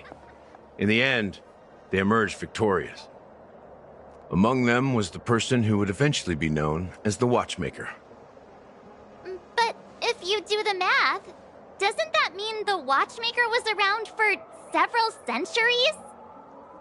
I'm not sure, but Mikhail was already the Watchmaker when I met him, so maybe he inherited the title. How old are you now, Mr. Officer? I'm 13. No way. Not even close. Hanunu freed the frontier prison, but peace still eluded him. With limited resources, threats from the outside world, and internal conflicts between major prison districts, the future of Asdana was uncertain. It wasn't until the Watchmaker approached the family with the idea of turning the prison into the planet of festivities that Penacony finally gained its name and glory. Thus, he became known as the Father of Penacony. But didn't you say the Watchmaker betrayed the family? And you said you were his companion, So that means you... No. I'm not his companion, but rather one of his many children. But I am indeed a traitor. Not to the family, but to Mikhail. What did you do? I did nothing. And that's the worst betrayal of all. Just like you, I had close companions. We dedicated ourselves to Penacony. But the Oak family, they set us up. Mikhail was too old to protect his children anymore. So we left the family to find our own path. We were branded traitors of the Harmony, even though the true traitors were someone else. While they continue to praise the Watchmaker's name in the world, behind closed doors, they condemn him on a pillar of shame. Nevertheless, we wanted to clear his name. We intended to find the real traitor, the one responsible for all this, and restore Harmony to Penacony. But we failed. Too much time had passed, and the land of the dreams had become deeply corrupted. After countless fruitless pursuits, I gave up. Like a lost dog. The family accepted me and made me an officer, supposedly as a form of forgiveness. But it was actually a punishment. Since then, I've been completely cut off from my partners and my past. As for Mikhail, I heard he died in obscurity, in a place where no one could find him. That's when I realized that the Penacony I once knew would never return. We're truly sorry for what happened. But this is not the end of the story, right? Apparently, someone has inherited the title of the Watchmaker and has been secretly working against the family all this time.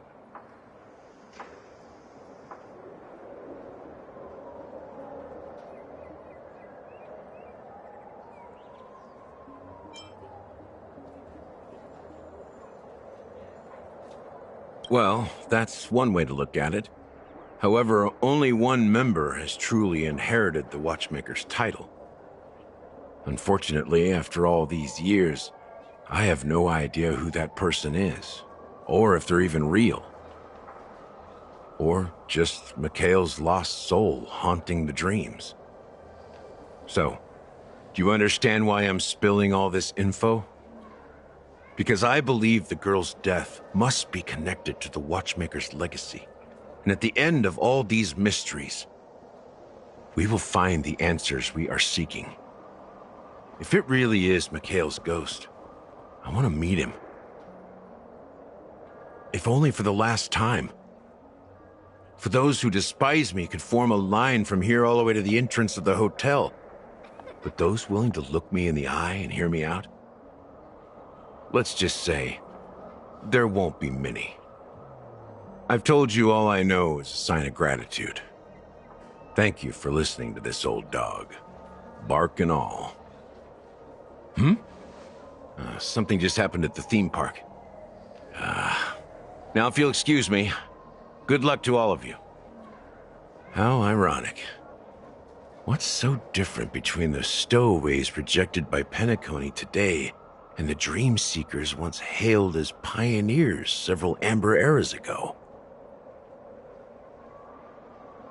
Gallagher does have a troubled past, it seems. While Firefly's whereabouts remain a mystery, his stories shed light on our suspicions about the true identity of the Watchmaker, his connection to the family, and the power struggles hidden behind sweet dreams and death.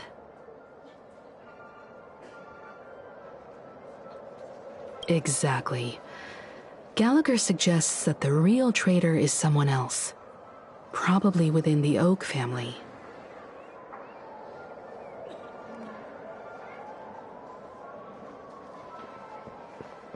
That lines up with what we've gathered so far. Firefly got involved in this mess because of the legacy, and now we're sure that Aventurine's accusations against Acheron are baseless.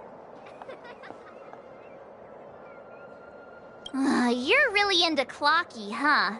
He's just a fictional character, not a real person. Speaking of which, that Clocky who only reveals himself to you is quite intriguing. It's a shame we've never met him since then.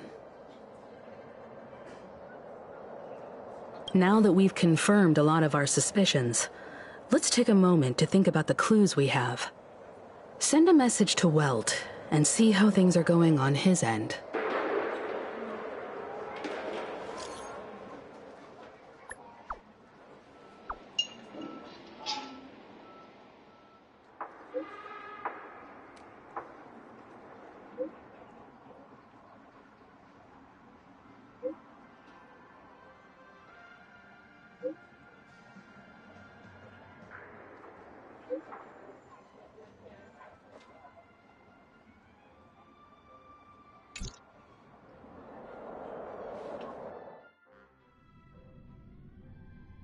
Are your companions worried about you? They're just checking up on me. Let's get in and get out. Seems they've made some progress.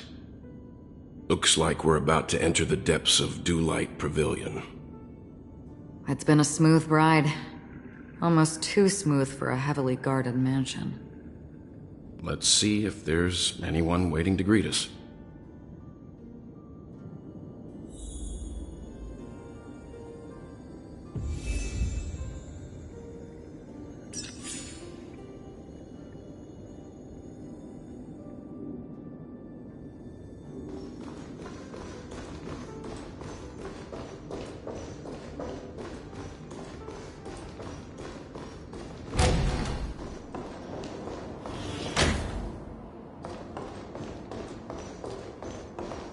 Something feels off. A grand mansion like this and not a butler or servant in sight. Could it be due to the disruption caused by the emergency? Well, this door is open. Looks like we'll have to investigate ourselves. Let's proceed with caution. Just one moment.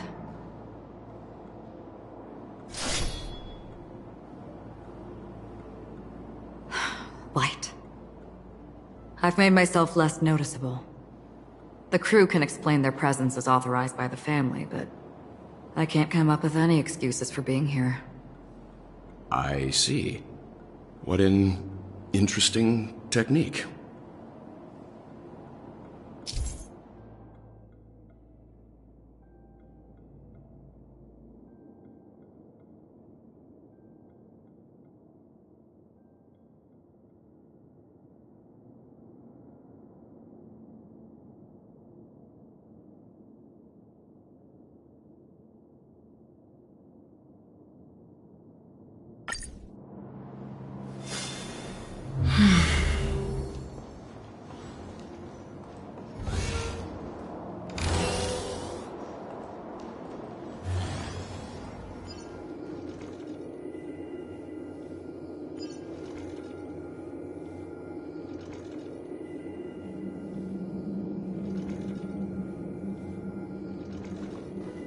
Stream forth!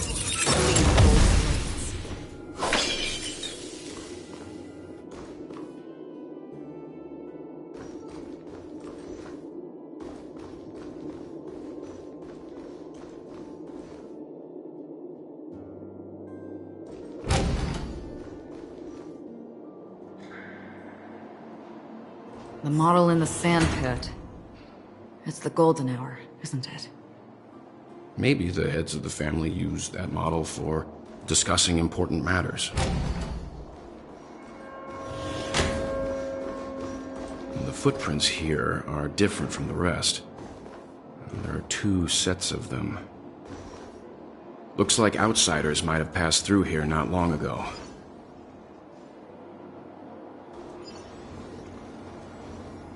Stream forth! The gleam of old blades.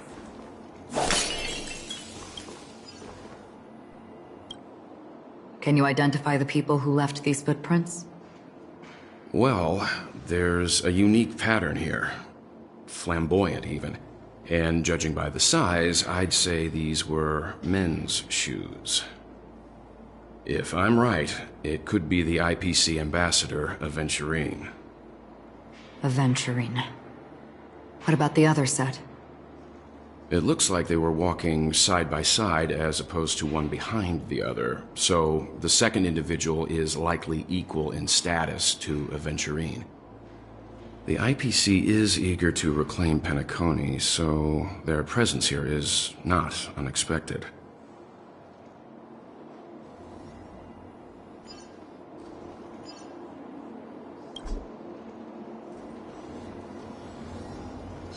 Stream forth!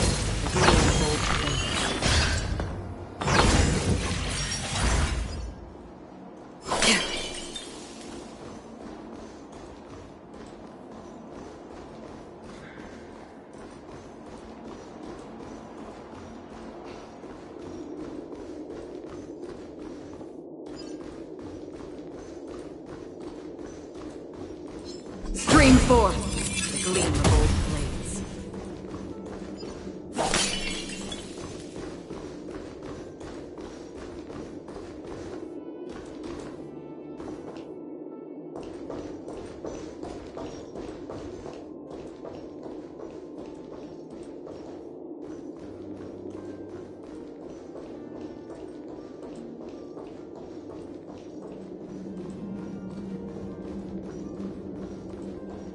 While there aren't any people in this mansion, they've set up quite a few mimetic guards to patrol this place.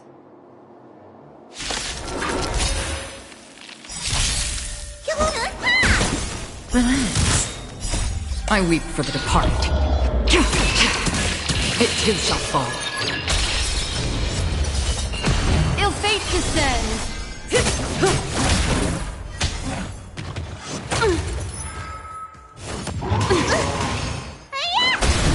Stand still on the still waters of oblivion. Beneath the waters lies an endless abyss! Relax. Time to say bye. Boom. Destined for oblivion. I weep for the departed. It too shall fall. Look, it dropped something. A note. Looks like instructions from the butler for the other servants. Seems like the mansion's entire workforce were assigned other tasks before Robin's death. It must have been a big project to require that much manpower. The Charmony Festival, perhaps.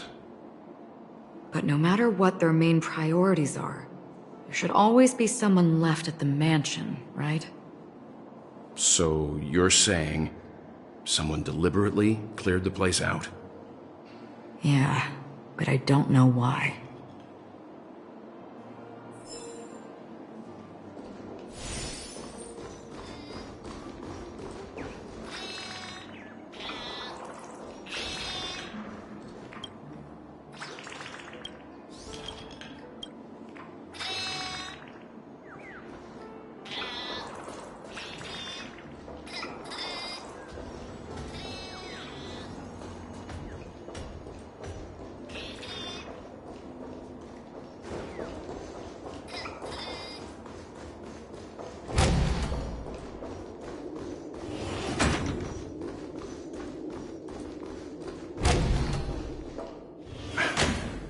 No one here either. Since no one's around to entertain us, let's make ourselves at home. Stay close to me so that my white can cover you too.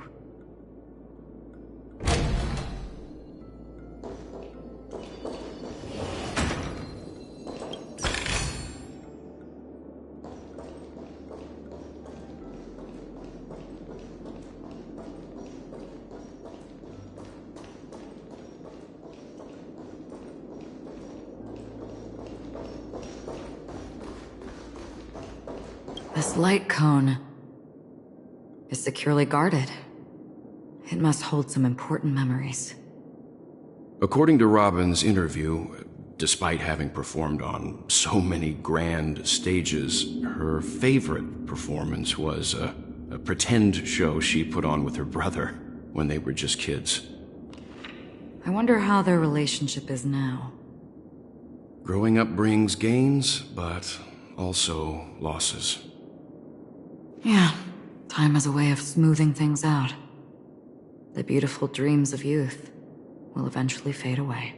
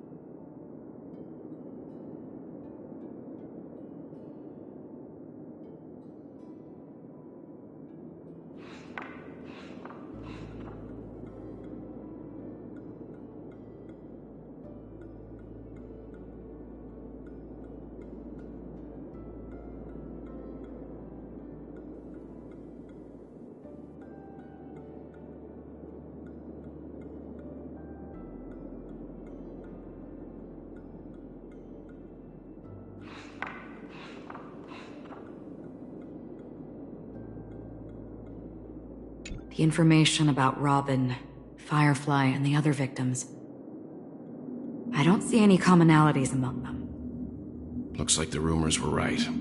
Death does seem to be targeting random victims. And based on Sunday's notes, he's no stranger to death. He's just surprised that it has resurfaced.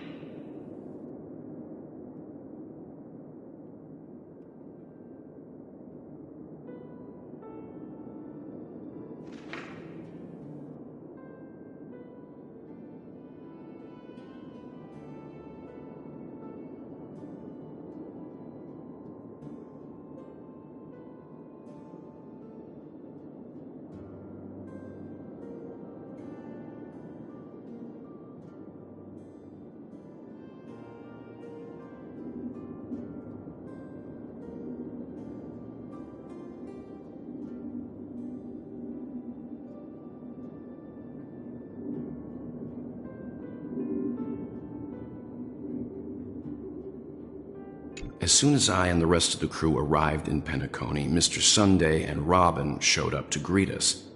I remember hearing something unusual in her voice, and now it seems I was right. Robin believed it was because the harmony had been tampered with somehow. But as far as I know, there aren't many entities capable of interfering with the power of paths. Meaning? If there really is a traitor within the family, that person must hold a high position or possess unimaginable strength. That would explain why Mr. Sunday has been having such difficulty in catching the traitor.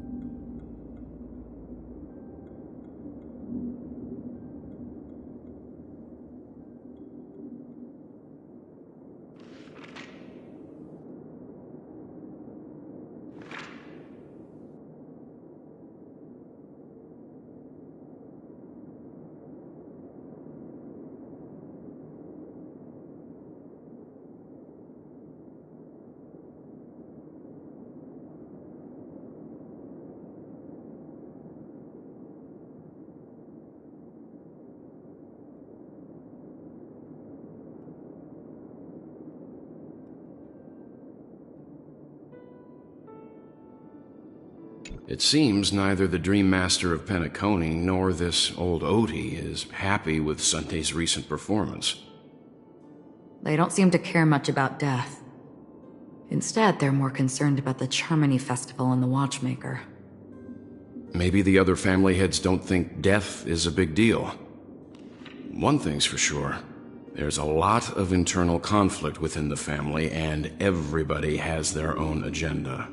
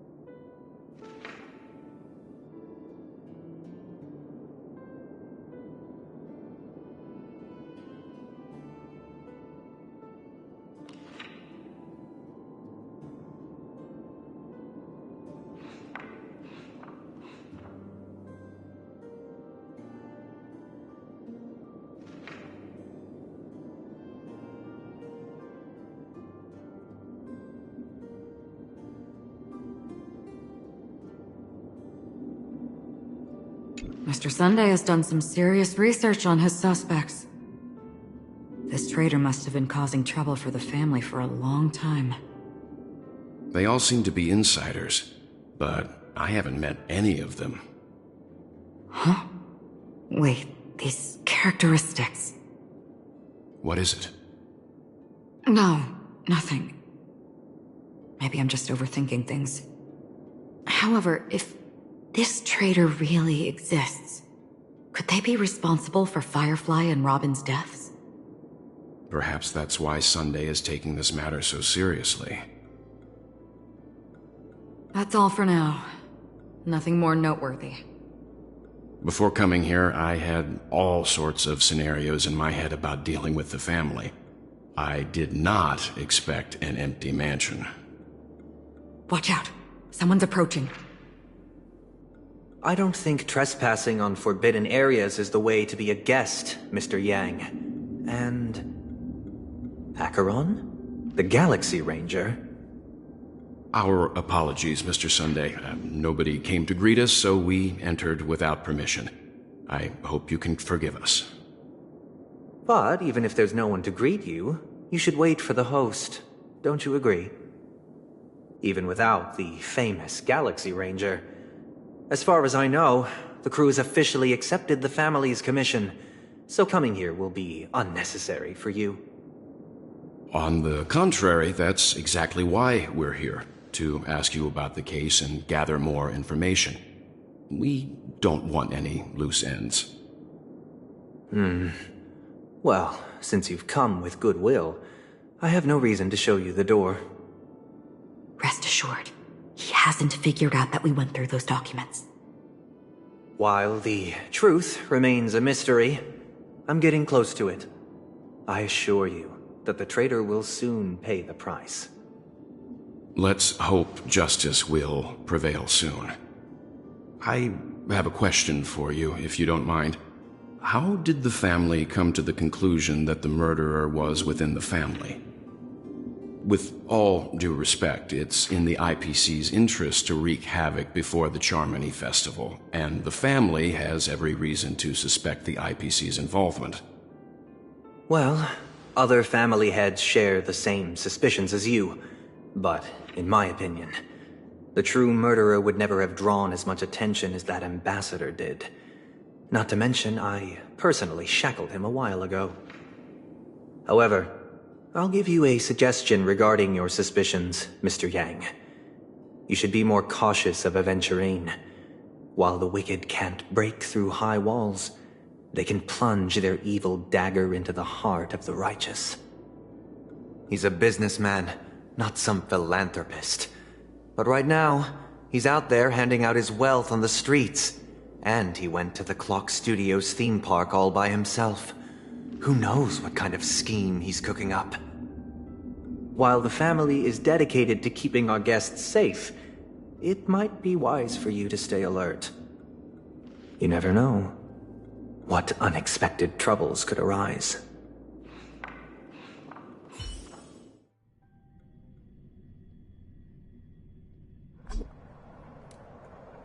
According to a Pierpoint hotline tip, there was a major breakthrough in the shocking Ejhazio Aventurine case. The suspect has been arrested. This fraud case has been linked to many departments within the Interastral Peace Corporation and the Intelligentsia Guild, causing a large drain in manpower and resources, resulting in the IPC taking a massive loss. The case's main suspect originates from Sigonia 4 and is one of the survivors of the second Kataka Abjin extinction event, who does not carry an interstellar refugee travel permit. As per Strategic Investment Department Head Diamond's sentiments, the IPC has appropriately relocated the suspect in the spirit of the Charter and will continue to conduct further investigations as to the motive of the suspect. What pretty eyes. Tell me, do they shine in the dark? Well, if they did, I'd sell them in a heartbeat. You don't know how many people long for your eyes to be closed forever. As a servant, you should not resist your master. Yet, you went and killed that man anyway. No lawyer has the audacity to defend you. Perhaps you ought to represent yourself. Not difficult, but definitely pointless. You're pretty confident on your eloquence. Did you also think that when you lied to the Intelligentsia Guild? Ask and you shall receive. You wanted the perfect construction material. All I did was offer a possibility. It was just a small wager. If your luck holds out, the IPC will dig something up from the golden sands of Ejhazio. Maybe even the Sand King's remains. Pity your luck has run out. I'll admit that. What I'm more curious about, though, is why such a grand scheme failed to benefit anyone in the end, including the perpetrator himself. Madam, I already have what I want. To be brought before you for the next high-stakes gamble. Then let's talk about the second gamble. Tell me, what are you prepared to wager this time? My life. I bet you won't send me to the gallows. What do you want, then? I want your Lenore to meet with me. I have something to say. And then what? I want cash. It can't be that simple, can it? It is that simple. 30 tanbas. The remainder of my market value. 30 tanbas. No more, no less. With this money, I'll climb to even greater heights than you. Grasp even more riches than you. I wager you won't give me this chance. Which is why you should call him here. Interesting. A pity Diamond won't see you. No one gets to see him. From here on out, I am Diamond's representative, and I will decide on his behalf. You're wrong. 30 tanbas. I'll give you that. And much more than that. Wealth, status, power. The IPC will give you whatever you want, even what you don't want. Kakavasha. A good name, but unfortunately destined to be buried in the dirt. You, though, you deserve to live, to create even more wealth for us. Go, pick the clothes you like, then choose your desired identity. And then, use them well, child. May your plans never suffer failure. Life is like a long-term investment. Those who choose correctly, do the correct things, reach the correct outcomes, and show the world their value. People can't always make the right choices in their lives. But luck has always been on my side. I've never lost. Is it because Gayathra blesses me? Well, if that's the case, she must also be looking upon me right now. My success is inevitable. But what then?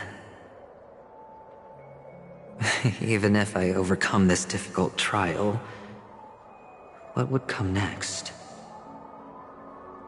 What awaits me after this glorious gamble? An even more glorious one? Will I return triumphant with unending riches after countless successes, or will I encounter failure, never to return?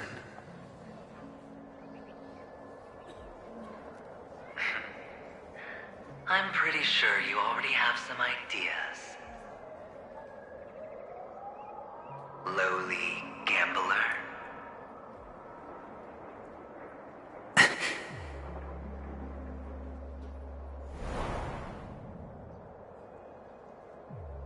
What? What? What?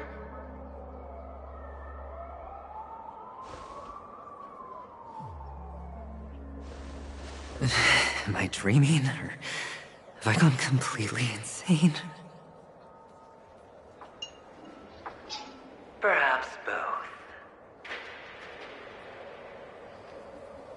Forgotten me already? When you were strapped to that electric chair by a mannequin warlords, who was it that gave you the idea? Fine. I may be crazy, but I'm not stupid. Get out of my head, newborn of the Harmony. The Harmony? Oh, don't play the fool. It's not the first time we've met. No need to be so polite. I'm you, and perhaps even more aware of yourself than you. Of what exactly you want.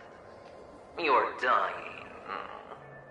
And you still want to drag a bunch of unfortunate fools with you through death's door. That's why you're here, isn't it? A grand unveiling. You really think you can pull it off? Why not?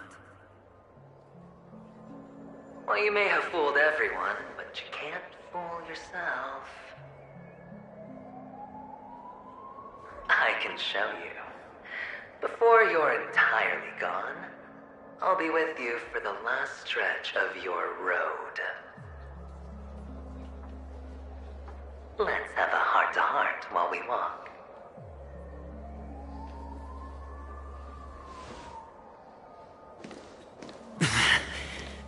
What exactly are you? Most people in this world spend their entire lives just to reach one outcome. And I am that outcome.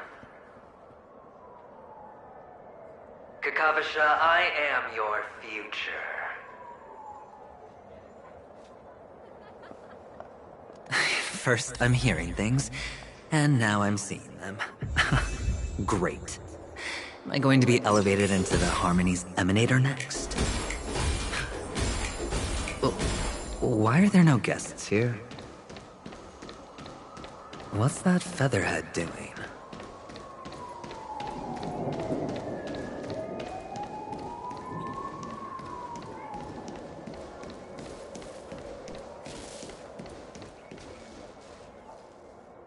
Just a Pepeshi? No. A child?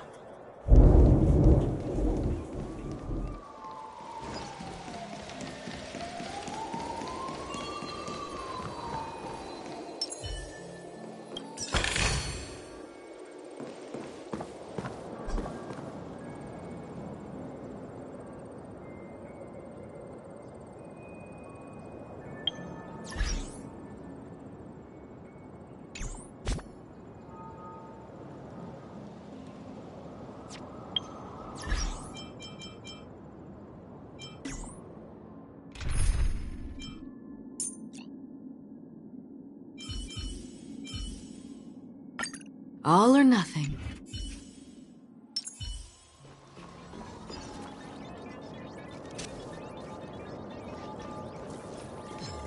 Stream forth the gleam of old flame.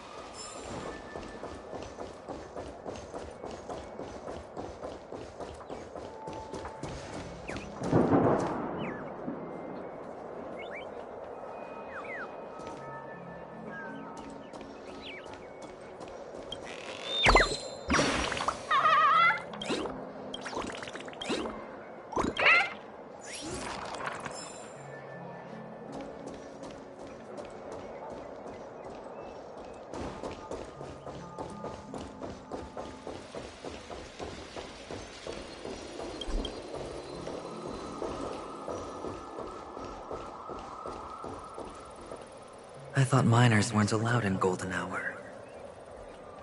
Hey, kid. You okay? Are you lost?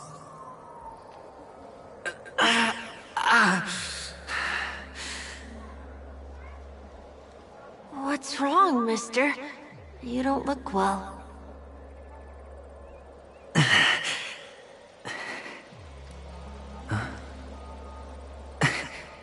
Your eyes. Impossible. Who are you? They're pretty, aren't they? Sis said they're a gift from Mama Funga. Colorful eyes are said to bring good luck. Mister, you have pretty eyes too. Beautiful. Are you alone? Where are your parents? They're in that amusement park. Papa and Mama went in first. I'm just about to go look for them. I have to go. Goodbye, mister. Hope you have a good time, too. Those eyes. And Mama Funga. No, it can't. There aren't any Avgens left.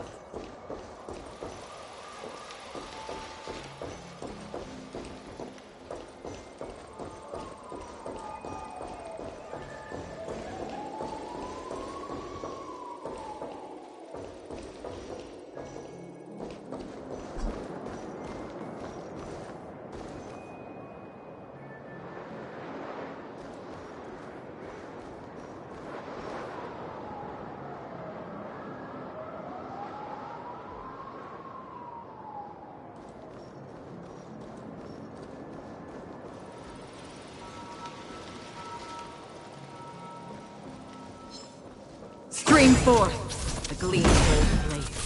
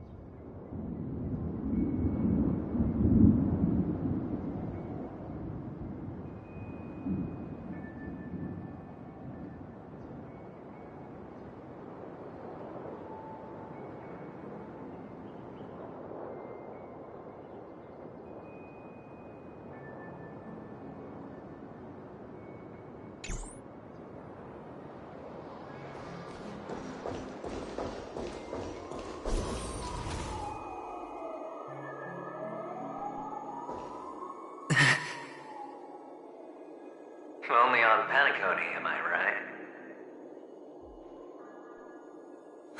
What are you still doing here? Well, you've known all along. The family truly showed leniency to everyone who came seeking help. Why would there be a need for such high walls and deep moats? However, people don't see it like that. Especially since the flavor of the dream syrup is so alluring. You will receive no charity on Penacony. And relying on your own strength alone to topple high walls? Not a likely fate. Which is why, once you step into the hotel, you remove your high hat and beg everyone you come across for help. Like a hyena scavenging for scraps in the desert. Because you know that opportunities are fleeting. Well, when you put it like that, even Ratio's a teeny peacock analogy sounds pleasant. Well, you know how rare it is for me to give you the straight dope, so listen while you can. It's good timing that you mentioned the doctor. I'm especially fond of what you and he have in common. The conspiracies, calculations. Especially the part about the finale, a magnificent act of betrayal. Oh, when everyone thinks this way, who would even suspect that it was another trap you've meticulously devised?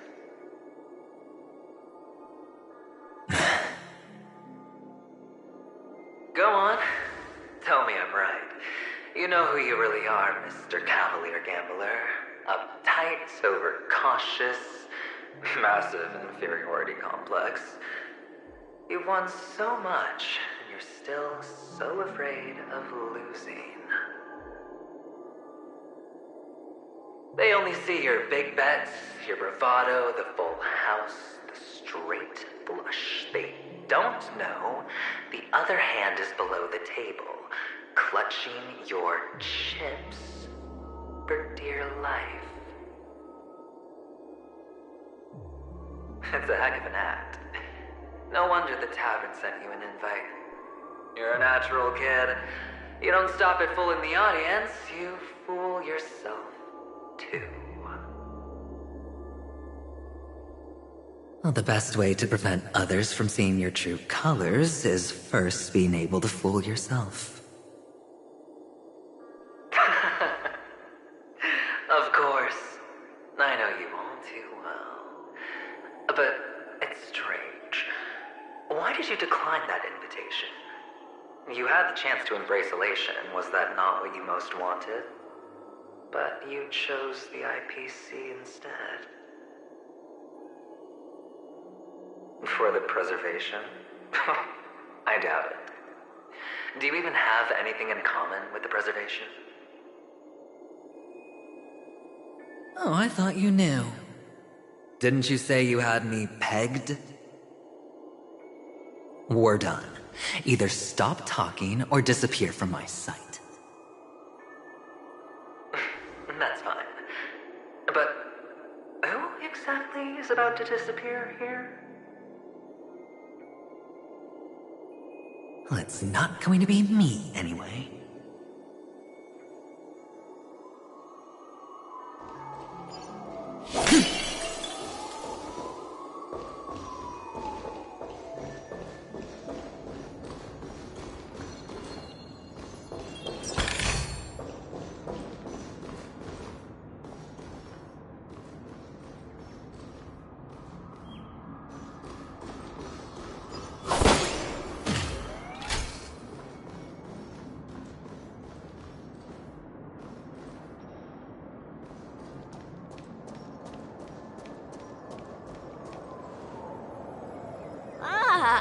Playing hide and seek. I'm really good at this.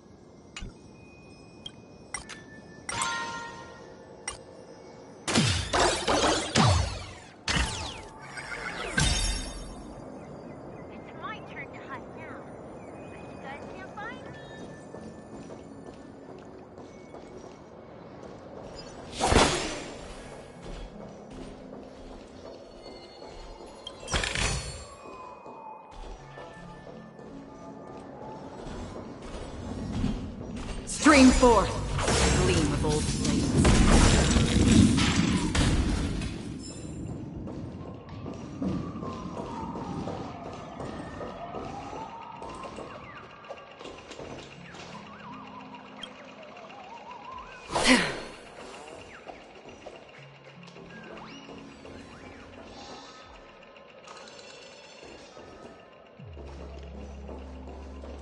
Stream forth the gleam of old blades.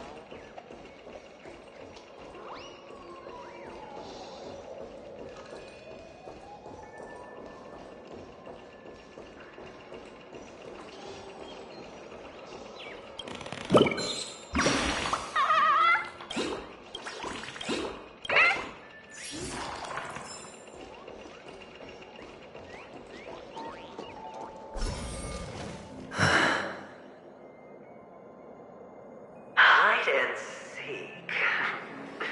What sweet childhood memories. When Mama said goodbye that day, how many catechins were like jackals hot on your heels?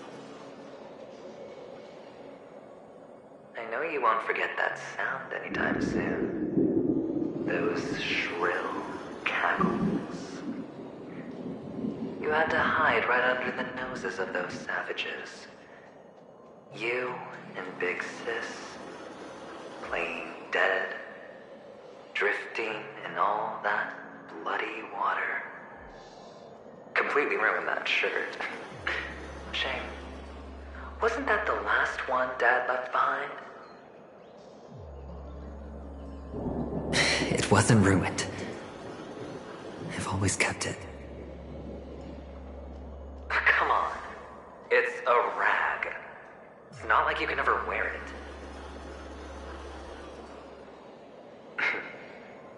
Now you don't have to hide. You probably won't even deign to get your pretty outfit wet in the rain. Your social capital has changed after all. I've never changed. On the contrary, now you're the one who does the hunting. The last round of hide and seek, and you get to be it. You should enjoy it.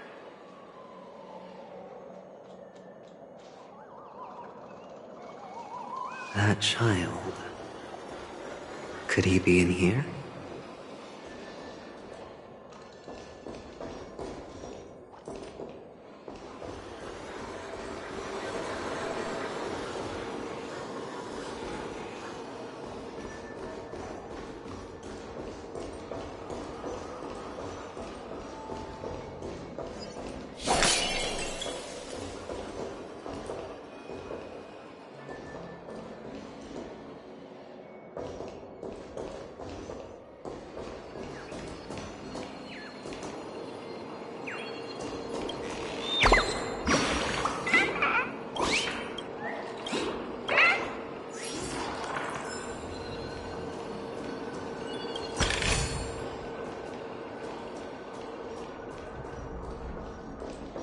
Stream forth the gleam of old blades.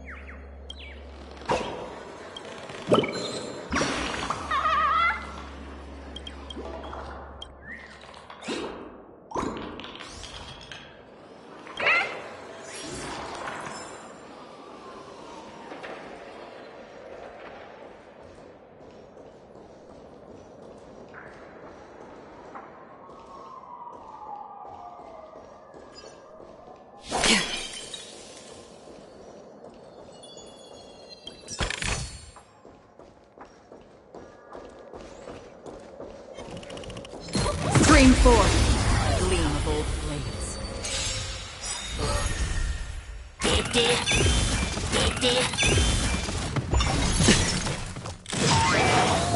You'll overheat! On the still waters of oblivion.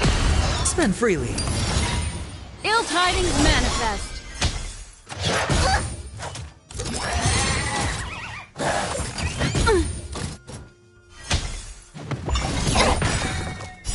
I weep for the departed. It too shall fall.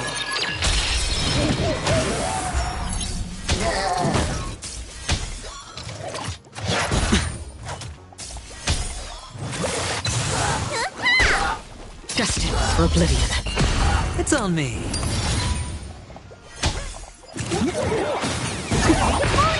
All in. Bust. Or maybe I'll take it all! On the still waters of oblivion. Watch your head.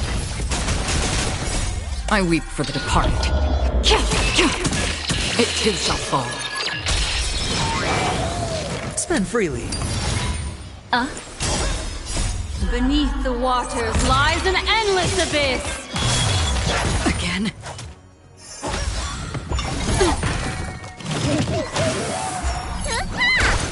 Destined for oblivion.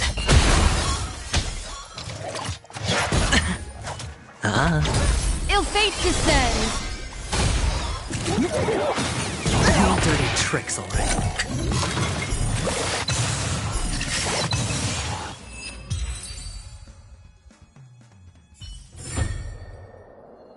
That child.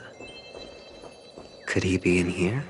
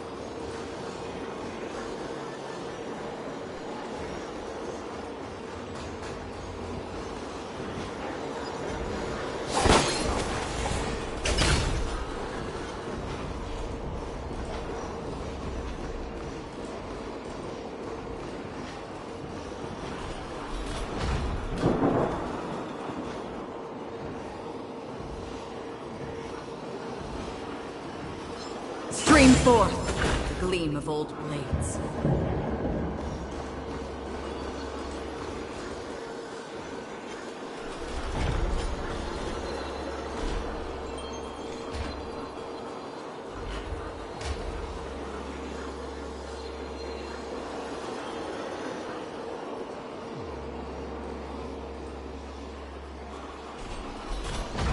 Is this...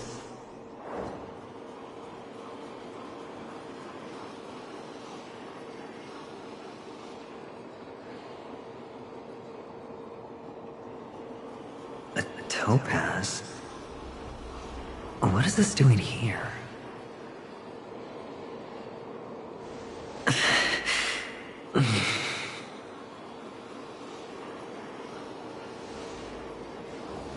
What? Does your cornerstone wrench out your heart, son? I was merely curious at why it was here. Maybe that winged guy put it here. To taunt you. Just to make you realize that your painstakingly arranged magic show is nothing but a death rattle. The cornerstone's hue is the same as the radiance of Clipant's body. I've got to give it to you. I've heard a lot of baloney, but that lie deserves a prize for sheer nerve. If he were just a little bit smarter, the jig would have been up right there. This is just bait. Of course. That's why Ratio's betrayal was one of the keys to your plan. I have to say, that doctor's acting was superb. Or maybe he wasn't acting at all. All the better for you. Sunday didn't become head of the Oak family by acting sloppy. He's obsessed with control. You have to give him enough detail to satisfy his meticulous nature, but not so much that he gets suspicious. Which is why you had Ratio seek him out and leak the plan on purpose. To prevent the other party from suspecting anything. The intel you gave to Ratio was all true. He spoke the same to Sunday. Finally, Sunday took the bait, found the other cornerstone, and before you know it...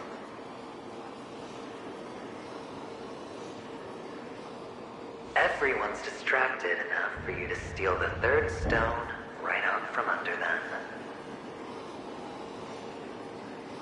Why don't you stop rummaging through my mind?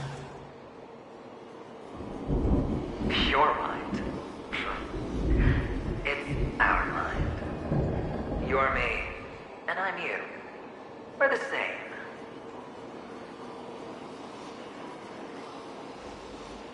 The best way to prevent others from seeing your true colors is to first be able to fool yourself. Really? You can't even fool yourself. You just got lucky this time.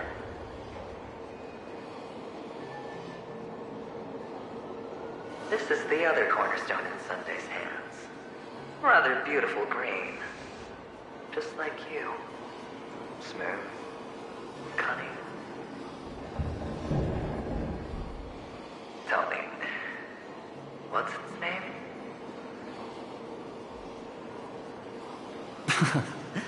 Why are you even asking me? Must I do all the work? Aventurine is the stone of luck and trickery. That's what she said when you received the stone, wasn't it?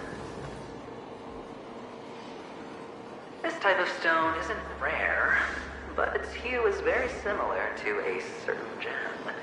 In fact, it's often used as a substitute. And that more precious gem is...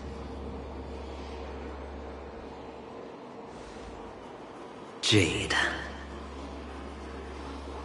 Even Sunday can't tell the difference. Oh, looks like Jade can be substituted for Aventurine, too. Sauce for the goose.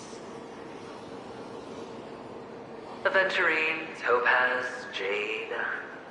3 elites, 3 cornerstones who, for a measly penny, offered their everything. Oh, you're even more united than the family. As I've said before, 3 chips are sufficient. All or nothing. But will it be the former or the latter? We'll find out soon enough. So, where's the real aventurine stone? Take it out. Let's have a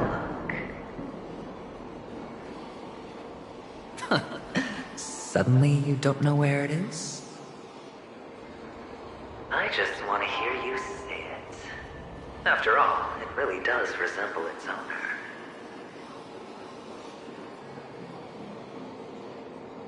As you wish, then. They never went anywhere. They're right where they belong. Piled up with these cheap baubles. You smashed the aventurine stone before you left? Oh, just look at it. Shattered. Just like your life. Poor thing. A humble pebble coated in the most lustrous sheen. I take it back. This thing is far more precious than your life. You're absolutely clear about the consequences of doing this. Blasphemy against Clipoth's body. You think the IPC will let you get off scot-free?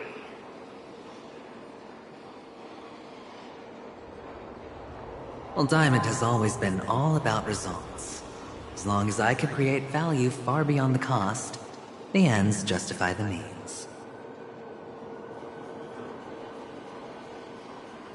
How else would the family be fooled if there was no price to pay?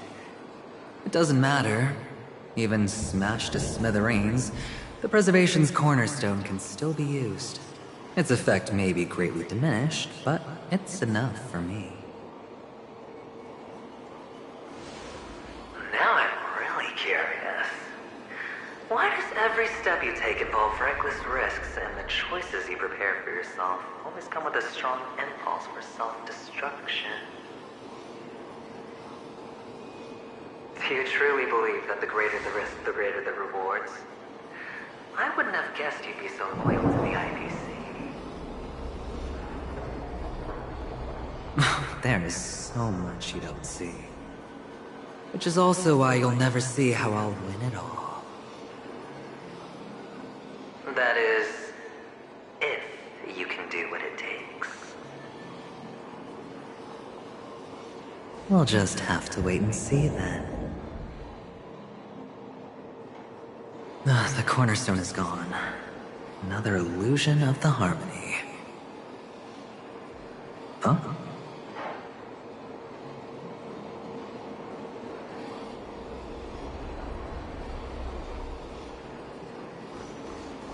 Stream forth, gleam of old blades.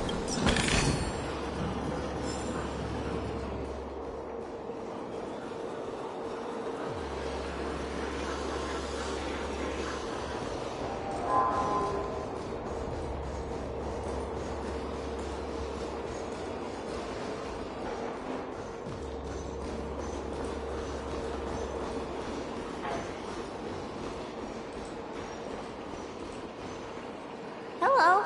We meet again, Mr. Pretty Eyes. Yes.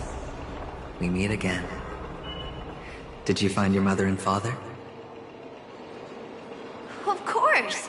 Big Sis is there too. The 4 of us were just playing hide and seek.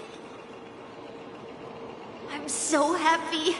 On our way here, Papa even brought me to see a blimp.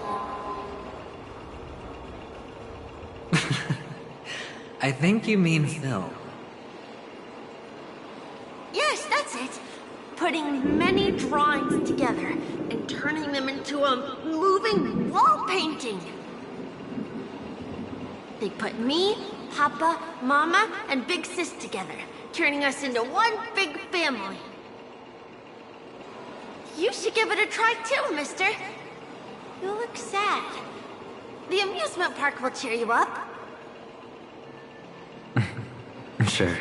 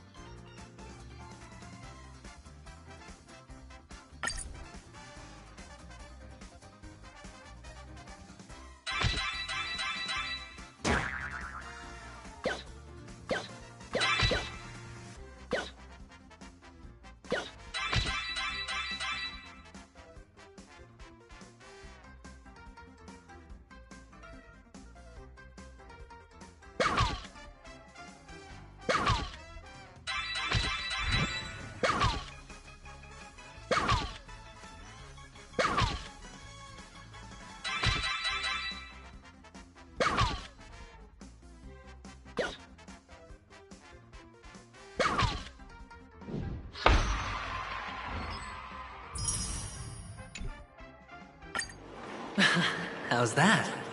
Not a bad score, eh?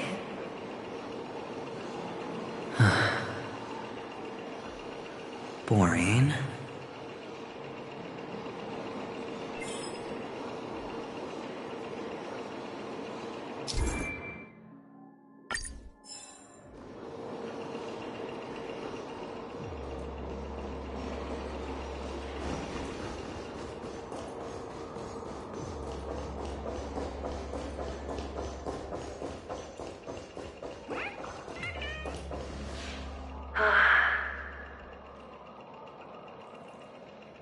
Why aren't you talking?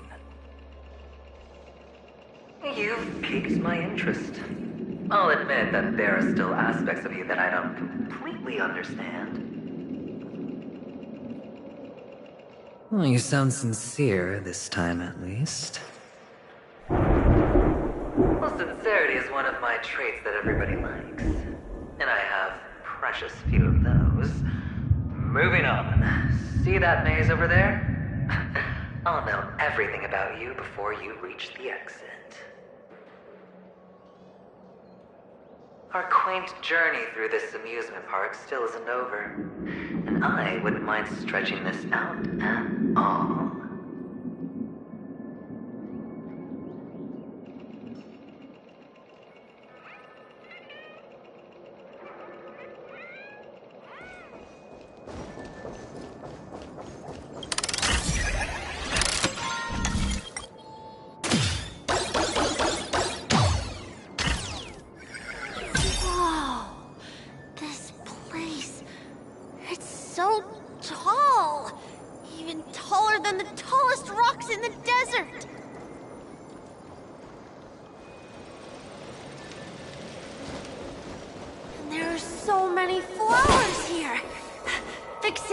This one's for you.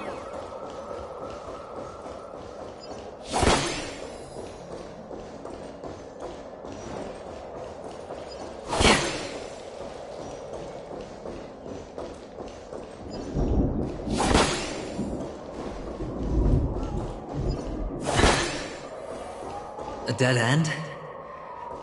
Oh, is this the wrong way?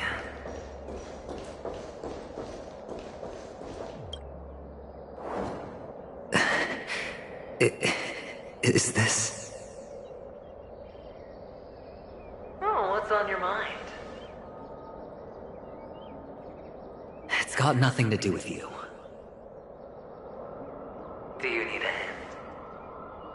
These are manacles on you. That man gave you your first job, and you made your first pot of gold. I remember it all too well. You wrapped that iron chain around your fist, for that is the only tool you could find. Then, in that maze, you... Shut up! Oh, you don't wish to face your past? Unwilling to admit that your life is worth only 60 tanmas? Well, from what I see, you refuse to confront it, because it only proves your weakness. How could a weak person take such daring risks? Oh, that's right.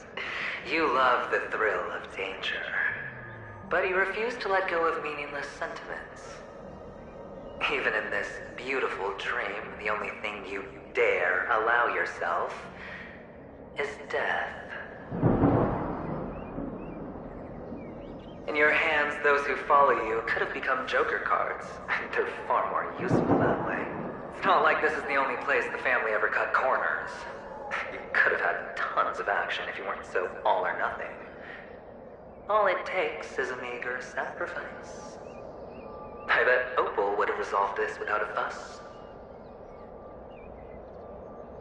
A pity you're not him. Well, you wouldn't be in this state if you could just get with the program. And why couldn't you? Out of professional integrity. Those techniques you mentioned are highly efficient, but it's not that I don't know about them. It's more like I couldn't care less. Get it? What fun is it if the fight isn't fair? Fair? You assume your opponents would fight fair in the first place. The odds are obviously not in your favor, so how are you just breezing by? But did that masked fool's words awaken something in you? Well, she gave me an answer that could turn everything upside down. Everything?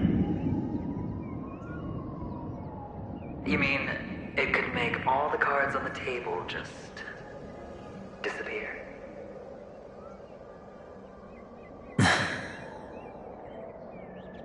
That's cheating. If these leaves could be brought back, would they bloom into new flowers?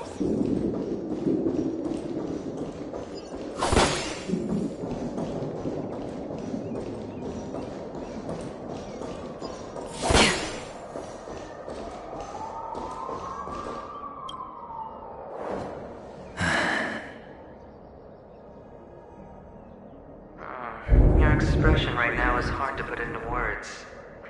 The lucky charm Mama left you is made from gold. Why did you never consider selling it? You obviously could have lived a normal life like Big Sis that way. Looking back, that was the better choice. Mama only left us with 2 pieces of jewelry. A necklace and a lucky charm. There won't ever be a 3rd piece. That's what you always say, but you actually regret it, don't you? That you didn't sell them. You can zip it if there's nothing to talk about. I know. You must remember what Big Sis told you. You're a child blessed by Gaiathra Triclops, and can lead the clan to happiness.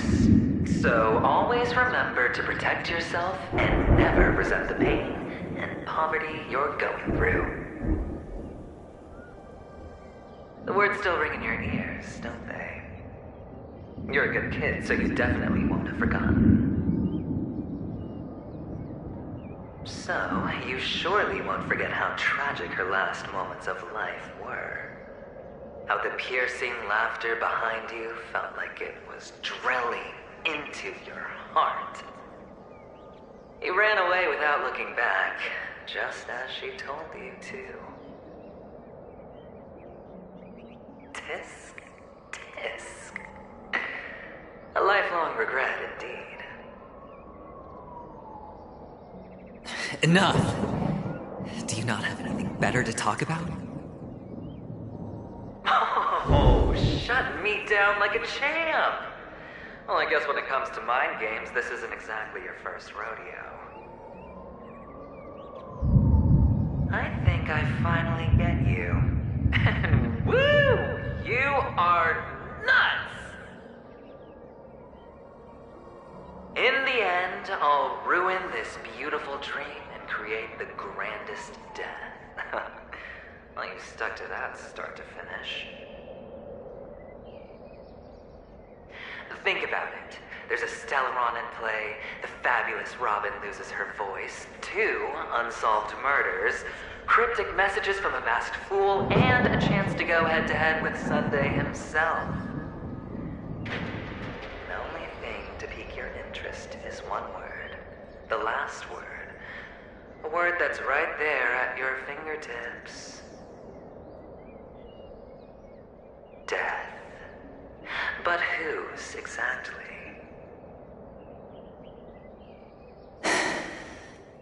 We'll know when the dice falls.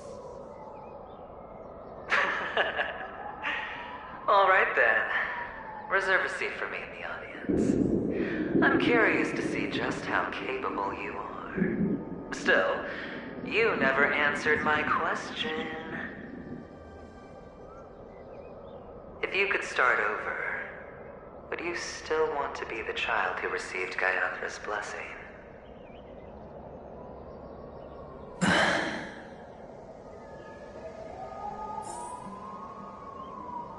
It's so quiet this time. Is he finally gone? Or am I the one about to disappear?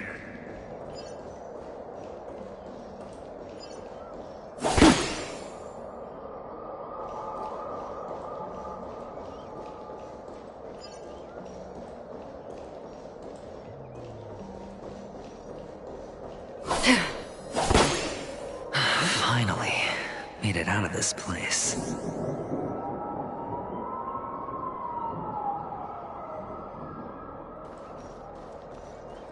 We're going home? But I don't want to go back yet.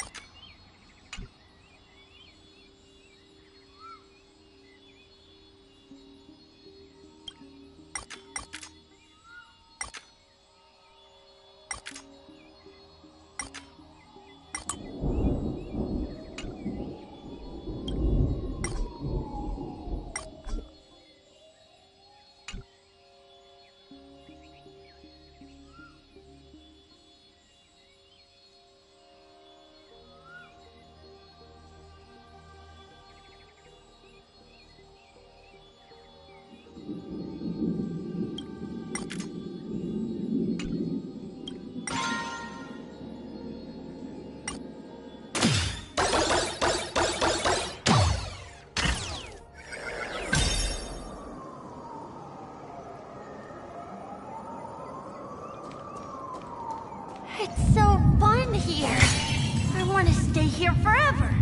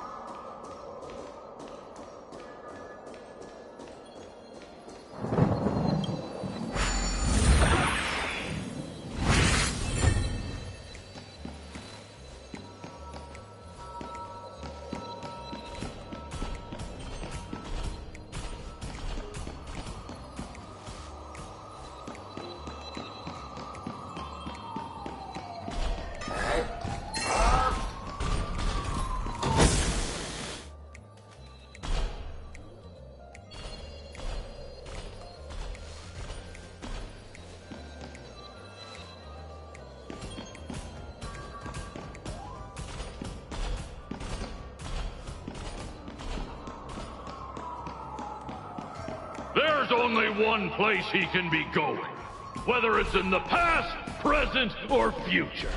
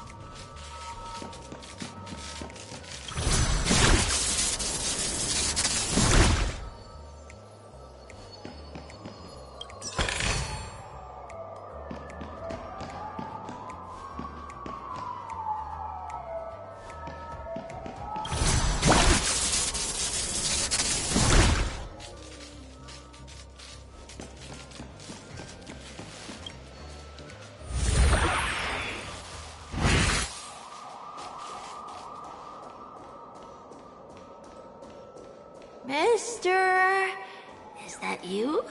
I hear the sound of leather shoes.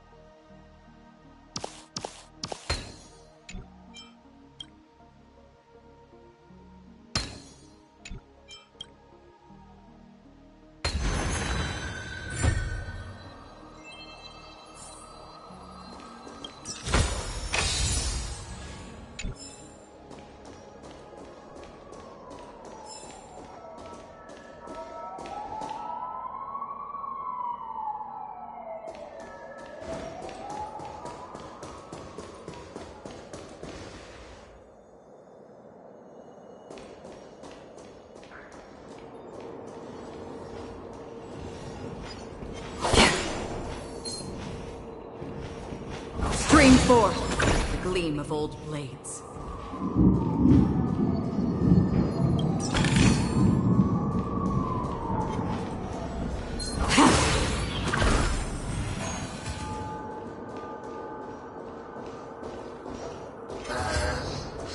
Stream forth the gleam of old blades.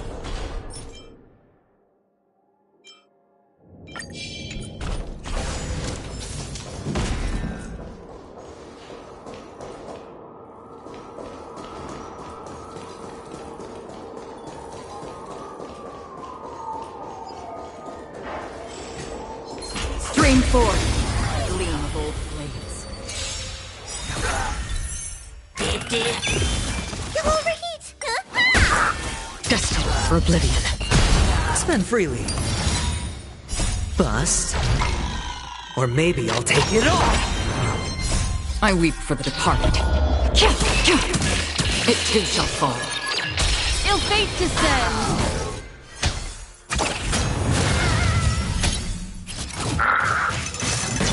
Familiar. Watch your head. On the still waters of oblivion. Ill tidings manifest. Destined for oblivion.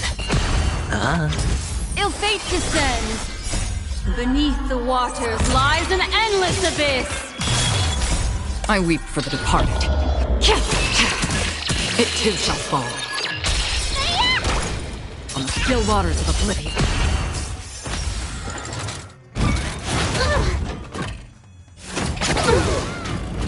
It's on me. Destined for oblivion.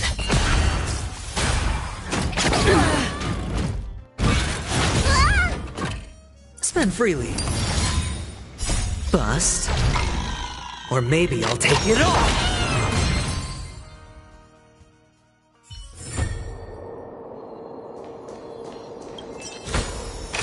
This is what exploring the cosmos is all about.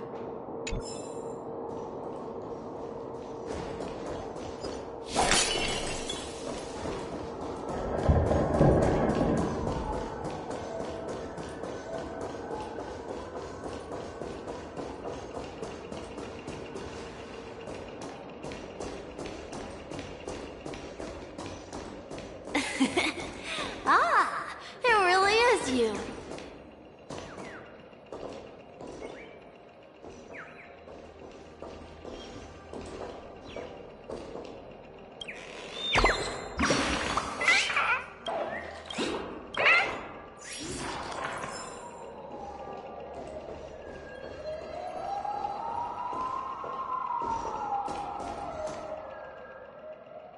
I don't know why, mister, but you always give me a special feeling that makes me more curious about you. It's sad that I can't get to know you more. We have to say goodbye. Did you have fun? You're going back? Yes. I should go home. The day's getting dark, and it's going to rain. I don't want to worry the others. You're home. Where is it? What a strange question. It's where Papa, Mama, and Big Sis are. In this dream.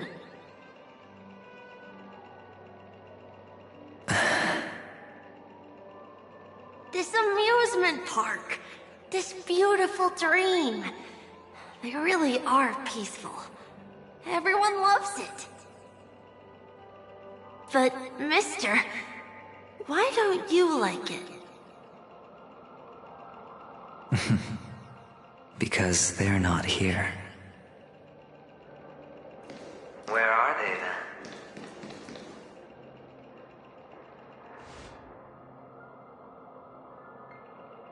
I don't know. You do know. But there's no point pressing the issue.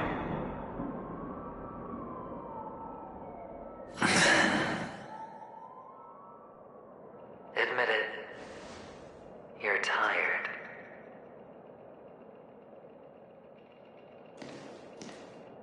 We all are. Which is why we chose to stay here. Me and him. Your past and future. How long will you stay? Forever. We'll be with you forever in this dream. This is the greatest honor that we can offer to those who hurtle towards death.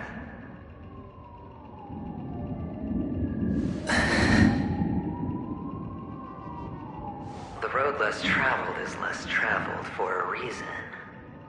But you've never gone in any other direction. Your own life is the chip you're most eager to lay down.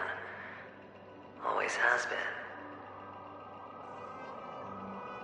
You don't care who the real murderer is, and the Watchmaker's so-called legacy couldn't be more boring.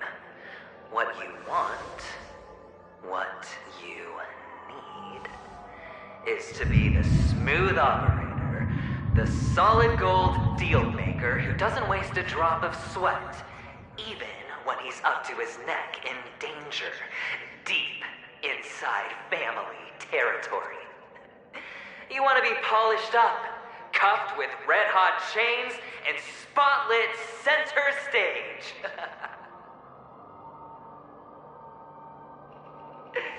You'll be the closing act, the final sacrifice. I can do it. And it will be flawless.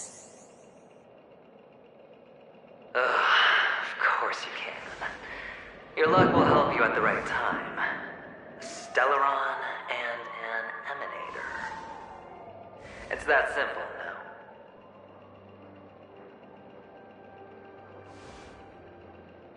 That way, the IPC will earn a place at the table. And as for you, you'll just happen to slip the leash, leave the rat race, extract yourself from this endless debacle. You'll have the freedom you've always dreamed of.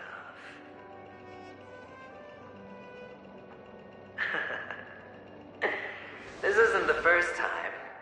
You've been an escape artist from day one. This fiasco started with a death, and its curtains will fall on another death. Oh, so that's why Diamond chose you. He's just after Panaconii. No matter the means, no matter the price. It's not personal.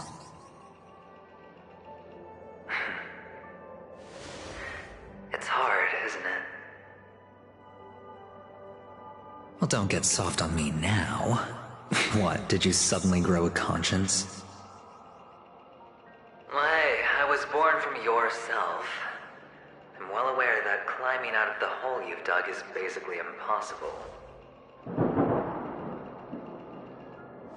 I can't stop you from doing what you want.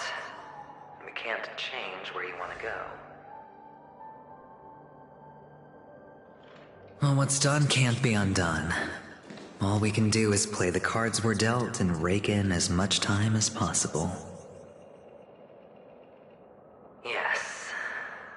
Alas, people won't make all the right choices in their lifetime. Though luck always seems like it's on your side.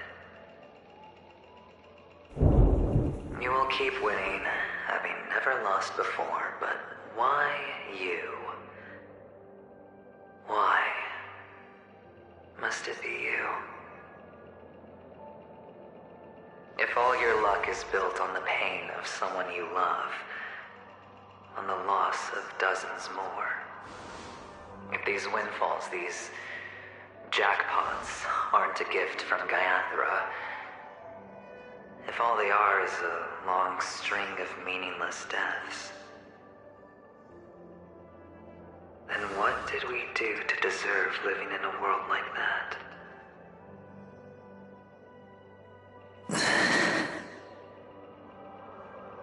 Well, maybe when I get to where I'm going and look back, I'll know what the trip was all about. Fine. Time to make a move, my friend. I'll be waiting up ahead. Say goodbye to the kid before you shuffle off.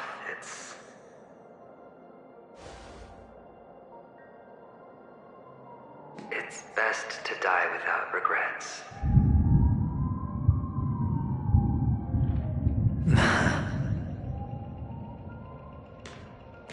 And now, only we are left. Can you take a photo for me? I want a memento. Sure. Come on.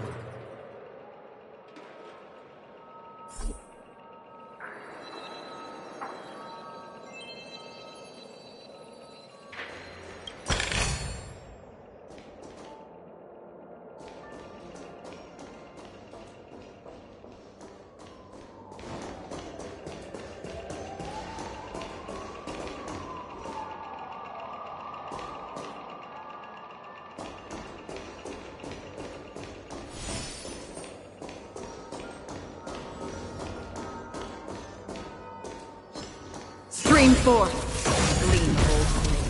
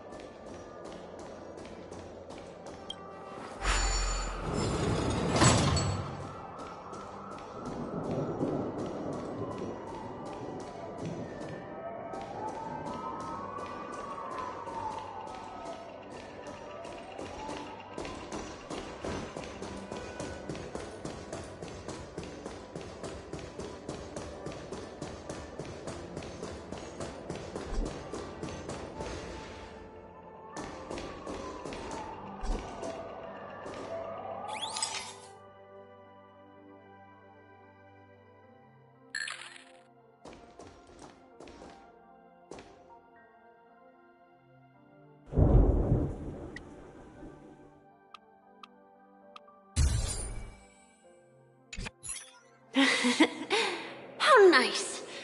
Now I can see what I look like too. Look at the lens when you're taking a photo the next time. Your expression will look more natural. Sure, I will. Then, mister, are you going back too? I can't leave yet. I still have a show to do. Oh, you're about to go on stage, aren't you? Let's go then. I'll take you to the stage. Sure. So you're an actor. No wonder your clothes are so stylish. I'm actually a merchant. But I do have a show to do. Are you the same as those men in black in the sky? But you're not wearing black. Only ordinary employees have to wear that. My position is much higher than theirs. Awesome. I hope I can become as good looking as you when I grow up. Gleam of old. Of course you can. You'll be better and stronger than me.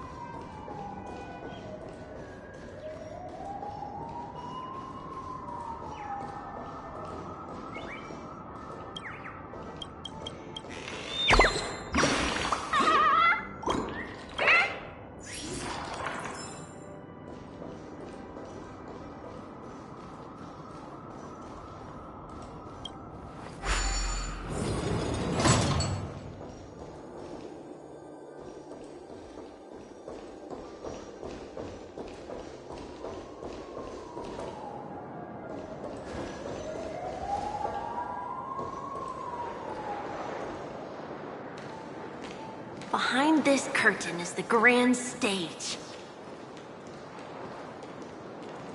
It's almost time to go on stage. Are you ready? Good luck with your show. Thank you.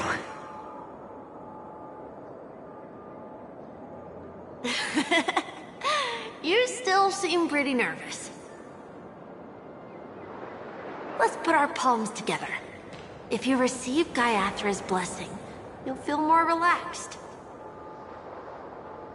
Putting our palms together is a simple ritual. By putting our palms together and reciting the prayer to Mama Funga, she will bless us. If you're not familiar, I can guide you. It's all right. I know how to do it.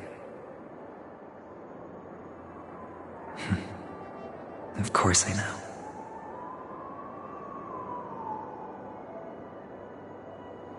This is where we go our own way, Kakavasha. The catechins are coming. Why? The catechins have already taken all our money, food, and they killed our parents. What more do they want? Catechins are bloodthirsty, cruel, and insatiably greedy. They want everything only to end up with nothing.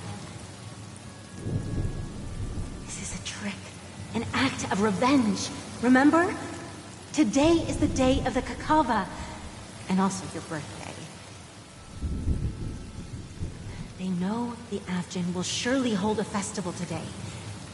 With the aid of this rain, they will come to destroy our wagons and take everything they want.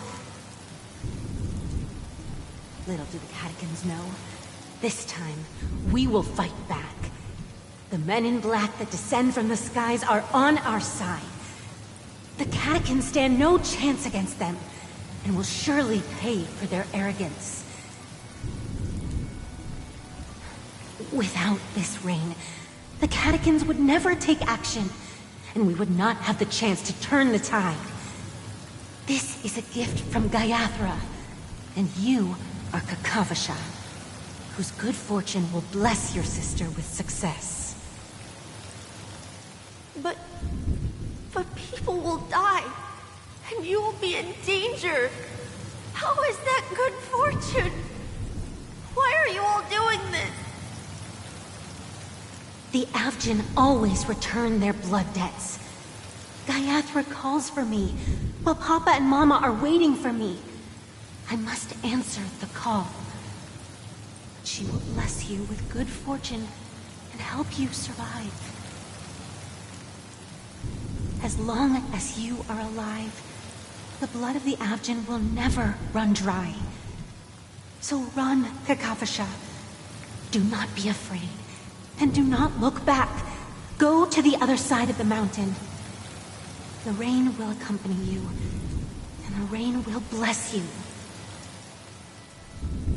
As for us, we will reunite in Kakava's next aurora.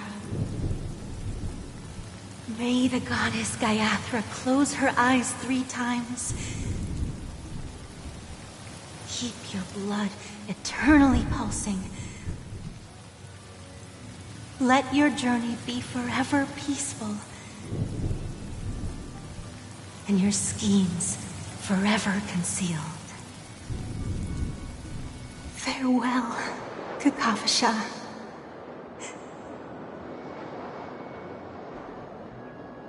Newsflash from the Inter-Astral Peace broadcast.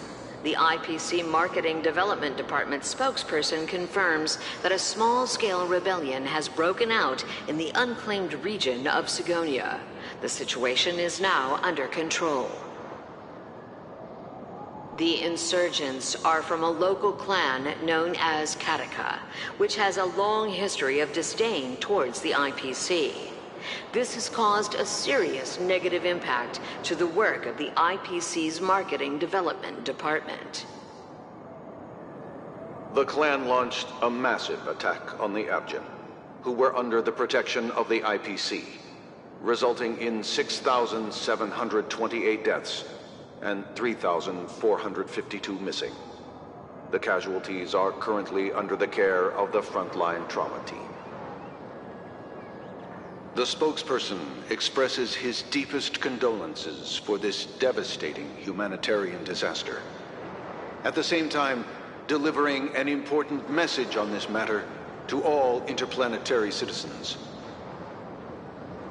Finally, he proclaims, the hammer of preservation will fall on all beings, regardless of life or death, regardless of race, regardless of ideology, to uphold the basic rights we inherently possess.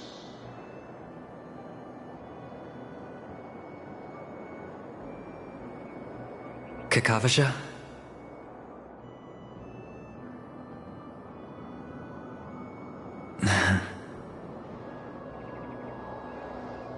Bye.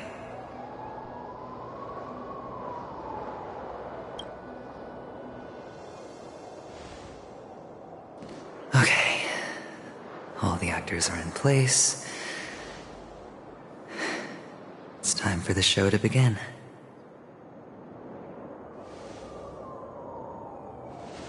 This act is dedicated to you. I hope it'll be an unforgettable memory for you.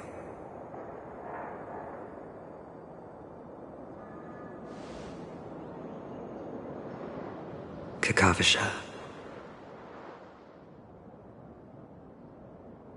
By the way, before you go, I have a personal question. Do you truly want to destroy the world with your own hands? Let's assume, just assuming now, that every time I roll the dice, there's a possibility of achieving this particular outcome. Then I would be quite happy to make that wager.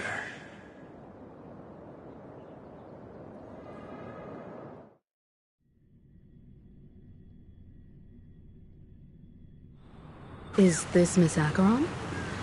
Hello, I'm Himiko, the Astral Express's navigator. Hello, I'm March 7th. I'm sure she needs no introduction, as you definitely know her.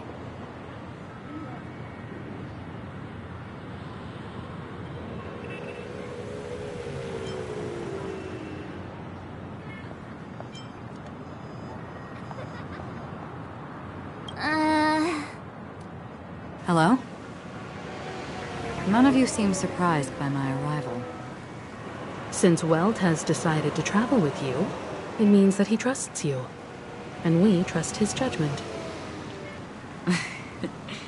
I envy your close friendships. Miss Acheron here doesn't present a danger, and she's of no threat to the Astral Express. Aventurine's prior accusation was based on nothing more than his own subjectivity. Which is why, before we continue working together, he has a duty to explain himself. You want to create a situation where all three parties are present? There must be some deeper meaning behind Aventurine's actions. I suspect he's been aware of Penacony's secret from the beginning, and has been continuously strategizing to unveil it. In that sense, the Astral Express's role in his plans would be imperative. In the worst-case scenario, he may use us to do something unexpected. Assuming things do escalate to that stage, having an extra ally is a good insurance policy. Penacony has numerous factions, and the state of affairs is significantly more intricate than that of Belobog and the Xianzhou.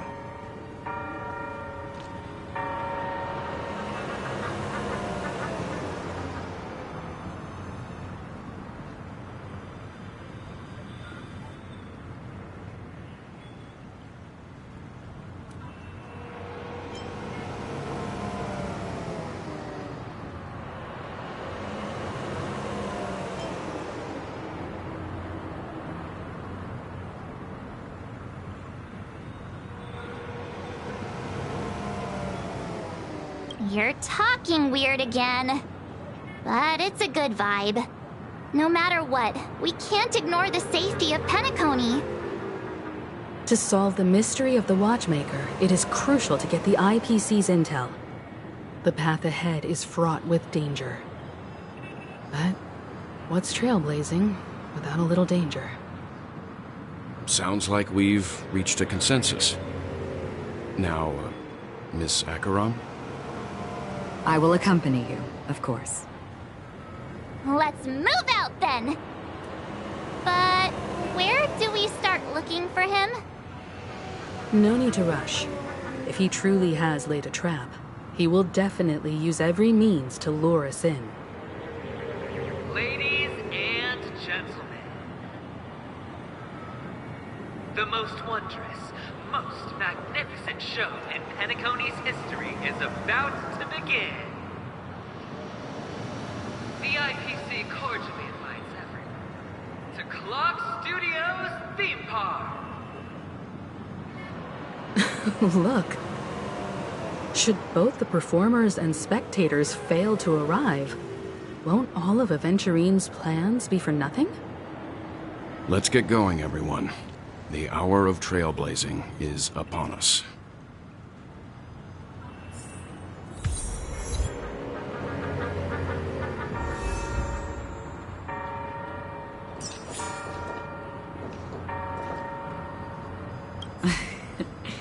I envy your close friendships. To solve the mystery of the Watchmaker, it is crucial to get the IPC's intel. The path ahead is fraught with danger. But what's trailblazing without a little danger?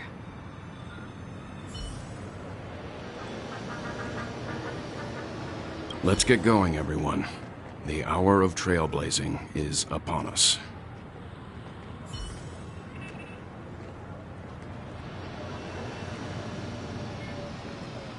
I have a bad feeling that something big's gonna go down. Are you ready? Let's waste no time and head to the theme park then.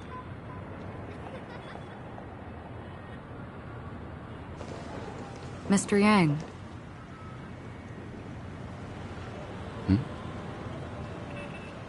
Why did you not tell your companions about my true identity? It's just like you said, an inability rather than an unwillingness. Plus, it's a long story, not something that can be summed up in a few words. But I chose to believe you, and my trust in you stems more from my own personal judgment. I also believe that if it were their choice to make, they would make the same one. Thank you. I'm grateful. To reciprocate, in the upcoming confrontation, if the odds aren't in the Astral Express's favor, I will stand with you, if my meager strength is required.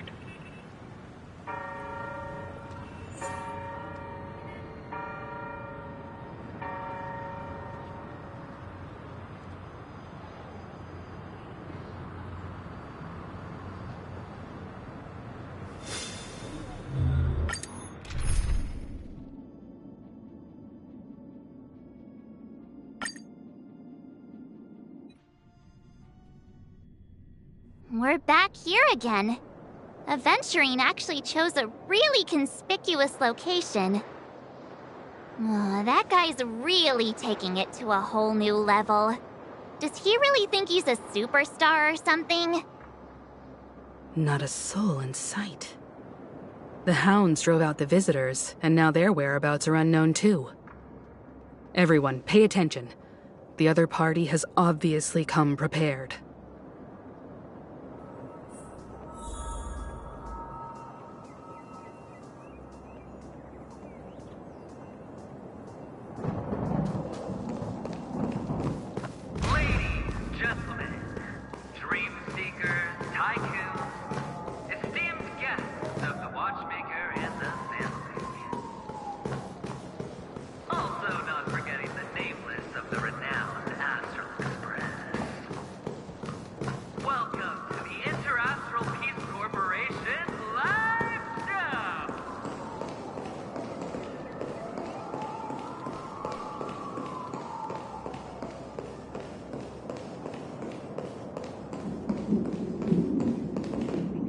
Astral Express, you're late. And this, unsought guest. We've kept your appointment, Mr. Aventurine. It is customary to show yourself as well. Well, I will, naturally. But before that, I've got to introduce our guest of honor. Everyone, give it up for Miss Stellaron!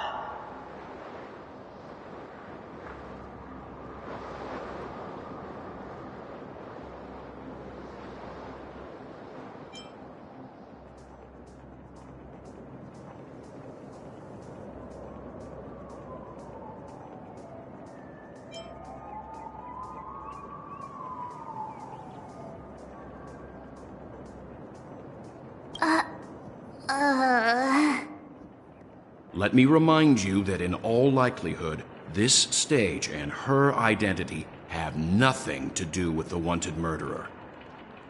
Oh, no, they do. Of course they do. Otherwise, why would I work so hard to gain your trust and then invite you all here? Because she's the only one who saw all 3 homicides. She is the key to proving that the family's death does not exist in Dream's promise is nothing but a sham! 3 homicides? That's right, madam. The 3rd one is about to happen right now, right here, in Clock Studios theme park. A truly grand death. You,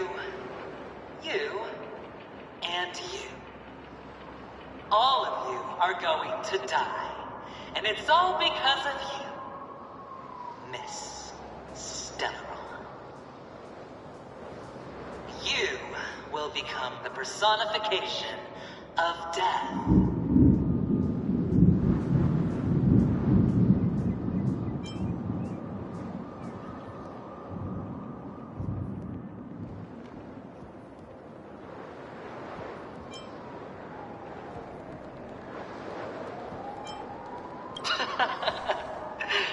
Oh, don't underestimate the preservation. The cornerstone of the Amber Lord will surely guide me. Let me be a little clearer. I will detonate the Stellaron in you and cause a teeny, tiny accident on Penacony. BAM!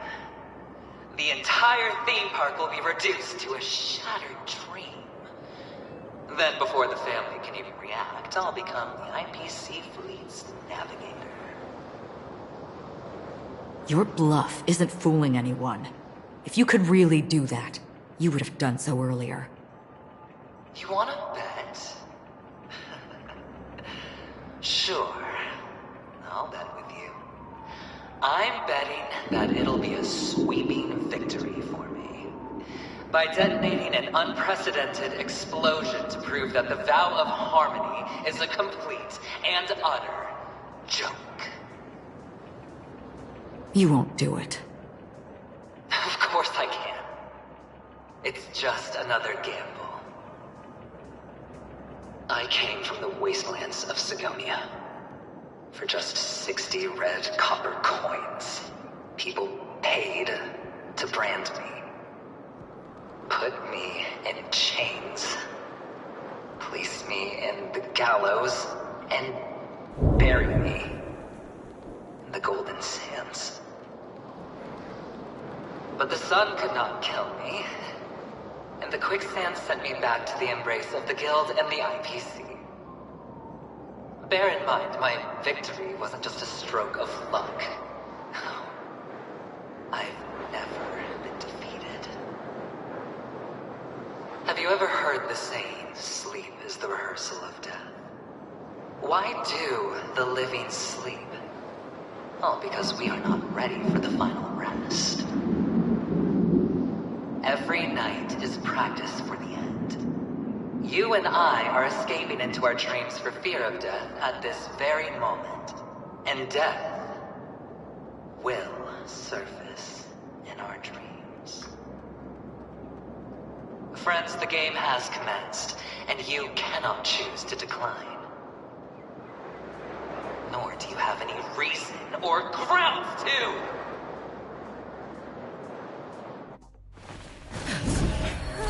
The dice are cast.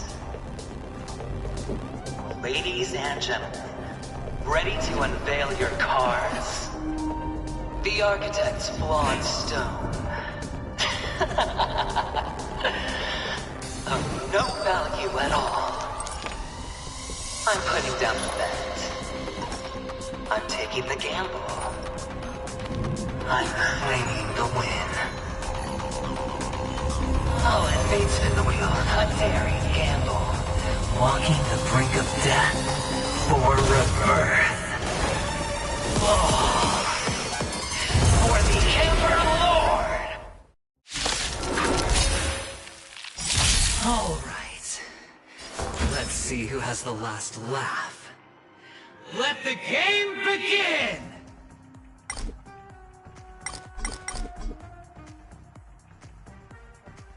Look, listen, feel, kick! Stand still. Another journey begins. On the still waters of oblivion. Final play coming down from above. Ill tidings manifest. May as well kill them all. Let me tend your wounds. Relax.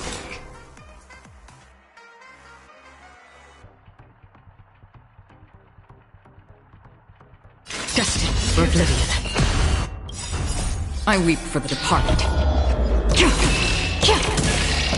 It too shall fall. Mind your manners. Everything I've got. Ill fate descend. Say bye to breathing.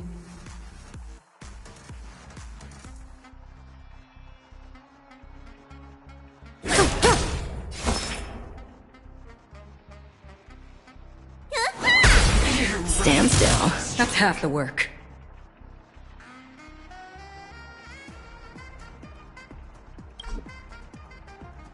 On the still waters of oblivion. May as well kill them all.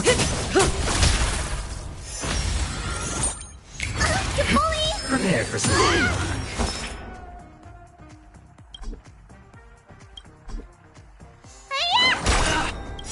Relax. What's in your prescription? Destiny's hand Free will, has truly or was it blessed fate? me. Destined for oblivion. What do you want to know?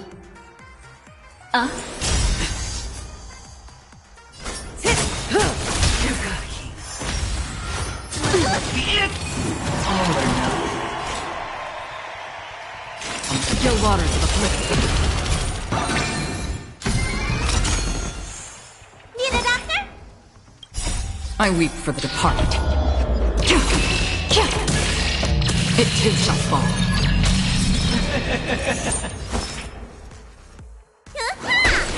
Stand still.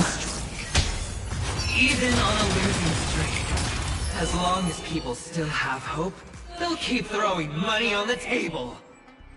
The chance, no matter how small, the potential is what you hang on to.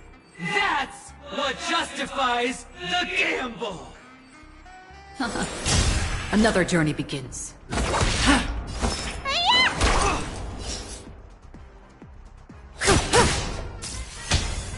Final play coming down. Scoundrels on. Free will, or was it fate?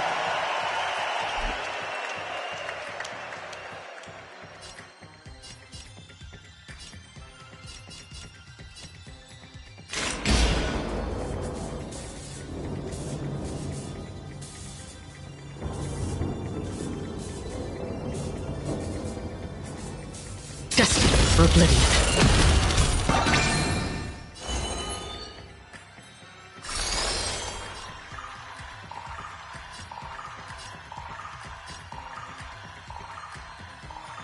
Ill fate descend. your wounds! Memories are beneath the waters lies an endless abyss!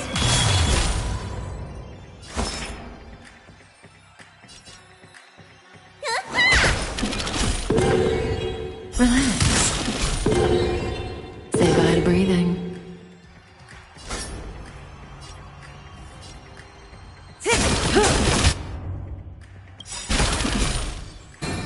Good times. Time to say bye.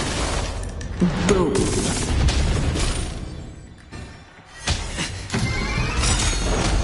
It's all or nothing! Another journey begins. Memories are ever changed beneath the waters lies an endless abyss! Good times. Time to say bye. Boom. I weep for the departed. It too shall fall. On the still waters of oblivion. What do you want to know? Stand still. You don't look so... Relax. Down.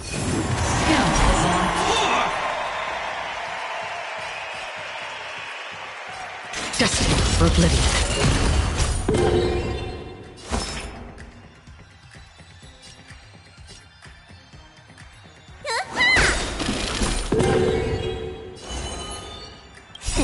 What's in your prescription? Thanks. You're too good to me. Ill tidings manifest! May as well kill them all.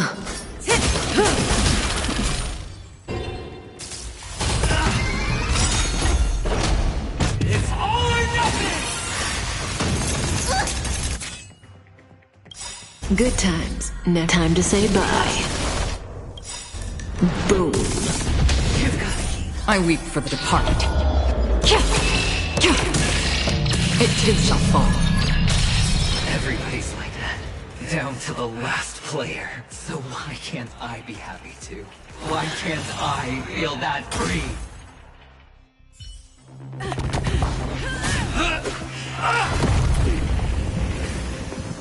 Always hide your ace with a straight face. I'm starting to get a little impatient with you all.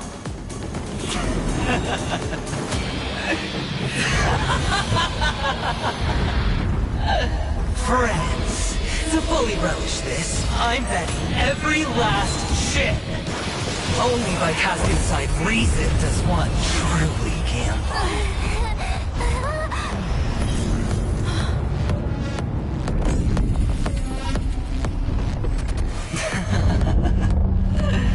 Emanator, I know you'll match my wager, right? You're leaving?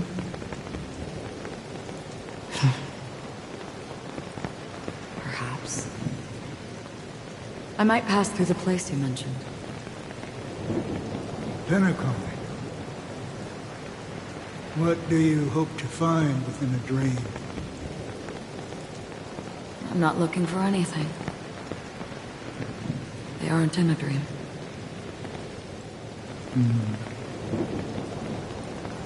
I'm afraid the family will not open the doors for you. Why? Because the path you walk is not accepted by the Harmony. Even if... that's not what I want. Precisely because it's not what you want. Because they are not like other eons. They have never glanced at anyone, and they never need to. They leave woven strands of fate for humans to walk, and together, they weave a great shadow. And this shadow silently envelops them. There are always those who rise from the shadows.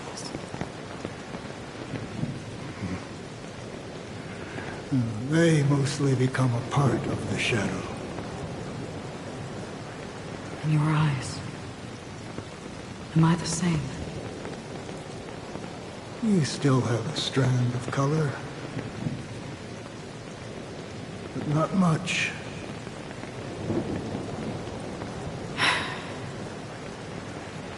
That is enough. Before they vanish completely, I will reach the Nihility's end.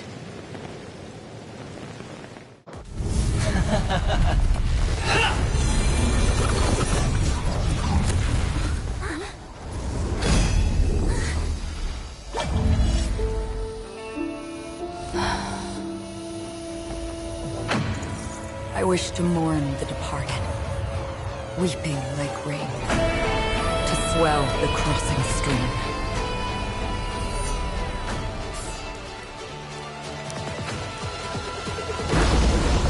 As the tide arrives, leading you back home.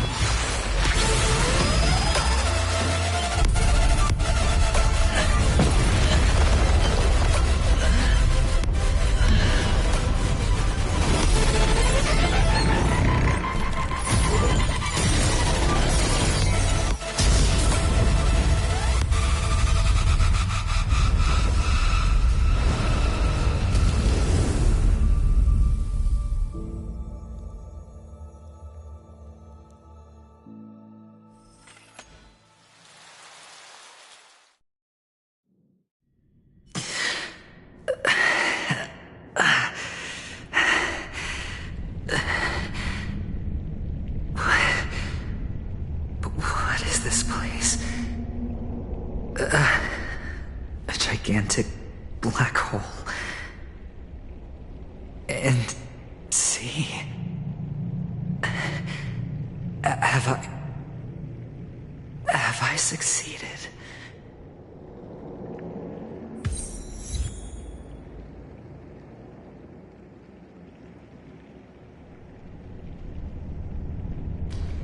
Welcome to this sad world, Kakavasha.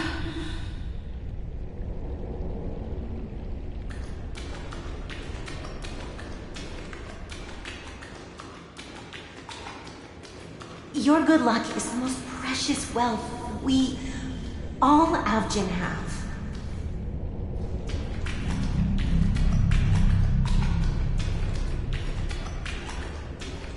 You came out alive after 2 days. It proves that you are the real deal.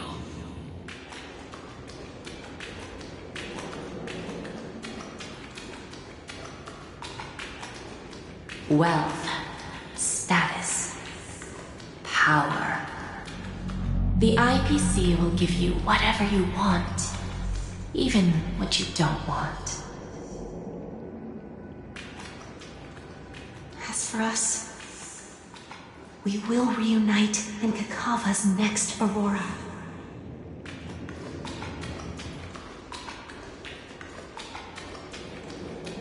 It's a pity this is not the place you were expecting.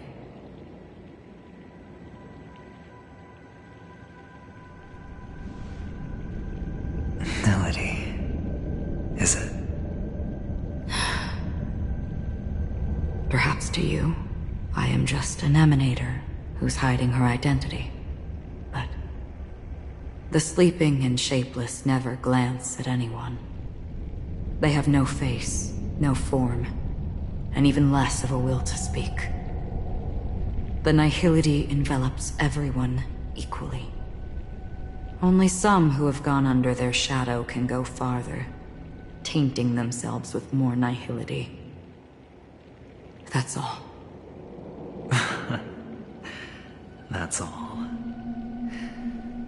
My friend, you really leave me at a loss for words.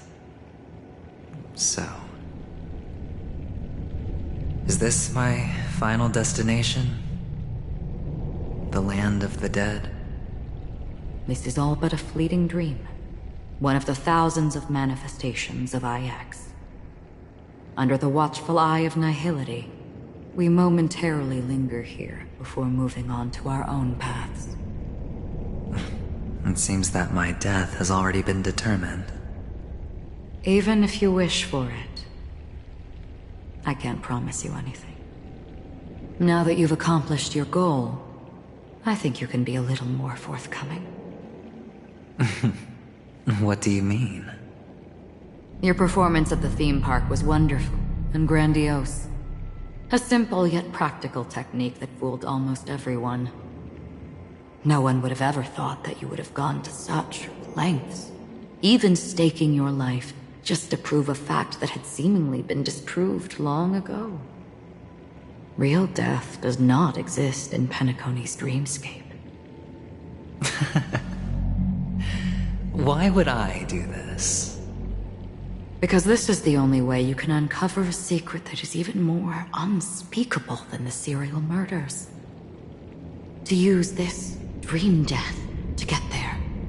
To that promised land people constantly seek in this grand gathering. Penacony. The legacy of the Watchmaker. The true land of exile. How did you find out? I never imagined that something I learned about unexpectedly would become the key to connecting everything. It's our Stellaron friend's identity, isn't it? I see you're in the know. Let's just say I'd put money on the possibility. The murder isn't nearly enough to disrupt business as usual. Even if there were 1 or 2 murders on Penacony, most people wouldn't be personally affected. And that won't create any waves. This dream of theirs isn't a boundless sea. It's a lonely island. The family used the Harmony to build a high wall and isolate them from the vast and treacherous ocean of the outside world. That barrier they built keeps death out, but it also keeps the secrets that are lost in that watery abyss from floating to the surface. In a beautiful dream, free of suffering, who would want to go fishing for those secrets? No one. Unless someone goes to the other side of the barrier and lives to tell the tale. Someone already has. I got the idea early on, chewing on that masked fool's little hint. If a mute isn't someone who cannot make a sound, then it has to be someone who cannot speak. Someone who survived the treacherous depths, but is unable to take the stage and speak the truth. Well, I'm happy to know she's safe and sound, and still on Penacony. Hint? Is that not proof? Well, proof is the one thing I don't have. The only thing that can prove these conjectures is for the family to come clean. And with the way they buttered up these outsiders, it seems pretty clear they're intent on covering their tracks. But you don't need proof to have a suspicion. And for me, suspicion is enough. I didn't need to find the Memory Zone meme. I just needed for someone to kill me like it killed that silver-haired girl. You don't sound very confident to me. Going out of your way to make citywide broadcasts in an attempt to involve more people. You are simply betting on the possibility of someone being able to break down the barrier. You're very lucky that fate has decided to let us cross paths. I happen to be equipped with a very sharp blade. Sharp enough to slice through the veil of dreams. I can also carve the Harmony's brand off of you. You possess great cunning, deliberately setting us up to be on opposing sides, constantly repeating the words of the Emanator in front of others, leaving me no choice but to draw my blade against you. And that's how you win. Opportunity and strategy, both are essential. And in your plans, the IPC always wins. Even if you lose the bet. To the family, the life of an ambassador is still invaluable. Well, it's a huge gamble, isn't it? But allow me to point out a mistake. The IPC's success is not guaranteed. I, unfortunately, have no contingencies for such an important matter. Detonating a Stellaron. I can't do it.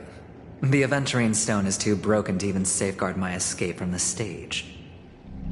If, at the end of the day, you did not unsheath your blade, I would have lost the bet.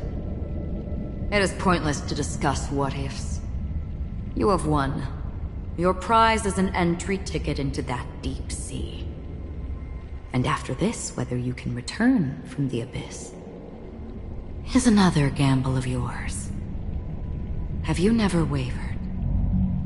Wavered? Of course I have.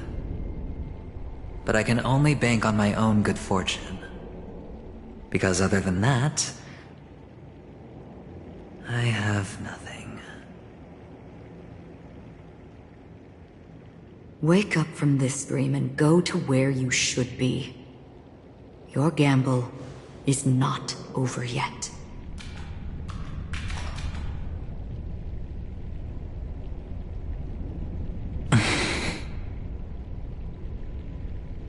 Before we part, can you answer one more question? As someone who has traveled on that road, can you tell me, why are we born into this world? If it's just to die. I don't think this and never have. Nor do you. But the nihility envelops you and I. And everyone. And because of that, it's pointless.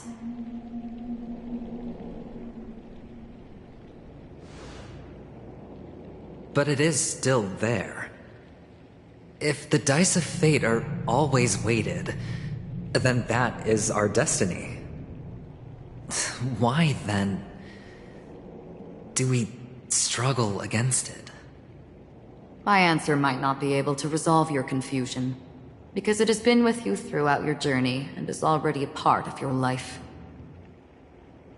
But you said, sleep is the rehearsal of death. So why does life sleep? Because we are not ready to welcome death. So you can definitely understand why we want to be prepared. Even if the ending has been predetermined, that's fine. There are countless things that humans cannot change. But before the end, there are many things that humans can do while on their journey. And because of this, the end will thus reveal a completely different meaning. Take a good look at your pocket. Your friend has already given you the answer. Good luck.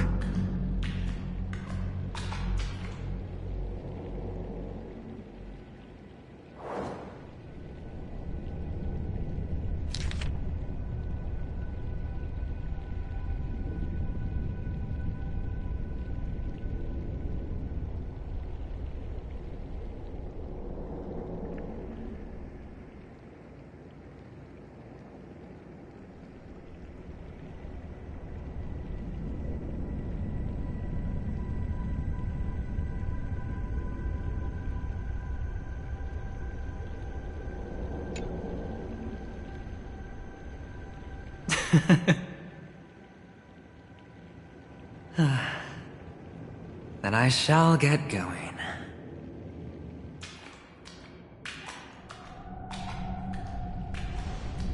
Mister? You're leaving? You ultimately chose to leave this dreamscape? Yes. Because they are not here.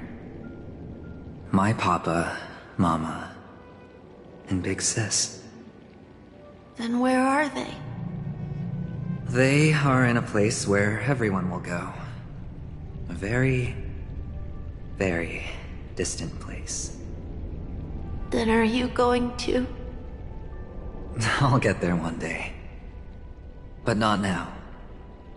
There will come a day when the sky will drizzle, and I will hear the call of Gaiathra Triclops, and know that it is time for me to go, and be reunited with my family. So, until that time comes, I should be preparing. Preparing? For what?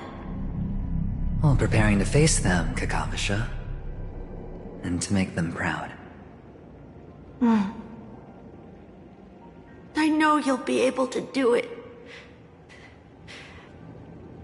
Good luck. Well, of course. For I am a child who received the blessing of Gaiathra Triclops.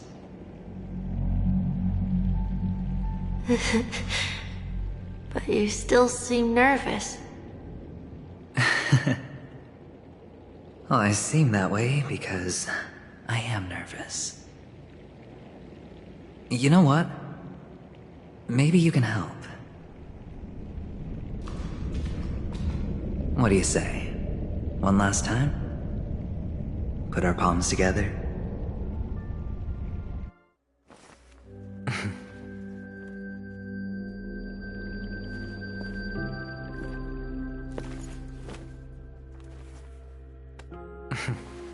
Are you going now?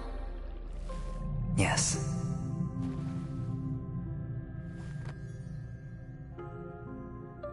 May the Mother Goddess thrice close her eyes for you, keeping your blood eternally pulsing. May your journey be forever peaceful, and your schemes forever concealed. Our paths will cross again beneath Kakava's shimmering auroras. Farewell, Kakavasha.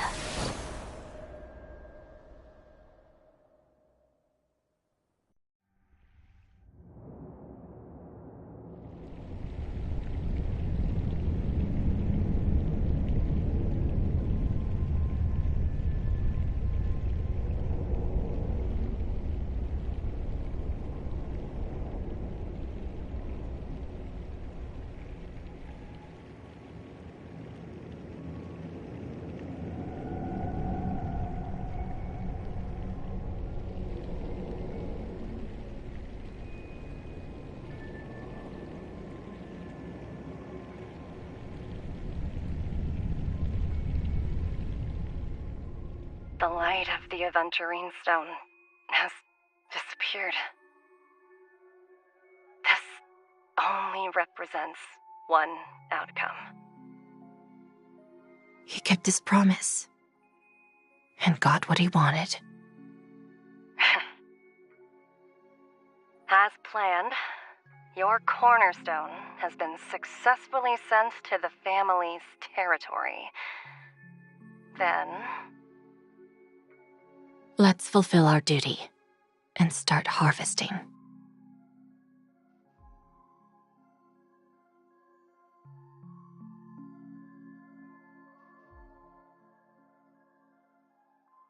I come for an audience. I come to fill wine, and I come to claim. I bestow poison in the guise of sweet dew. Come the toil of spring and yield a fall. I patiently wait for the branches to be heavy with withered fruits. All for the Amber Lord.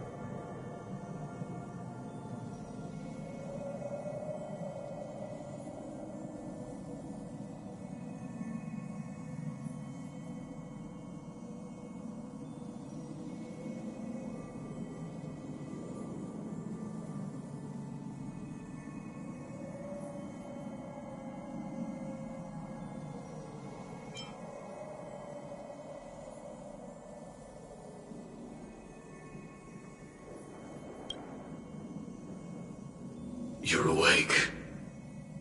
I've been waiting on you for quite a while.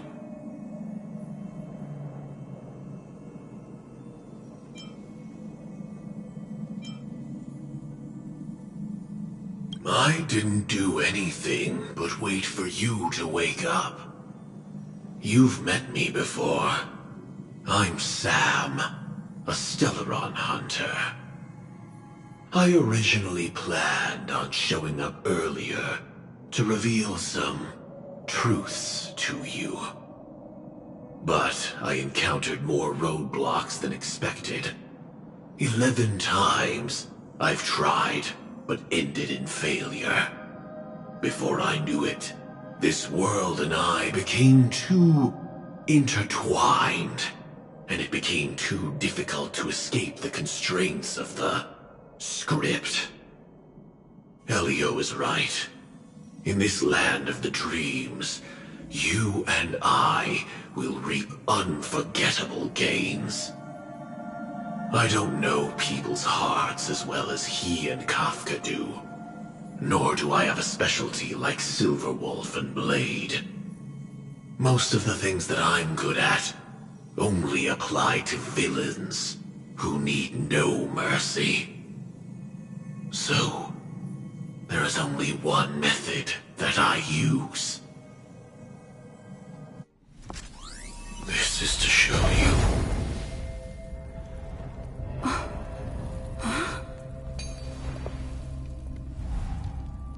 All that I am.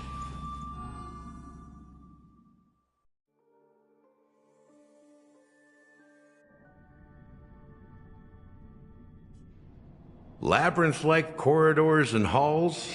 Traps everywhere? The owner of this mansion must be a bit paranoid. You are so funny, Mr. Security Officer. I hope that sense of humor of yours has helped you find the serial killer. Just expressing a personal opinion. Why? Did I hit a nerve? Mr. Gallagher, my patience is wearing thin. Neglecting duties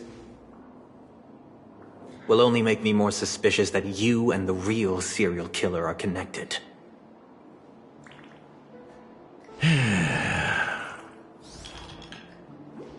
Scoundrel, punk, drunk, hooligan. I have heard this trash talk all too often. But I have never once thought that I'd be treated as an accomplice to a murderer. I take back what I said. Your problem isn't paranoia. You're just crazy, you know? Lunatic.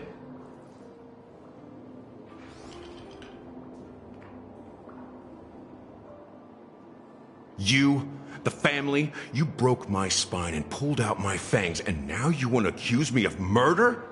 Ridiculous. Only idiots who've drunk too much Soul Glad will berate a stray dog in the streets. What exactly is making you say all this nonsense? You should be more concerned about the Outworld visitors who are making a scene in the theme park than me. I don't need you to remind me. Once that ambassador walks through the doors of the mansion, I will know what he wants. My servants see everything.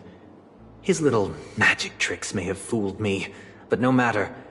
I'm happy to see how it's turned out. Why do you think that I just let him go? And why do you think I emptied the theme park stage?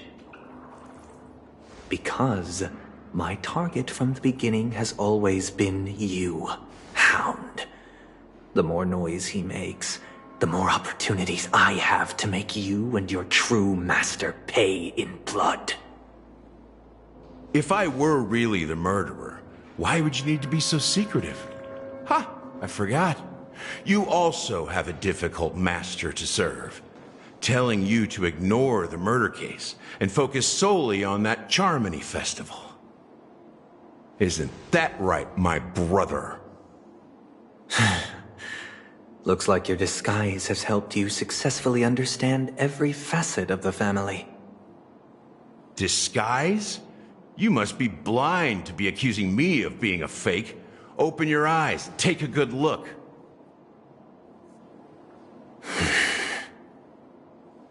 Indeed, every part of you is real. The brown hair, soft and curly like Benny's. The orange eyes, which make me miss the gaze of Sir Whitaker. That odd scar, the mark of Wolsey. And the gray vest, tie, hound emblem, bottle, the bartending, and your role as a security officer. These are all true traits. From all 52 loyal family members. When they are gathered, countless tiny truths are woven together into a lie. You collected a small piece of each of them and claimed them for yourself. Then you invented this facade, a complete Gallagher. Tell me I'm wrong.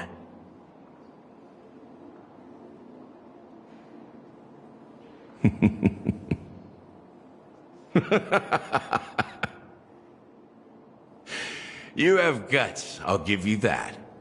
Not bad. I severely underestimated you. Admirable.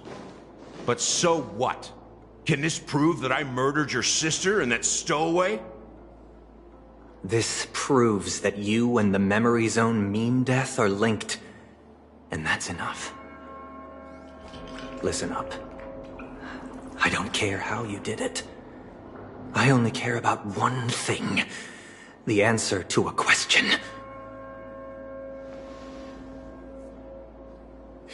You devil. You wretched, despicable dog. Why did you kill her?